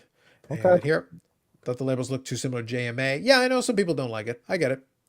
Agreed. The new labels look GMA. Yeah, I'm still okay with it because honestly, I think they were better off just making it very generic. Because the goal in that situation is to make it as unobjectionable as possible, make it as straightforward as possible, so that people can focus in on the clarity of the slab, which for some cards will really help them pop. There's certain cards that will really do well with the clarity of the image that you'll be able to see, which is nice. Yeah, and we talked about this in length earlier, but with their new association with PWCC, I think with the new label, their new association, I think the company is going to grow, and I like the company and their products, so I'm going to be keeping a close eye on it. Yep, exactly. And the thing is, the clarity and the whole idea is why sometimes people like the one touches. Because because a lot of times you're getting very minimal. You've got protection, but it's got less friction in front of it. And for certain cars, it helps. So this was one of the ones that I picked up, and it's like this was the one that Burbank sent me as kind of like just keep it. So I added another Favre. You gotta we gotta pronounce it with the extra syllables for no reason, as you do. For no apparent reason. You do. Listen, you do. But this one is on the borderline because there are ones that I'm comfortable. I'm going to send over to Brad, PSA Canada, and those guys. So this one is going to be yes, just because that's a Soto rookie year out of 50. So that one I'm very comfortable that I'm going to send in. That was the first eBay authentication card I've ever received. So I got this one came from old eBay authentication. I still have the little top loader dealie somewhere with a little barcode and everything. So you can you explain the process? You want it on eBay. Yep. That person. So obviously the seller sent it to their authentication, whatever. All right. So without sharing how much you spent, it was over a certain price. $500. $500. Okay. So it crossed that threshold. Mm-hmm. So it has to go in. I'm all for the hashtag transparency. I'm never going to hide the numbers, and people can look them up. Yeah. That card's out of 50. If you go find the green one that's sold around the certain time period that wasn't already in a graded holder, you'll figure it out. So you spent $500. You crossed the threshold. It's a raw card. Yep. So it goes in. How much longer did it take for you to get it? Mm-hmm. Was it smooth? How did it all work? So on mine, it was pretty smooth because they actually sent me a number of emails to keep me updated. I had really no control in the process after the initial purchase. So basically, what I want to do is I'm pulling up my bidding history just so I can get you the timeline on the tracking because I think that'll be helpful. So I'm going to see if I can do that for you. Let me see if I can find that. The only thing that was kind of tricky for me on my side of the deal was that view order details. Let's see if I can get that. So I paid for it on April the 5th. It was shipped out on the 6th. And it was delivered on the 14th. Let me just see where it was delivered to. Yeah, so not too bad. So basically, here we go. I've got the whole tracking history. So initially, a tracking number was provided on the 6th of April, and then it was shipped out, and it was received in Sarasota, Florida. So apparently that's where the authentication, I guess, was where they did it. And they say between April 11th and 12th, the item was authenticated. So eBay includes that information, which is good. Tracking number was provided, shipped out from Sarasota, Florida, and then forwarded over. And I had it sent over to the Ship My Cards folks in Arizona because U.S. address, it makes my life easier. Then Right. they have it in hand. And then from there, I had it shipped to me with the big package of stuff. So it took me longer to get it only because I had it there. But they do scan it and show me that they received it. And I was able to see the card was intact in one piece. So they received it properly. No problem. All good there. So all in all, it ended up being about an 8-9 day process from beginning to end. So we'll call Ship My Cards the final destination. We'll Yeah, pretend because- that's yeah. your house. Because after that, it's between me and them. Right. After that's between So me. how long you win the auction till it hits The destination. the Ship My Cards? How 8 long? days. 8 days. 8 days. Yeah, from the 6th to the 14th. That's not the most horrible thing to make sure that you didn't just waste $500. It wasn't egregious. Again, I leave it to everybody to figure out if they feel like the value was there for that kind of thing. But I will say, now one thing that I found kind of funny, and I'll see if I can locate it here. I wonder if I have it. I did try out the little QR code that was on the thing, but what it does is it leads you to a little site that basically just shows you a really low res image of the card just to confirm it was authenticated. But it was like, what did you film this with a potato? Is this like 140p? Like okay, I can see it's the card I bought, but you put it in about the worst possible light, and like I can't see anything. Like looking at it, like, what am I supposed to make out of this? I'm glad you took a picture, a low res picture. Ship My Cards ironically took a much better picture of the damn card when they received it. For me, the big thing that I was looking at, I was taking a bit of a flyer on this one because this is the variant that's numbered to 50 and it's his rookie year. So these can go pretty expensive potentially. But I looked at it. I looked over the surface and everything, and I'm actually pretty pleased with it. So what's going to happen is this one I'm going to send over to Brad and them to have it put it in a PSA holder for me. I'm not expecting anything crazy. I'd take a 9 happily. No problem. Go ahead, Bobby. I happily would take a 9. For me, it's just having it in the holder so that I got it with the other ones in my collection for now. And then I'll figure out what I'll do from there. Soto's been having struggles this year, but that's okay for me because to me, that's a buying opportunity. And I was happy to pick this one up because I know for a fact there are certain folks that are hoarding these cards. This and the similar ones to it, because I know some guys who have probably like a third to a quarter of the print run by themselves of some of them. So they're basically sitting on them and stacking them up. Just like, okay, I'll get mine just for now. So that'll be fun. So this one is a very clear one that I'll send in. This one's a little bit more fun. This was a little more borderline though. I'm not sure if I want to bother with it, but it'd be kind of fun. I mentioned already. You got off the rock. There you go. Yeah. So that's the refractor from that thing. These things, by the way, the pop in this is still relatively low at PSA. I think the PSA 10 went for like $800. Wow. So it was like, and here's the thing though, if a person is going to remain high comparatively to some of these other guys, The Rock is now a star beyond wrestling. He's one of those guys where it's like, oh, he was a wrestler? Right. Like he's not, they don't think wrestler first. They think movie action star and this movie and that movie. So like he transcends that to another level, another category. So this is a guy that kind of operates in multiple. He's basically an entertainment star now, Exactly. not a wrestler anymore. So I was like, no, it's kind of cool. I figured I'd pick it up and I go, it looks nice. It looks decent. $50 I'm a little borderline on, but it's a cool card. I'll think about it. If a lower price option comes, I would love to take advantage of that, but we'll see. So I have a few possibilities that at least I can think about. So, but that's why I say, but that goes back to what I said earlier. Back in the previous days where they were like the really cheap ones, oh yeah, send it in. It's a lock. Right now, let me think about it. maybe. Right. Right. I'm right on that borderline because if you get a good grade on it, okay, maybe I can hang on to it or I could sell it. I have options. I can choose. So let me know if you have any specific questions, Baz. But it was straightforward for me. I was getting emails throughout to give me updates when they did receive authentication, when they shipped it out from authentication. So they did keep me posted. But it's pretty minimal on my end. Like I don't really do anything. It's just they send it off, it gets authenticated, and then it's received. Obviously, if I had been stateside, they would have sent it over. So, ship my card's a lifesaver for us Canadians. That is 100% true. If you're too uncomfortable at any point, Eric, just let me know, okay? Yeah, my days needs to end soon, I think. Yeah, no worries. At some point, it'd be cool to buy a card on eBay, pay an additional fee, and the seller ships to an address that goes directly to CSG. It could always be in play. You really don't know. Like, that's why I said the vault thing is going to be interesting.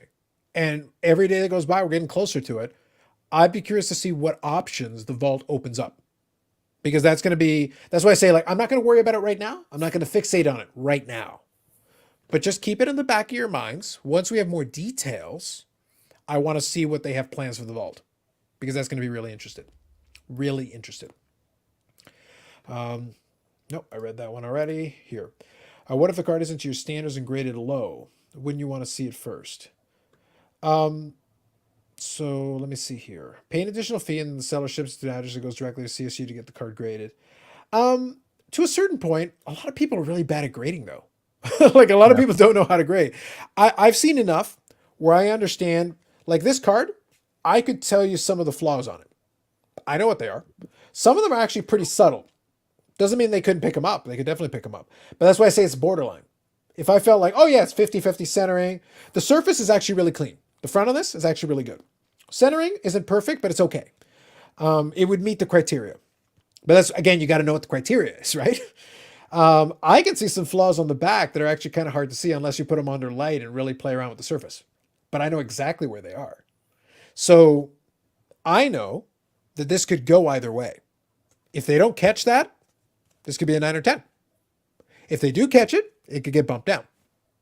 So that's why I say it's a bit of a gamble, this one. But for now, I've got it in the semi-rigid. I'll think about it. And would you keep that in your PC, or do you think you'd grade it and move it? It depends. If it was like a 9, it might stay in the PC. If it was a 10, I'm like, if y'all want to overpay for this, I paid $80 for it or $70. So like, look, you want to pay $800, $900 for it. Who am I to deny you the pleasure? That's true. I would never do that. That would be wrong of me. This is not a numbered card. It is available. You can get another copy.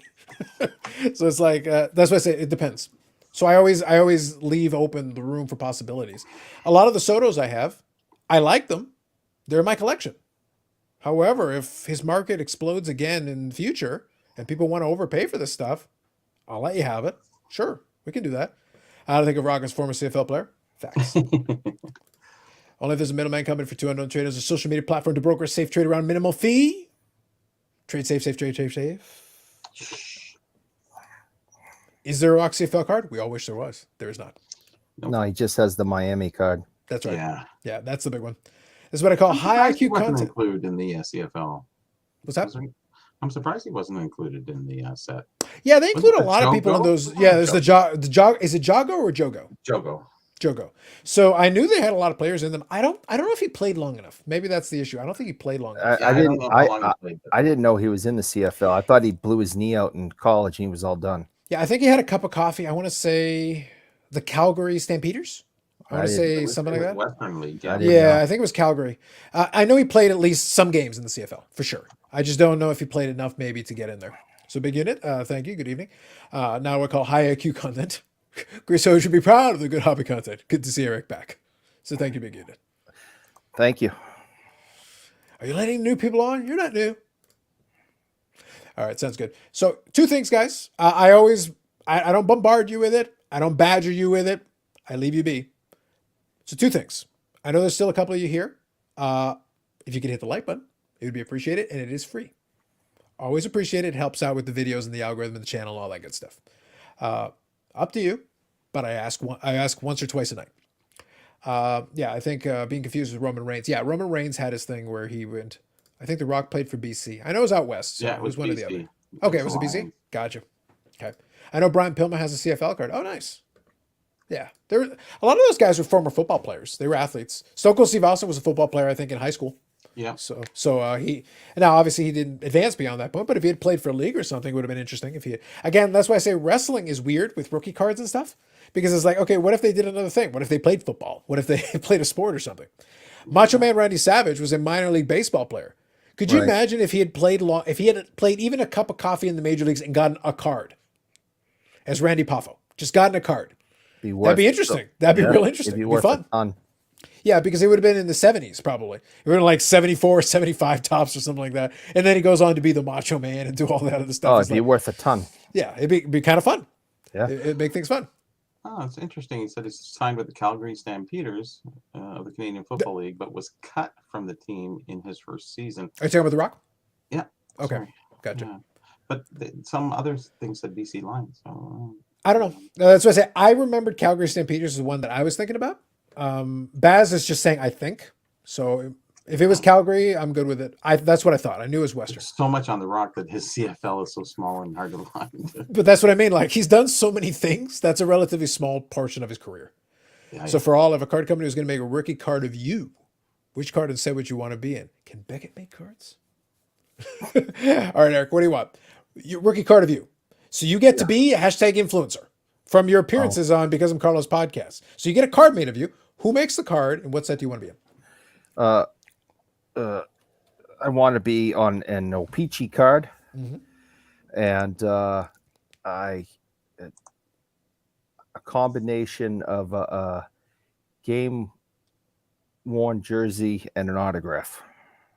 So Game worn jersey and an autograph? is So what is the game? So What- this what- game worn jersey, is it like it's something you wore at a show? Like what is this? bicycle. yeah, bicycle shirt. it'll be a picture of me jumping off something stupid on my bike, Okay. and you can cut the jersey up that I'm wearing in the photo and put it in there. Fascinating. I Yeah. see. Bobby, if you were going to have a rookie card made of yourself, of the Burrell, what product or set would you want to be in? Where should we feature your visage? What does it look like? I think it sets me up for the tall boy cards. 64 when I was born. All right. Do you want like the big headshot then to stay like no, on brand? we'll go for the bust shot or maybe even a little right. bit longer than that. Yeah. All right. All right. Fair enough. Fair enough. They were nice cards. I really like them. Colorful. All right. Yeah, nobody wants a big Gordie Howe mug kind of. It was kind of an interesting choice. I kind of enjoyed it because it was weird. I kind of dug it just because of the weirdness of it. But yeah. Well, half the set was facial shots Yeah. or upper bust, and the other Yeah. half were full body shots. It's kind of weird how they split that into two series that way. Yeah, yeah. So I'll go a little bit obscure, but not shocking if you know something about my sensibilities. I would go with something in the late 90s. I would go with one of those Dufex cards because I just love the texture and the look of the Dufex cards, just the technology of it. So maybe like, it doesn't have to be a big thing. It'd be like 97, 98 Pinnacle, like the artist proof and those Dufex, because we use that little Dufex technology. I just think the pictures look cool with that feature. I was a big fan of the tech that they used at that time, and I just liked using it. Somebody did one of me in the 3940 Peachy. Let me bring that up. Sure. While you're doing that, I'll read a couple of comments here. Sure. But great question, DR. I like that nice open-ended question. After graduation, he signed with the Calgary Stampeders Canadian Football League as a linebacker. He signed to practice roster, but was cut 2 months this season. Yeah, so he didn't play enough to get into Jago. JBL was in the 1990 Pro Set All World set. Fair enough. That's facts. Yep, 8,000 parallels. Yep. Wants a Disco Omega Neon Tiger stripe, Pet Rock parallel. Love it. 98.99 Black Diamond is a close second. That's a good one, but with more parallels. Yep. You have the 92 Bowman. I do. I have my own card that I made with the 92 Bowman. I just thought the design fit well with the picture I wanted to use. But if I was able to have somebody else design it, because in this case, I'm limited to what Topps has. I picked the Dufex one just because I love the old Pinnacle designs. Huge fan. So for me, those are great. That's my preference. But no, if it's Topps, the 92 Bowman is a clean design. And it's a set that I'm familiar with. So See, there you go. There's my Opeachy card. and we got to have it with the autograph jersey, right? Ooh, there you go. That's Yeah. neat. So you can cut the jersey up and I'll sign it. There you go. He's got the action shot. Z Team 95, 96. Yep. What, no refractor? Here's the thing. I love refractors, and I know Paul likes the etching noises. There's a content creator who has disturbing etching noises. When he refers to etching, he gets a little too excited. Little bit too excited. Sir, it's still a card. I need you to calm down. Calm down. Absolutely. Calm down. Settle down, sir. Settle down. We're calling the cops. Settle down. Please don't. Yep. Eric, have you seen the movie from the 80s called Rad? That seems like the most 80s name for a movie. I watched it in the 80s when it was on cable every 10 minutes. There you go. I like that. They can do hollow with etching now. Yes, they can. That's a fact. You found your thing, Bobby? You still looking for it? Yeah, I'm still looking for it. Okay, no problem. Couple So minutes away. if you guys got any other comments, so here's what I propose. I'm always happy to stick around, but I know Eric has been toughing it out. We always give him a hard time, but he's been toughing it out tonight with the stuff. So we'll start winding her down. And we'll There's start nothing better to do. Yeah, Yeah. I got to get out of this position and lay down and move or something. Yeah. So we'll start winding her down, but I want to see if Bobby can find the picture because I'm happy to share it if we can find it. But if you guys got any other comments or things, you're more than welcome to throw them in there. And again, some of you have hit the like button, so I appreciate that. Thank you. There's a couple of other of you that you could. Mhm. If you are watching, you're clearly getting something out of this. Lord knows what, but you're getting something out of it. PMG for me. That's fair. That's Oh, fair. sure. Yeah, that's a good one. Like I can't argue. I think that's completely fair. That's fine. I think it's I will say though, I like the question because it says something about what your preferences are. It says something about what appeals to you in a card, either aesthetic or whatever, design or idea. You decided to go with the autographed jersey card. I just picked I just picked the foil card because I just like the way they do the Dufex. I just like the way it makes the card look in the light and when you play around with it. But everybody's got to have their own, right? Their own version of that stuff. Mhm. I think I got one here. Yeah, so this one. So this is one of the Favres with the whole Dufex thing. It's a simple card, but just look at what happens with the light. Yeah. You start playing around with it. It's a relatively simple design. It's nothing crazy, but it's just like as soon as you put in that type of foil and do that Dufex thing, it makes all the different colors and things look interesting depending on how you play around with the light. It's not a refractor. This is a completely different angle. You could do something different. You could be like this. Here you go. Different concept, but I just always like the Dufex. Just a personal preference. No wrong answer on this one. My second choice would be, those, and I forget what they're called, and I only discovered them a couple of months ago. The wooden ones that were like, the upper deck made them, and they're like a block of wood, and they're like everything. It's burned in. Oh, so this is from the ingrained set. Yeah. Yeah. Those are awesome. I got the Gordie Howe one, and it is one of my absolute favorites. Yeah, they did a really good job on those. I'm actually working on the Medano Rainbow for that one because they got the wooden one. I'm going to get that one. I'm going to try to get my hands on it. But the regular card still has like a wood grain kind of look to it. It's not etched out like that one, but he's got one of those as well. They're not cheap though. People like them. Same as you. People do like them. And cool. I just found out even more recently that they make the wooden ones, but you can also get some of them are signed. Mm-hmm. Like I had no idea. I started looking and finding more and more of these wooden cards of Bobby Orr and some other players, and then I found a Cam Neely, and it was autographed. And I'm like, these things are amazing. I just think they're fantastic. Yep. DR, Eric, you're the best mate. Have a great rest tonight. Absolutely. Thank you, DR. Thank you. Appreciate it. What set would you bring back if you had the power to resurrect the set? Well, I'm a big fan of the late 90s Pinnacles. I was struggling to remember which one, when I was talking about which cards I would send in if the price point was lower. Pinnacle Totally Certified. Because that was that late 90s Pinnacle design and everything. I just love the way those look. I just think they're cool. And again, they follow similar kind of foil type to what I was talking about. I just enjoyed them. I would definitely bring that back. I'd love to see a modern take on it. I'd love to see them come up with another design for it, but use a similar technology.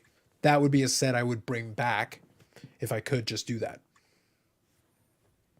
Is there anything that comes to mind? Anything you'd bring back if you could? Insert brand? 6970 tops or peachy and everything that came with it. I just think it's the greatest set in hockey card history.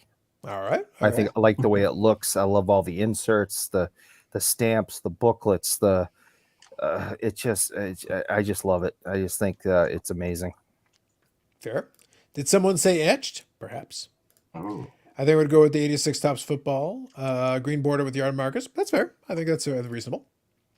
Rock latex. I remember when Select came out with the Dufex cards in 93. Yep. Very much a 90s phenomenon. Very specific to that era. I found it. Okay. There we go. All right, you got it? Cool. So Jeff here. Who do you guys have winning the cup this year? I will abstain. I haven't been watching too much. Do you have an opinion, Eric? Who feel good about? Well, obviously, I want the Bruins, but Florida looks just unstoppable. That'd The be Pan- unique. The, Florida? the, Okay. the Panthers are they're incredible. Mhm. And I think unless the Joe Thornton curse comes around, they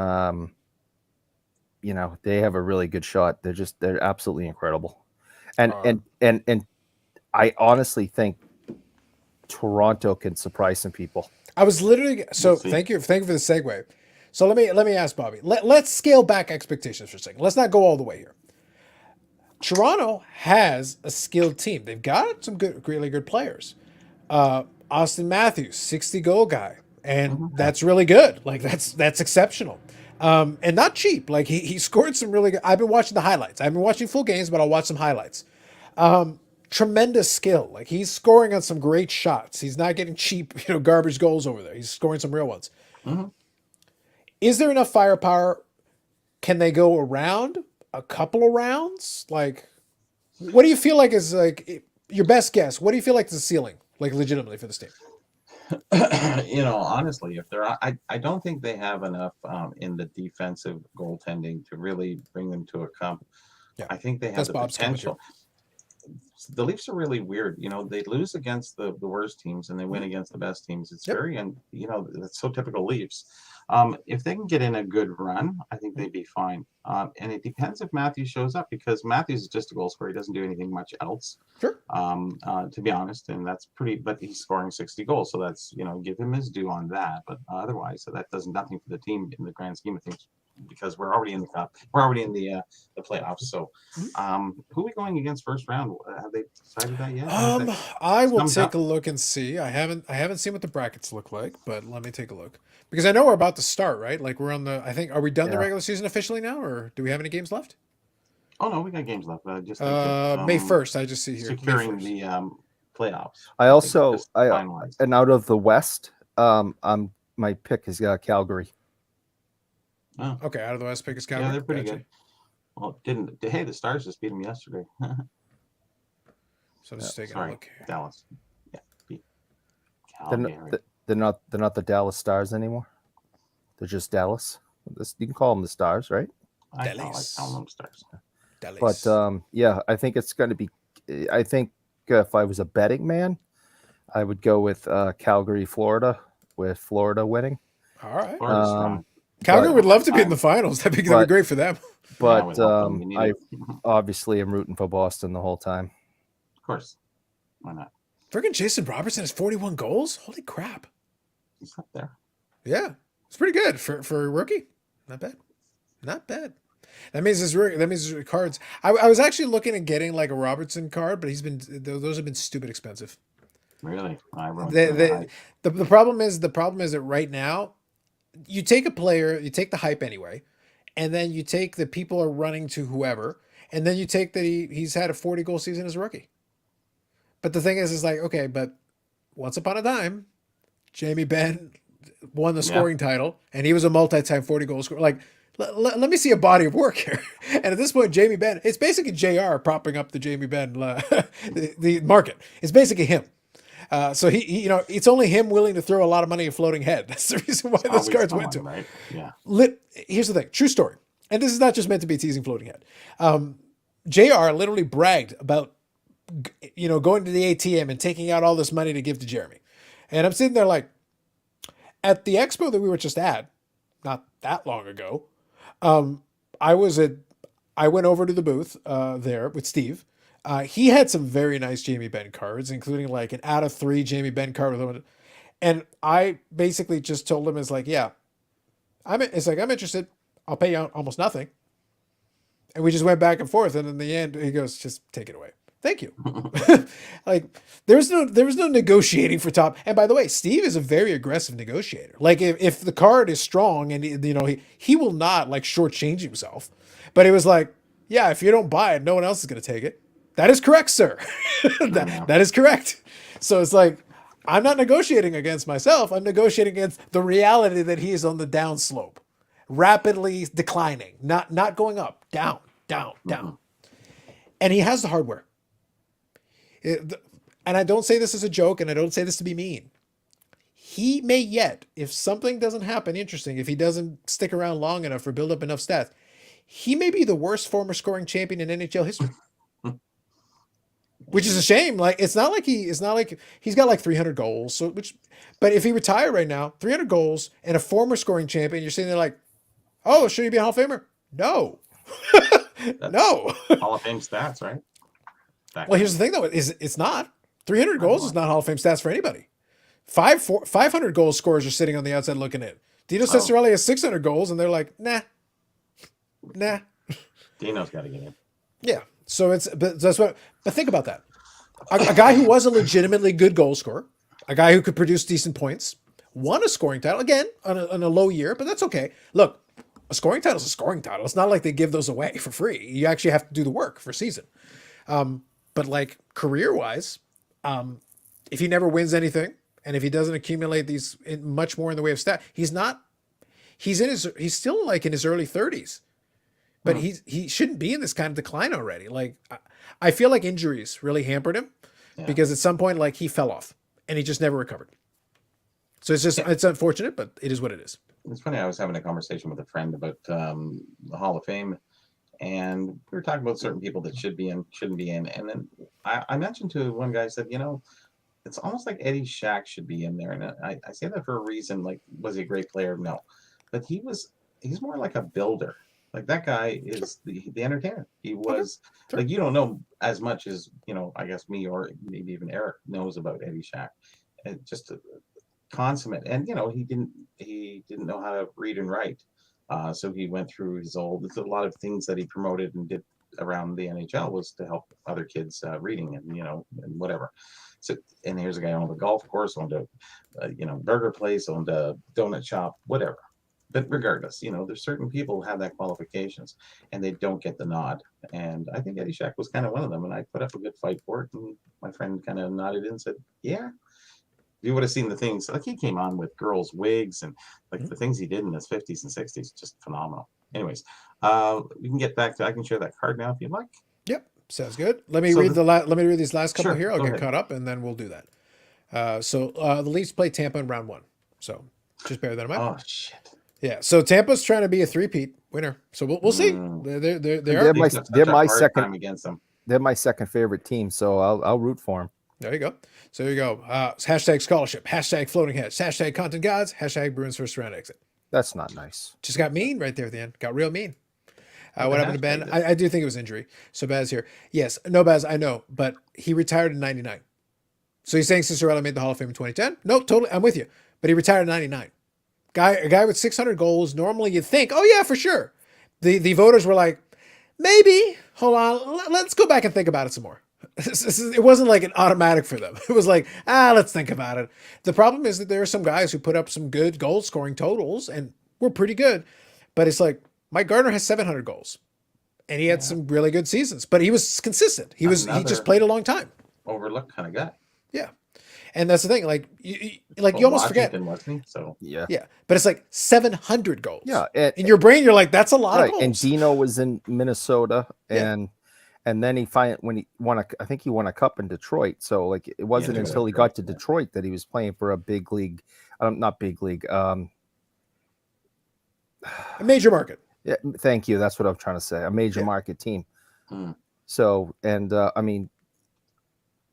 Gardner went to the Rangers, so he was there for a while, and then he ended his career in like Arizona. Yeah. So you went, Washington. So between Washington and Arizona, he was in the big market for a very short period of time. Yeah, he basically played in one outpost after another outpost, and he put up some numbers here and there in different places, but he was never in the front of mind. People weren't looking at him, so it was like he was just plodding along doing his thing, and that hurts guys because then they kind of get forgotten. It's like. And then afterwards, you look at the thing. It's like, wow, that's a pretty impressive compilation of statistics when you add it all up. It's not like it's easy to do. You have to be good enough to stay in the lineup. You have to be good enough to play long enough because if you suck, they'll bench you. You won't score goals from the bench, so you got to be good enough to stay in the lineup long enough to score the goals. So Yeah. that should be worth something.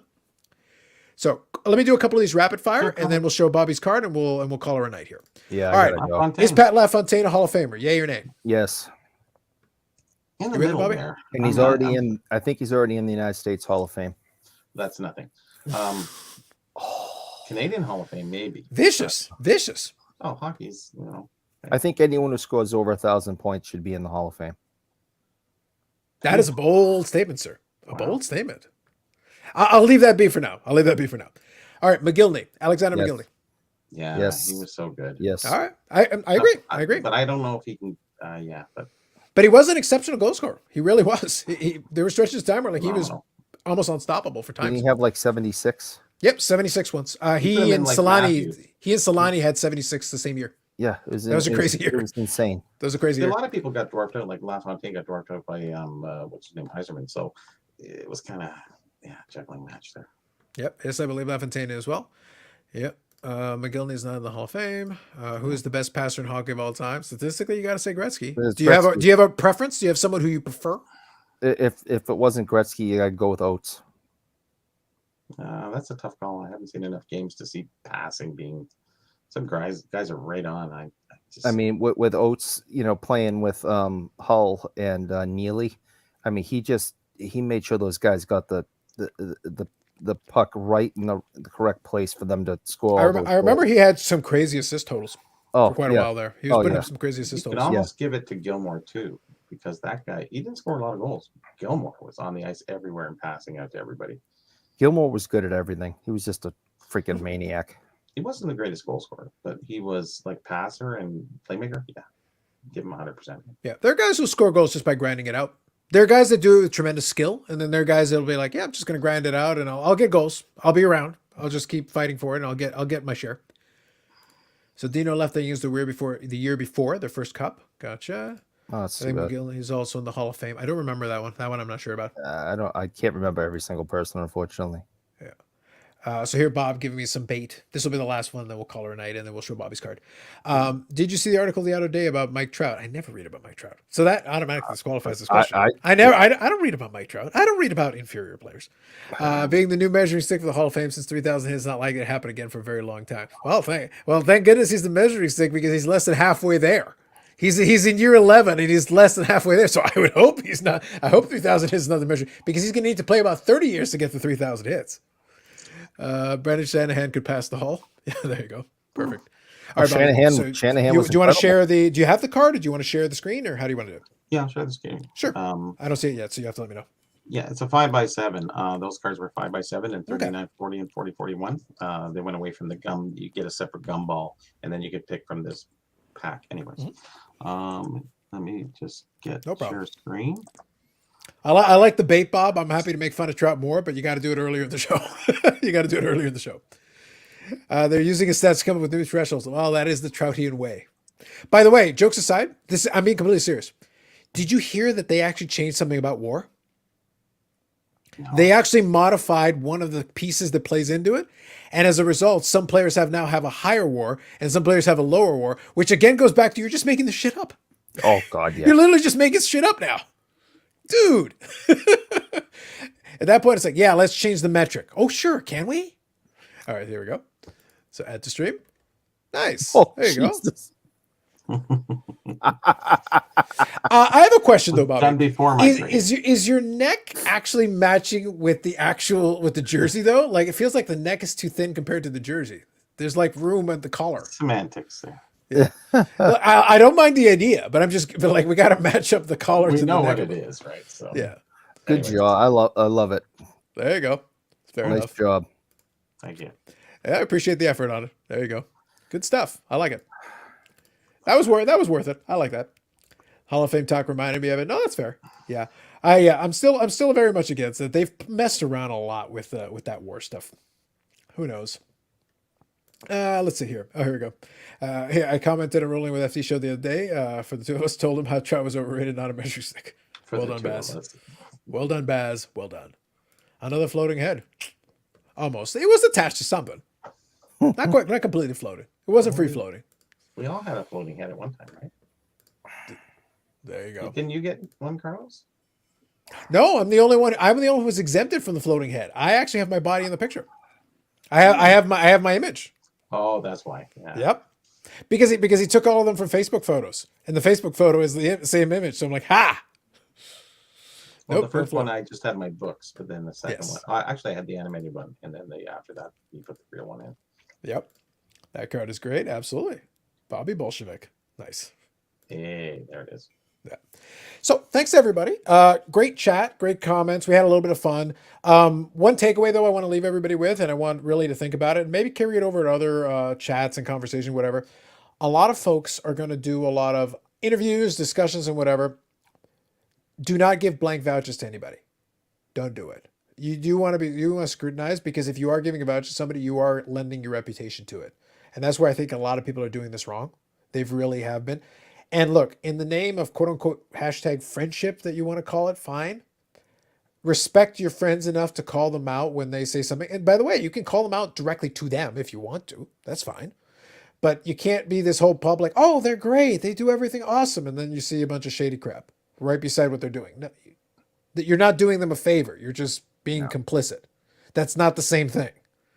And that's always been a problem I have with a lot of the approach a lot of these folks take. They're like, well, they're my friend.